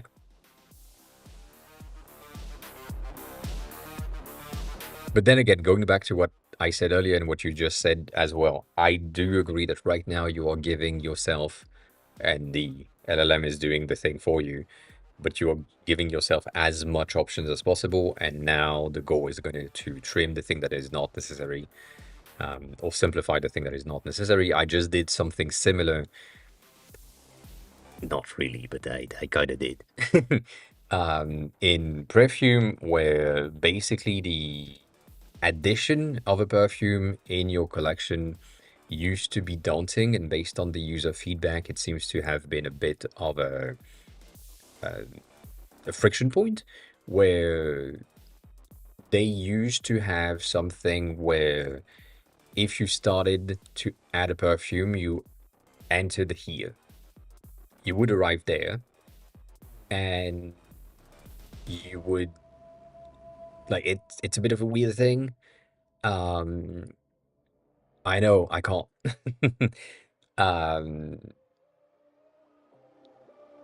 But you would arrive on the full form of the thing, and some people were saying like it's overwhelming. There is too much option. So now what I did is I switched the thing to give you the search first, and if you don't find the thing that you're looking for, then we tell you, okay, you can enter it manually if you want to, which means that this thing needs to go away. But whatever. But if you find the thing, it's just, okay, you have the thing, you move to the next step. And then here, instead of having 4 options and a lot of different questions, it's just 2. Do you have it, or do you used to have it? And then what was it? Or what is it? Like, is it a sample, travel size, or bottle? And that's it. And it's that easy. It's simple. It takes no time. We're good. So that's less friction, easier for the users, and at the end of the day, that's what you want. You want the user to be okay with it. Regarding making it for Android, yes, but iOS is a $24 one-time payment. Android is going to be a $24 monthly payment. And that pissed me off. Like, I really don't have a choice based on all the thing that I'm going to need to use that is provided for free by Apple. It's just going to be so much more expensive, and it's going to be a paid app, and a paid app on Android is probably never going to work. So Yeah. That's the thing. But I want to, but I can't. But I want to. It would make sense. It would make sense. And then no. Medication symptoms app is no. There is so many legislation around it. There is so many things that needs to happen in order to make sure that the thing in question is a viable project that is respecting of users' privacy, that it is safe. And in order to do that, I would need to have a medical license myself. That's not the case. It could be the case, but I'm not going to take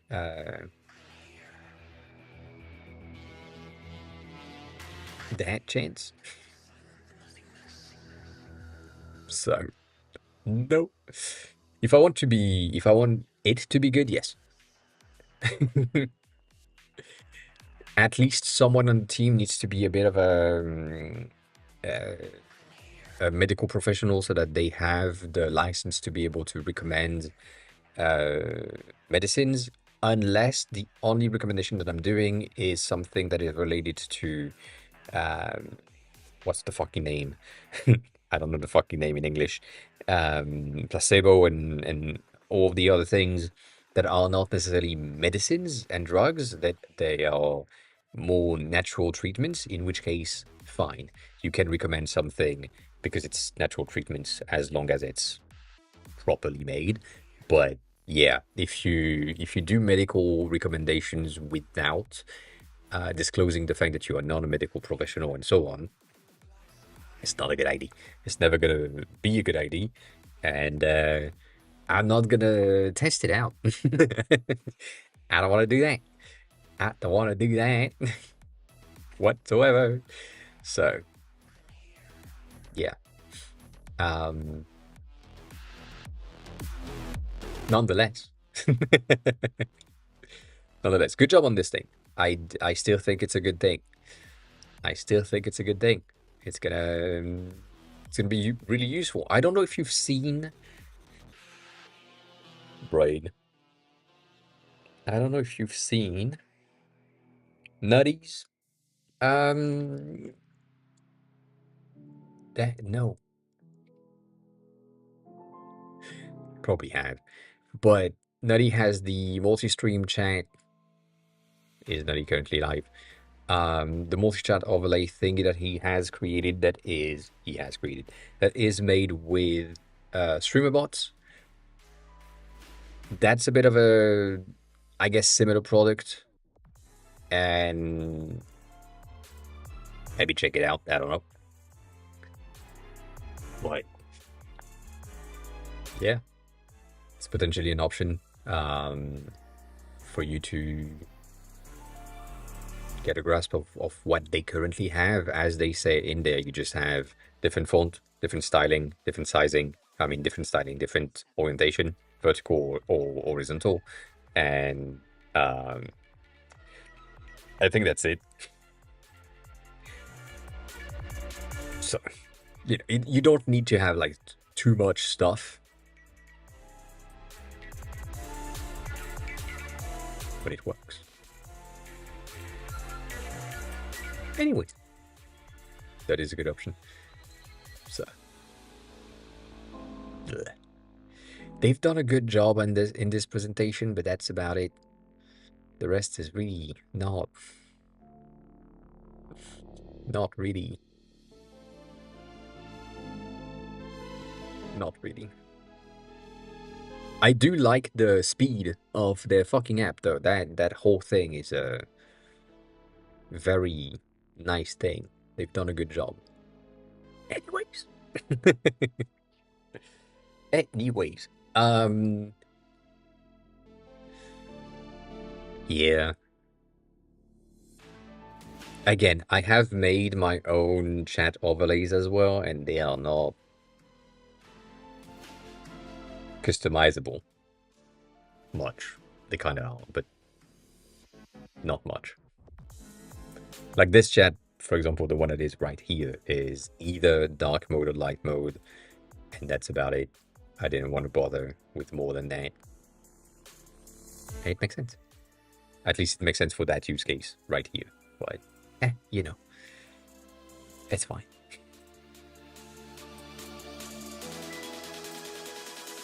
Did you, Denny, didn't you tell me that you had an idea for an app or something a while ago? And then, we also talked about your portfolio, which I haven't seen updated since the last time I've seen you, which is pretty sad. I remember you had like the title in the background and shit. It was nice. It was nice. I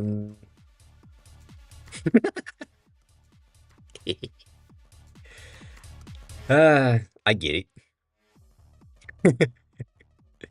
Do you have the lovable thing?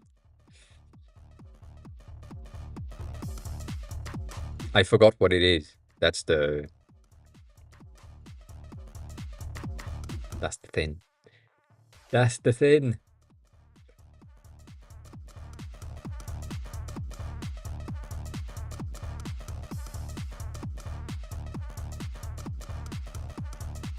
I don't understand this. It makes no sense.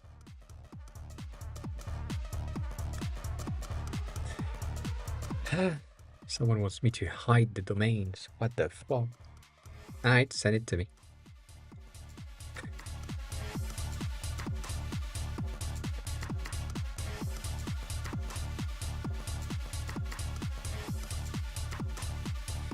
I don't think lovable is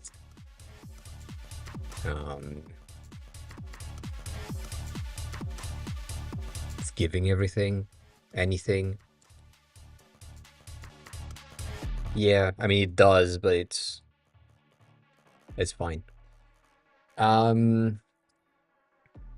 do remember that. I do remember that.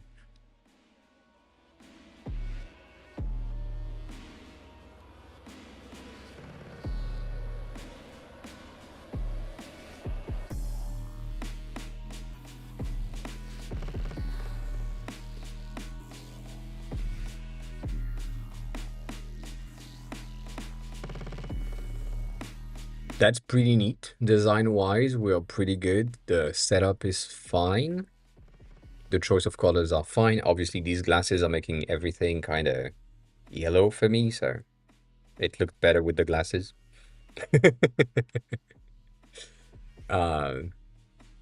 That's pretty cool. That makes sense. Teams make sense. GitHub doesn't make sense, but fine. Chat is okay. That's a very Slack interface. And the rooms is your... That's interesting. That 3D effect is but as a bit weird, but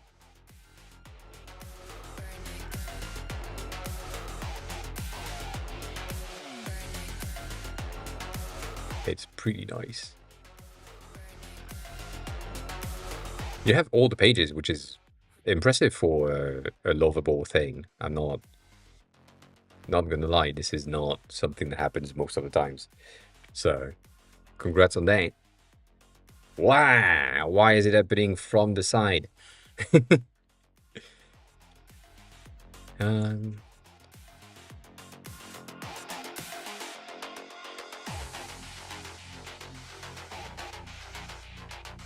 2-day project.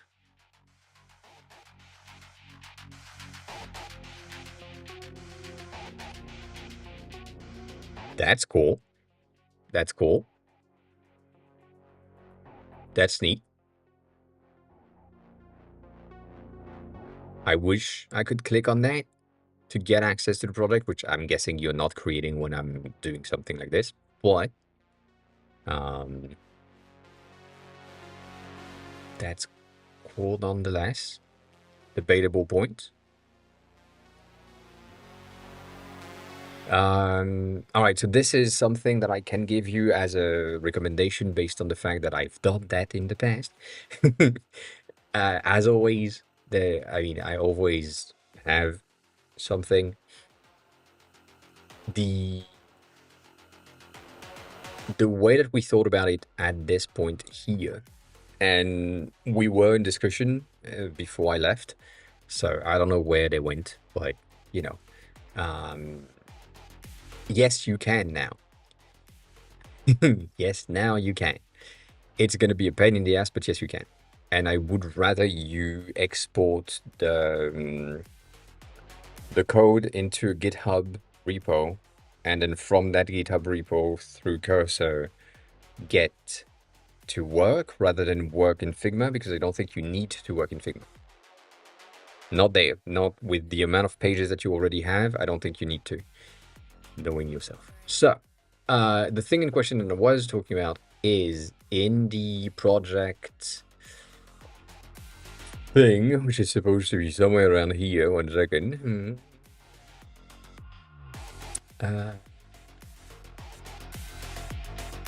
Here. This was just 3 things. Have a good luck. Thanks a lot for the raid again. I appreciate it. If you need more roast, please feel free to ask. I'm here for it, as always. We were just expecting and checking different versions of the overlay, so that's a thing. What? The thing in question that I'm talking about is you have your projects right here. In in your case, you would have your Gantt views with the timeline and so on. On click, your current behavior is open a new page, and now I'm lost. I don't know exactly where I am, and I don't know what I'm talking about. When I could be seeing the thing and opening the stack on the side. So the behavior here that we had at that point was just if you open the project, it goes into a full screen view. Great, welcome on in, welcome back. How are you? How's the day going? How was the weekend? How was the week? You haven't been here in a while. So instead of having it in full screen, that is basically breaking the user mental model, I was proposing something that was opening on the side, like the other apps like Jira, like ClickUp and so on. And if you wanted, if as the user you wanted to still have this as a full screen, you have that button right here that just opens it up and gives you access to the entirety of the thing. So by having that switch, that helped us to just be able to move faster from project A to project B with like 2 clicks, and you see the content change in the preview, rather than currently what you need to do here is I click on this, and then I need to go back to like the previous page, go onto project 2, click on it, lose my train of thought and so on. So that is a thing that would help. And if it's a drawer that opens the entire thing in a bit of a more tighter width, then you end up with all the thing that you need, and you still have the visibility for the entire screen.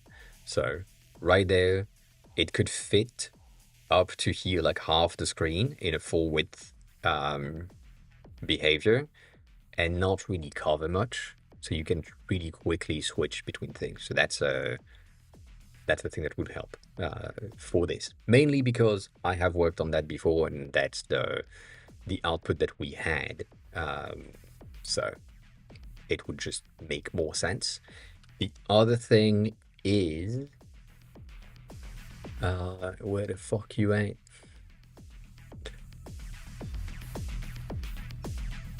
I guess it's gonna be in there. I don't think I have the design for the Gantt view, but it was basically the same thing. It was here, but that was the same ID at the top of what you currently have. So that helped a ton. I know we have one version of it somewhere in a very badly designed way, because we needed something. I'm gonna just go back there. Go back there. Where's old? There.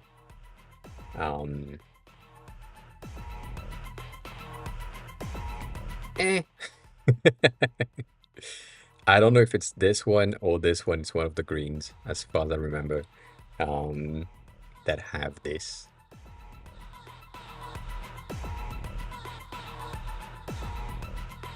Yeah. We had the entire thing, but obviously because the button themselves have changed in the past, everything in here is absolutely broken. Absolutely broken. Goddamn. Holy shit.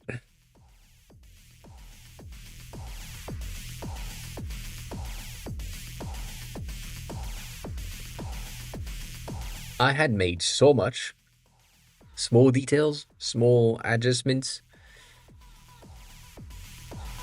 All that for the devs.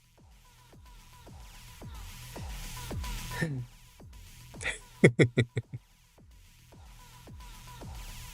was good. It was good.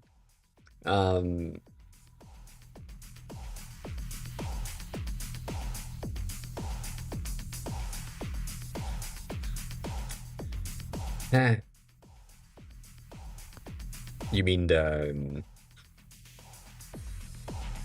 link? The handle that is next to the element? Yeah.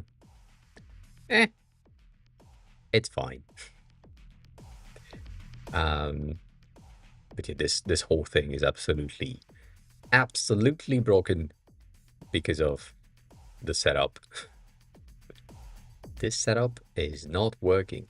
I don't know exactly what happened in the Figma UI kit that was used for this to get all of the colors fucked like this and all of the elements so much bigger and changed and so on. It's just all over the place.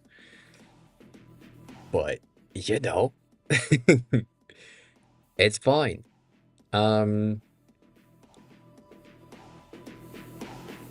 We had a thing at some point, which I don't think we will have here.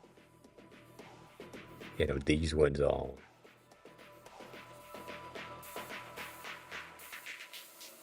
so far off. These ones were good, but not liked.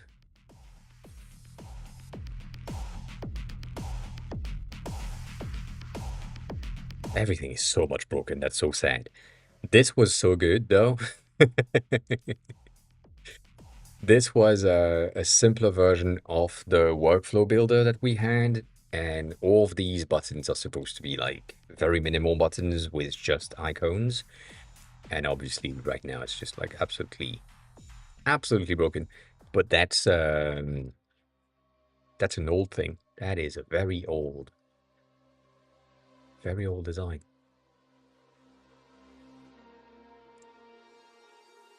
Because this one is less broken, but it's still broken for the colors. Same thing. God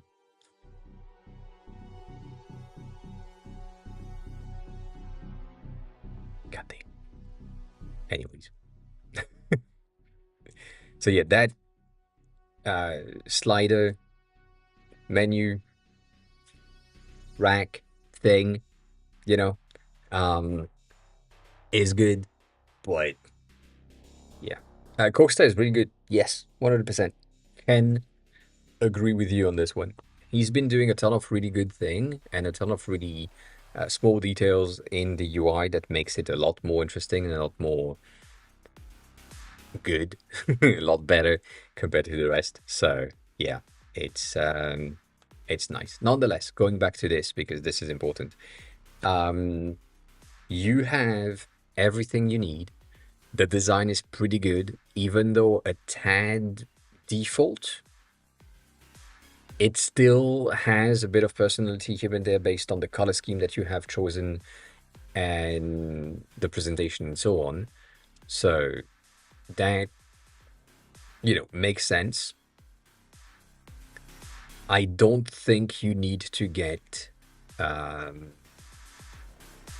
the design in Figma. I think this is going to be a waste of your time, and you would be better in simply exporting the code and getting like getting the output right away. Like that would make a lot more sense. So from my point of view, I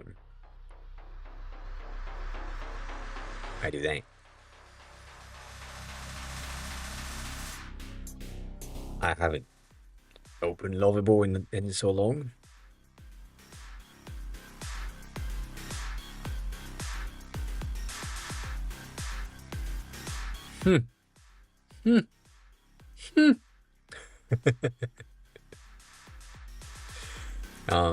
It's, I mean, okay, I see you don't know. It's fine. ShadCN is using Tailwind, and yet Tailwind is using ShadCN, basically. I mean, it's basically the same thing. So don't worry about it. And right now the design is good. Not gonna lie, your small attention to details on the icons are good. The highlights are good. The animations are good. The color scheme is a bit light, but that's fine.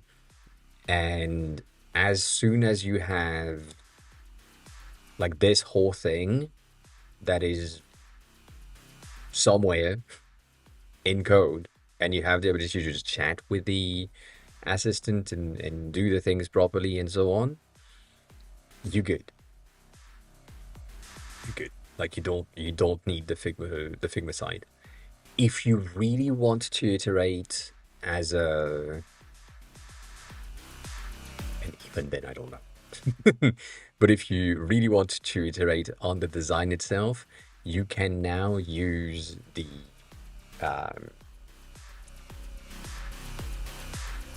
Figma Transport MCP, you know, then that's good. But if you're doing web-based, you're gonna have a good export. Like again, this is something that I did earlier today with the Transport MCP because I wanted to test it out. This is exporting my own app in SwiftUI, converting it into an HTML CSS wrapper, basically, and then exporting that through what the MCP understand. Because Cloud Code doesn't really understand SwiftUI, so it had to transform it into a very basic HTML and CSS thing, which is fine. It doesn't look good, but it's fine. I can live with that. And so if I wanted to iterate on the design here, I could, but it's not good. So if you want to be truthful in the design that you have and the output that you want to have, you would need to get pencil.dev instead of Figma, or paper.design instead of Figma, because these two apps are using HTML canvas instead of Figma using the React canvas. So that's the only thing. Like pencil is my preferred option because paper is weird to me. As I said, I complained about them once, and then my feed was flooded with paper is so good. So yeah, pencil and paper are using an HTML and CSS Canva. So basically the environment in which you are designing is HTML and CSS, whereas Figma is using a React native, React based Canva. It looks the same, it behaves the same, but it's not the same thing in the background. If you open a Figma file, the structure is kind of weird. Whereas if you open a .pen file, it's going to have a proper like layout and shit, so on in there. It makes a lot more sense for the LLMs and for transforming something from the web to the web. So if you do the thing that I just did here, for example, I had to transform something that is in SwiftUI into HTML and CSS to be able to have it inside of Figma that is vector-based. So it's just weird. The MCP just doesn't really communicate together because SwiftUI is not something that they understand. And HTML and CSS is something that they understand, and Figma kind of understand it better, but not as well as if it was vector-based by default. And so Pencil being HTML, CSS by default, if you are sending it HTML, CSS, you're going to have the proper output. And so, again, from what we have said and done and showcased last time, in the last times, this is proper HTML and CSS. And if I ask Claude or Claude Code or whatever to export that and put it inside of my project, it's going to do it. And it's going to do it almost perfectly because this is exactly what it needs to read. It's just an HTML file. So it's much better. So yeah. Yeah. Basically, the linking to Pencil is right there. You click on the thing and then you're done. That's basically how it works. You don't have to do anything. You just link the proper setup with Cloud Code, and then you are done. So it's that easy, and yeah, no real work to be done. And then you can still interact with the Cloud Code directly within Pencil and say, I want this thing to be changed. I want this to be, in light mode, for example. Like, I'm going to do that really quickly. But let's say I'm going to create a new chat, and we currently have the parallel agent, which makes no sense. Let's make the selected design light mode. And that's it. And I don't remember if this is going to be editing the element itself, or if it's going to do something else. But should have done that.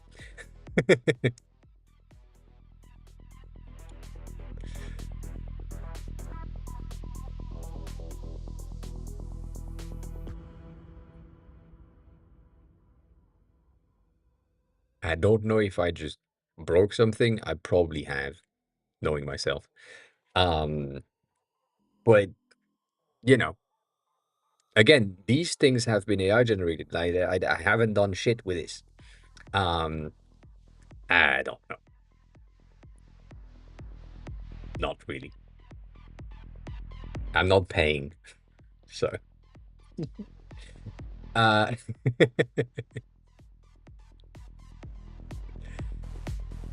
Based on the fact that this is component based, it's going to go through the components, which makes a lot of sense. But right now it's going to take a screenshot, make sure that the thing that was supposed to be visible was still visible. So there is probably a contrast ratio here that just changed. Mirage just came in, changed some stuff, and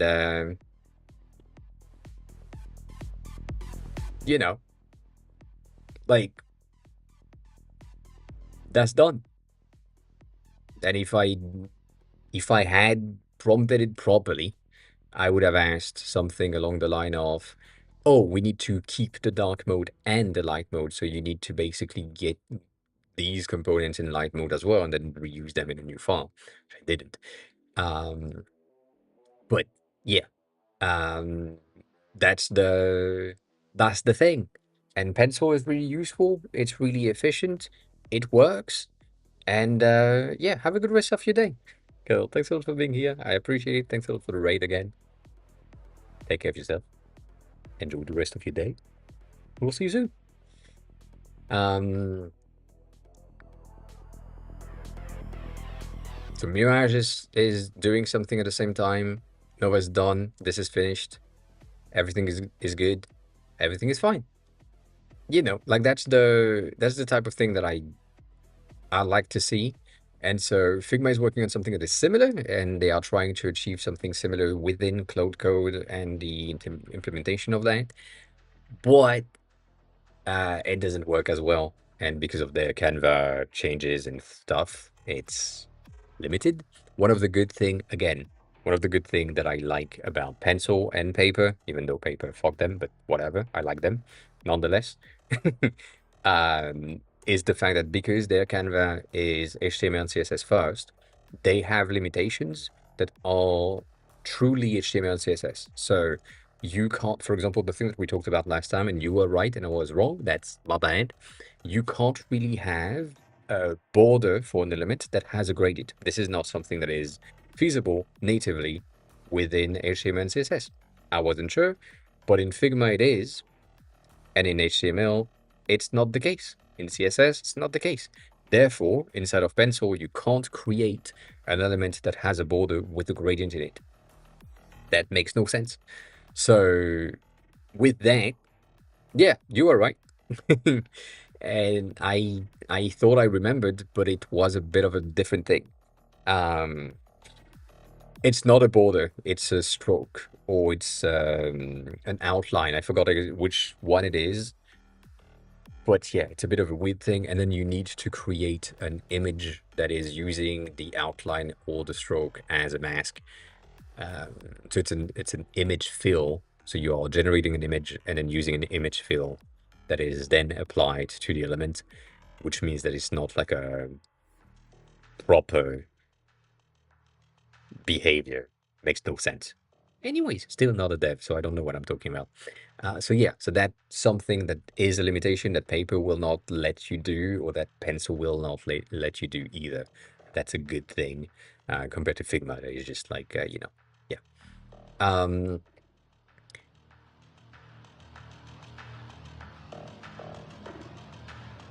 They are the same thing. Pencil is better because it has a better UI, closer to Figma. Paper is just not good UI-wise. Like, you only have this, so you can't do much.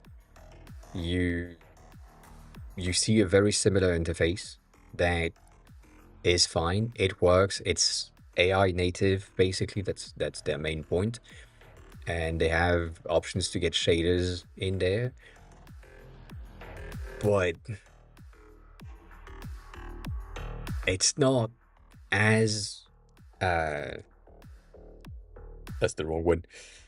It's not as enjoyable as this, because this is something that looks like a familiar home for us.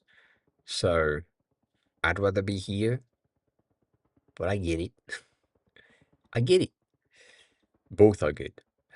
Both are doing pretty good outputs nonetheless. The thing that I do like better around pencil um, compared to paper is the fact that they have presets. They have things. So if I'm like gonna go back there, because it makes sense.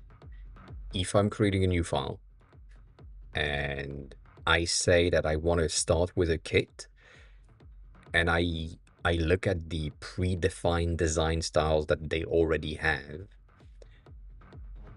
you know, like Shad CN, because that's an option. But let's say I like, I don't know, this thing, because it makes sense. It's a classy dashboard thing. Using that, using the use star guide with name whatever in the new chat right here, and then define what I want to have. Let's say we want to create a a stream manager.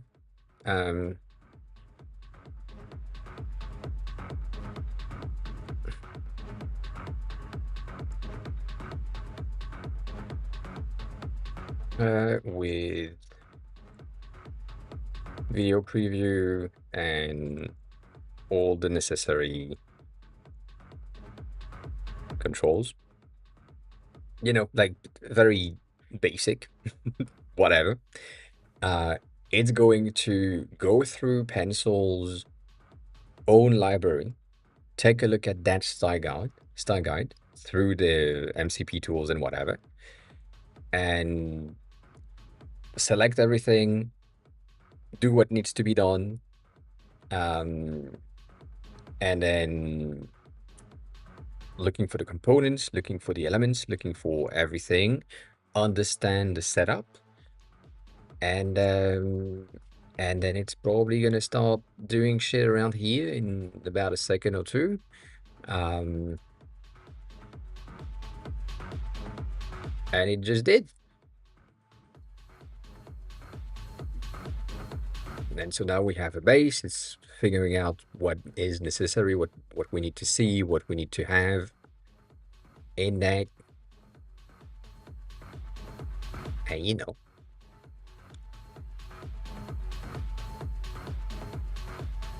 it just works.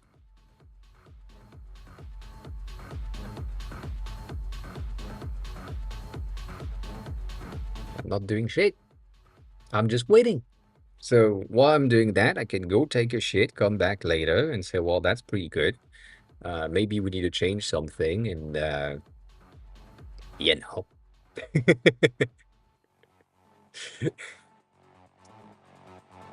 Be done with it. But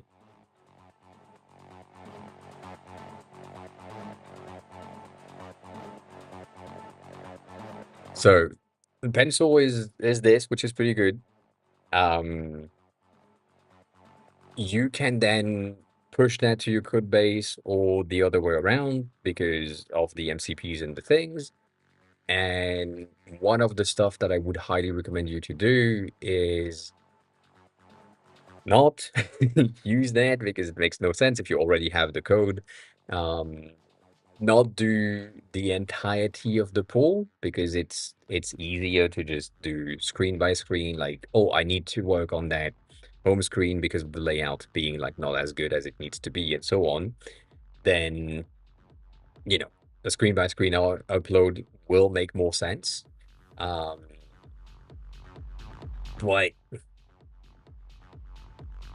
that's about it. The thing that I wanted to say is that because this is Cloud Code mainly, you have access to Codex and the other one as well. But if you have like a pro account in Cloud, you have access to this in a limited manner, which is my case right here.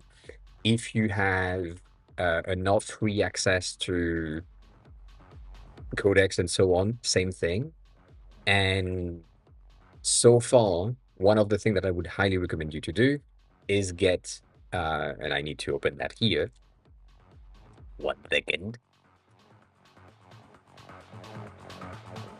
Is get open code instead of cursor or the other things, because that will give you access to AI models that are free and that run for free, and therefore you don't have to pay much about it, which is always good. So yeah, look at that. That's a bit of a weird aspect ratio, but why not?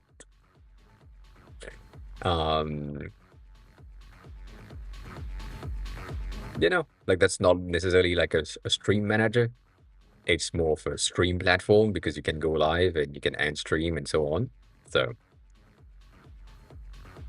different thing. But I did nothing. I didn't think about it. I just asked something, and right now the only thing that I see is that this thing needs to be a tad bigger. Just a smidge so that it matches with the other side. But yeah. Did you detect it? God damn. Yep. AI generated stuff. You don't have a choice. It's just what it is. It's what it is. But yeah, and then you have all of that, and you can just change the alignments, change the context, change the thing. If you want to have like way more space at the bottom, way less space at the bottom, uh, it's an option.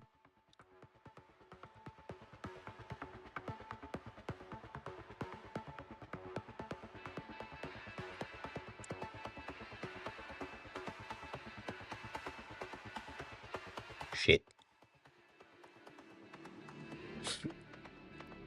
You know, um, that's just that easy. Um, so that's what I would highly recommend you to do. Use Pencil and your Cloud Code plan because it's provided to you. That makes sense. And then um, apparently I need to fucking use that. Oh, for fuck's sake.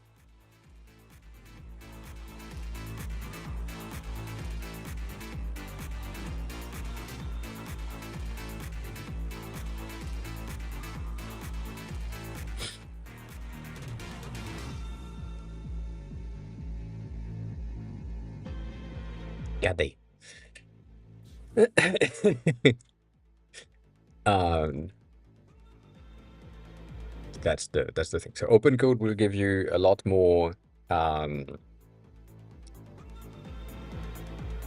free stuff, which is really good. And then if you have access to a cloud account for free that is provided to you by the company, then you get access to Cloud Code for free. So just use that instead of anything else. It's going to make a lot more sense. And like that's good. That makes sense. It makes sense.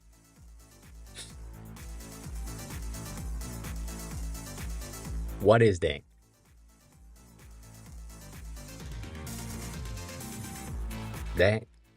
That's not it.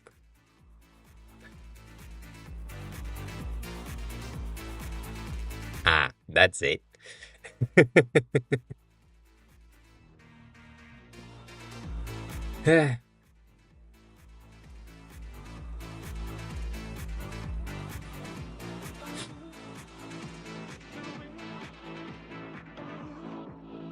Hmm.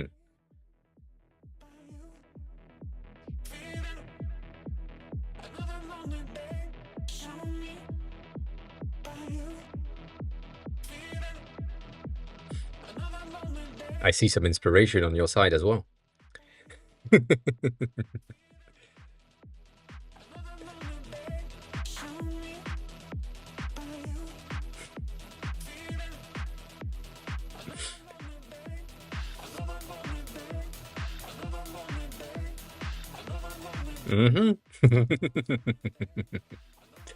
I'm not talking about the orange. I'm talking about the design of stuff. Like I mean, obviously you're working together, so there are some details and stuff. The grain is something that we would all do. Um, that it was a card all along behavior for the footer is a pretty interesting thing. These cards right there are very much similar to what you had done for the Coding for Designers website. So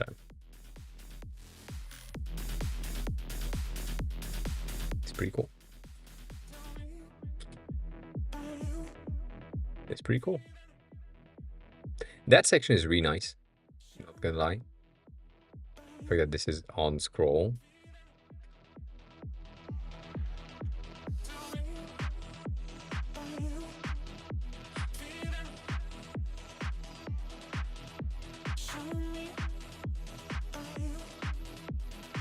Yeah, that doesn't surprise me from him.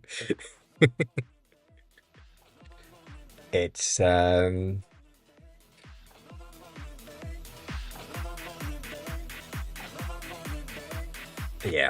It's a bit of a common thing for everything we've seen so far.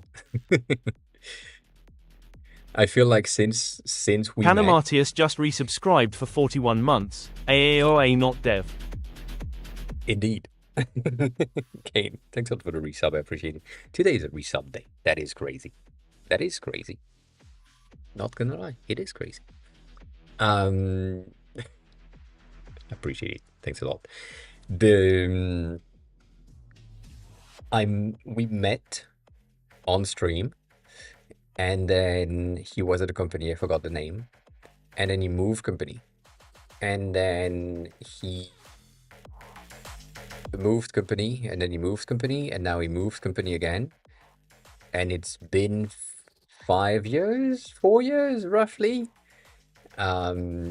So he's moving every year, I feel like, and I mean, if he can, and if that's what needs to happen for him to be happy in the work that he's doing, to have like the challenges and so on, that's a good thing. I just know that depending on how long he wants to stay or how long he stays in every single companies, depending on where he wants to go next, you have a lot more issues, or a lot more of a harder time to figure out if the company will allow that. So, that's the thing. But then again, not the same goals. Like for me in Japan, I wouldn't be able to find a job if I'm not, if I haven't proven the fact that I have been able to stay in a company for at least 2 years. So like that's a bit of a thing, depending on if it was good or not good or so on. But if I couldn't keep a job for 2 years, that's a bit of a weird thing. So having the ability to say, well, I stayed 6 years in this company and then I moved on, that proves that I'm able to commit and will remain in the company for as long as I need to, and so on. And so that is something that makes sense for them. But for other companies, like in the US or in the UK, if you are just moving every year or moving every 8 to 10 months, then potentially in that environment is fine.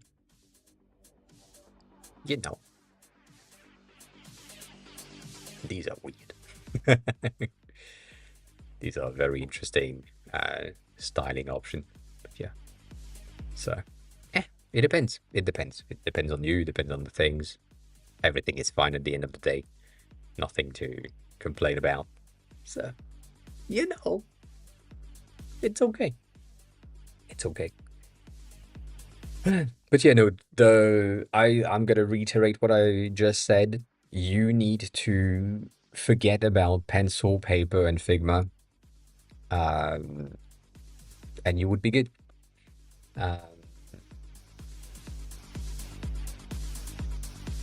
Like that's the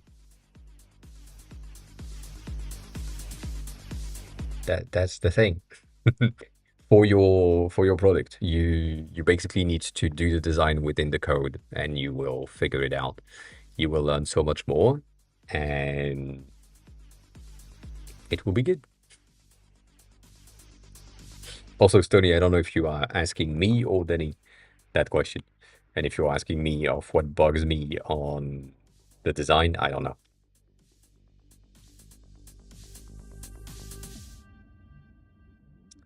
I don't know.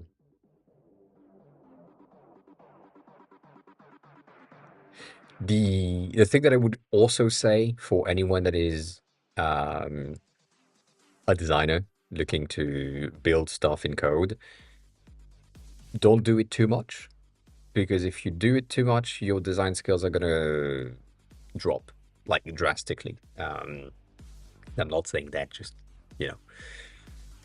to keep you out, but I feel like my skills as a designer have dropped since I started building my own stuff. Not necessarily drastically. I still have my skills, but I'm lacking some speed and I'm lacking some of my previous skills in design. So going through just code for a long period of time, I become lazier than I used to be, and I used to be extremely lazy, and that's why I worked so fast, because I want to finish the work as fast as I can so that I can do nothing after. And yeah, now because I have the do it for me button in AI and code and so on, I'm even more lazy, meaning that I click the do it for me buttons after I explain the things properly, and that's it. And then the design that comes out is fine, and that's it. So I still have some uh, taste and some thing where I'm like, well, this is shit, let's change the design. But most of the time, it's just like, you know what? It does the job. Is it good? No. Am I gonna keep it? Probably. Yeah. And then later on, coming back in and changing some stuff, like that's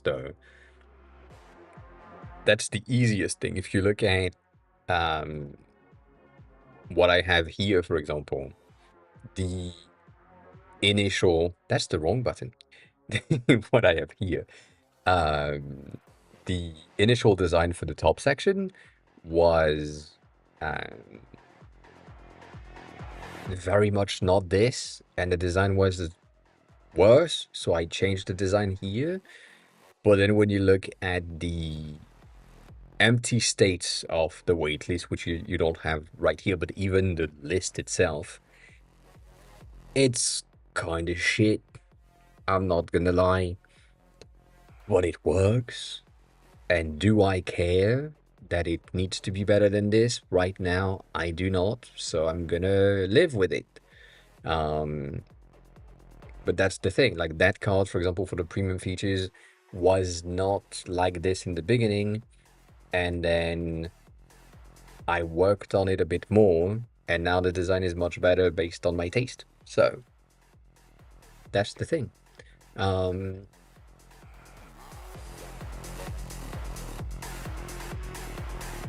Yeah.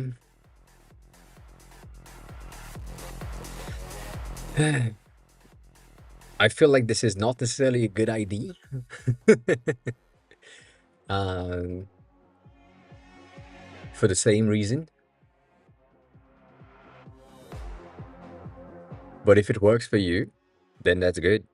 And I'm saying it's not necessarily a good idea for me, not necessarily just for everyone. Just for me, I feel like if I just believe or use the AI to create the thing and do the reflection and the thinking and the finding out the best solution and so on, it's not gonna be good. It's going to be something that is as median as possible, which is fine, but it needs to be better than median. So, yeah,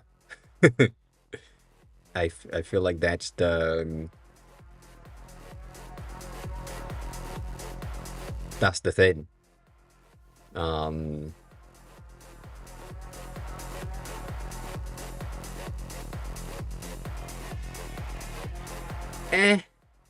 Not really. That's the thing. The reason why I'm saying this is that basically you would end up with this page, right? You would have said, I want a card in the center, I want the title at the top, and then the nav bar at the bottom, and you are explaining the thing on what needs to happen, right? That so far that makes sense. So you are driving the boat, as you're saying. But then at some point you say, well, in the discovery page, for example, I need a way to see the layering option in my perfumes. And it does the thing, and then you just say, well, we need a way to select the base perfume because that's necessary and so on. And it generates this. It's working. It's fine. It's okay. It's a fine list. You don't need so much more than that. But it's a shit-ass list. And it could be much better. But it works. And it's been in the app since I implemented the layering option. Because I don't care. And so that's the only thing that I'm talking about. It's just the first draft of the AI was good enough that I'm like, nah, I can live with it. And that's it. And I may have added the image, the bottle image, for each of the perfumes just for the sake of having them. But that's it. I didn't do much more than that. And so going the extra mile on these teeny tiny things, yes, you can, 100%. But with time, you will not. That's all I'm saying. So you are still driving the boat and you are still doing the experience and making sure that the thing is working how you want it to work. But at a certain point, and it's been 2 years of me doing this, you end not even 2 years, a year and a half, you end up doing something that is just, well, that works. Let's move on. Let's move to the next step. Let's move to the next page and see if that works. Okay, cool, that works. Let's move to the next page. Okay, does that works? Not exactly. Let's change this thing.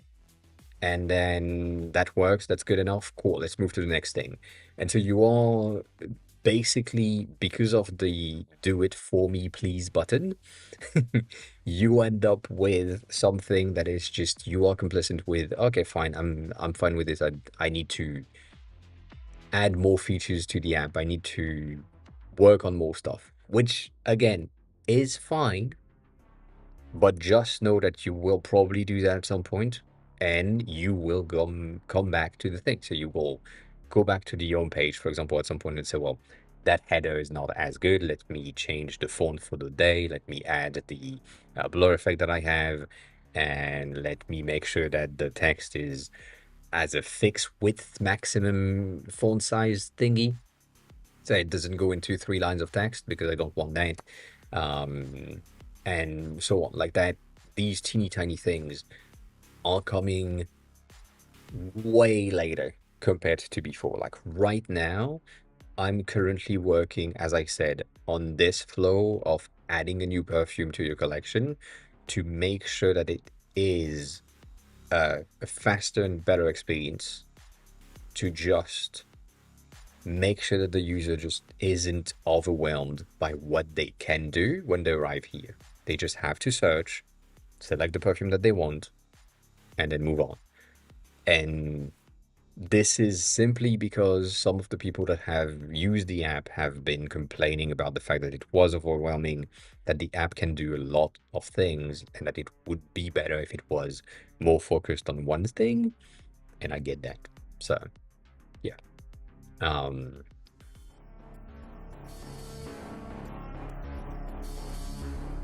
Yeah.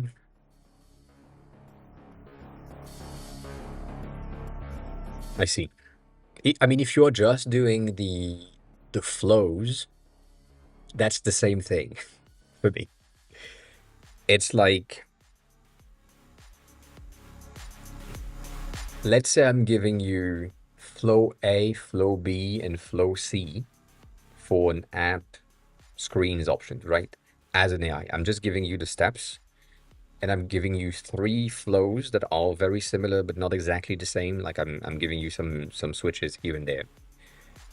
There is flow E that you haven't heard of, and because as the AI you will pick one of the 3, you'll go with flow B because it seems the most reasonable, but flow E is the best one and you don't know about it. And so if you are doing the sequencing, if you're doing the prototyping and the flows and the UX through the AI and not through yourself, then you would end up with, okay, I'm going with flow B because that's the best option of the 3, because I don't want to work on that too long and I just want to check a new flow. Whereas if you took the time to basically like strip out the flows itself and the screens and the thing that needs to happen And then you're like, okay, cool. So we have all of that. We need to do this, this, and that. We need to have this event happen. And all of that is going into your thinking or your AI chats before you do anything, then that will help.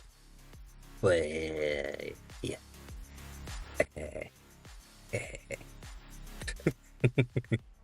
At the end of the day, it's fine. It's working.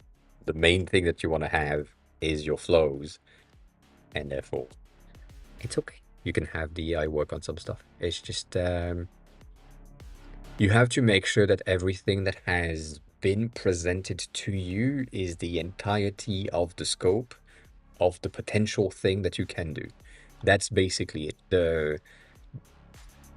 The thing that I've said many times of me being able to notice the edge cases of some of the product that I've worked on and be like, this is something that will never happen, but let's plan for it just in case, is basically why I have so many edge cases that are like, what if the user is doing this, this, and that, or the user is in this edge case and does this and it doesn't work? What do we display? What do we do?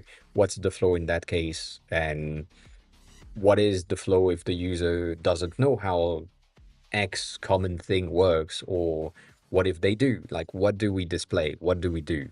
So getting into the edge cases is gonna help a ton. So that's the thing. That's the thing.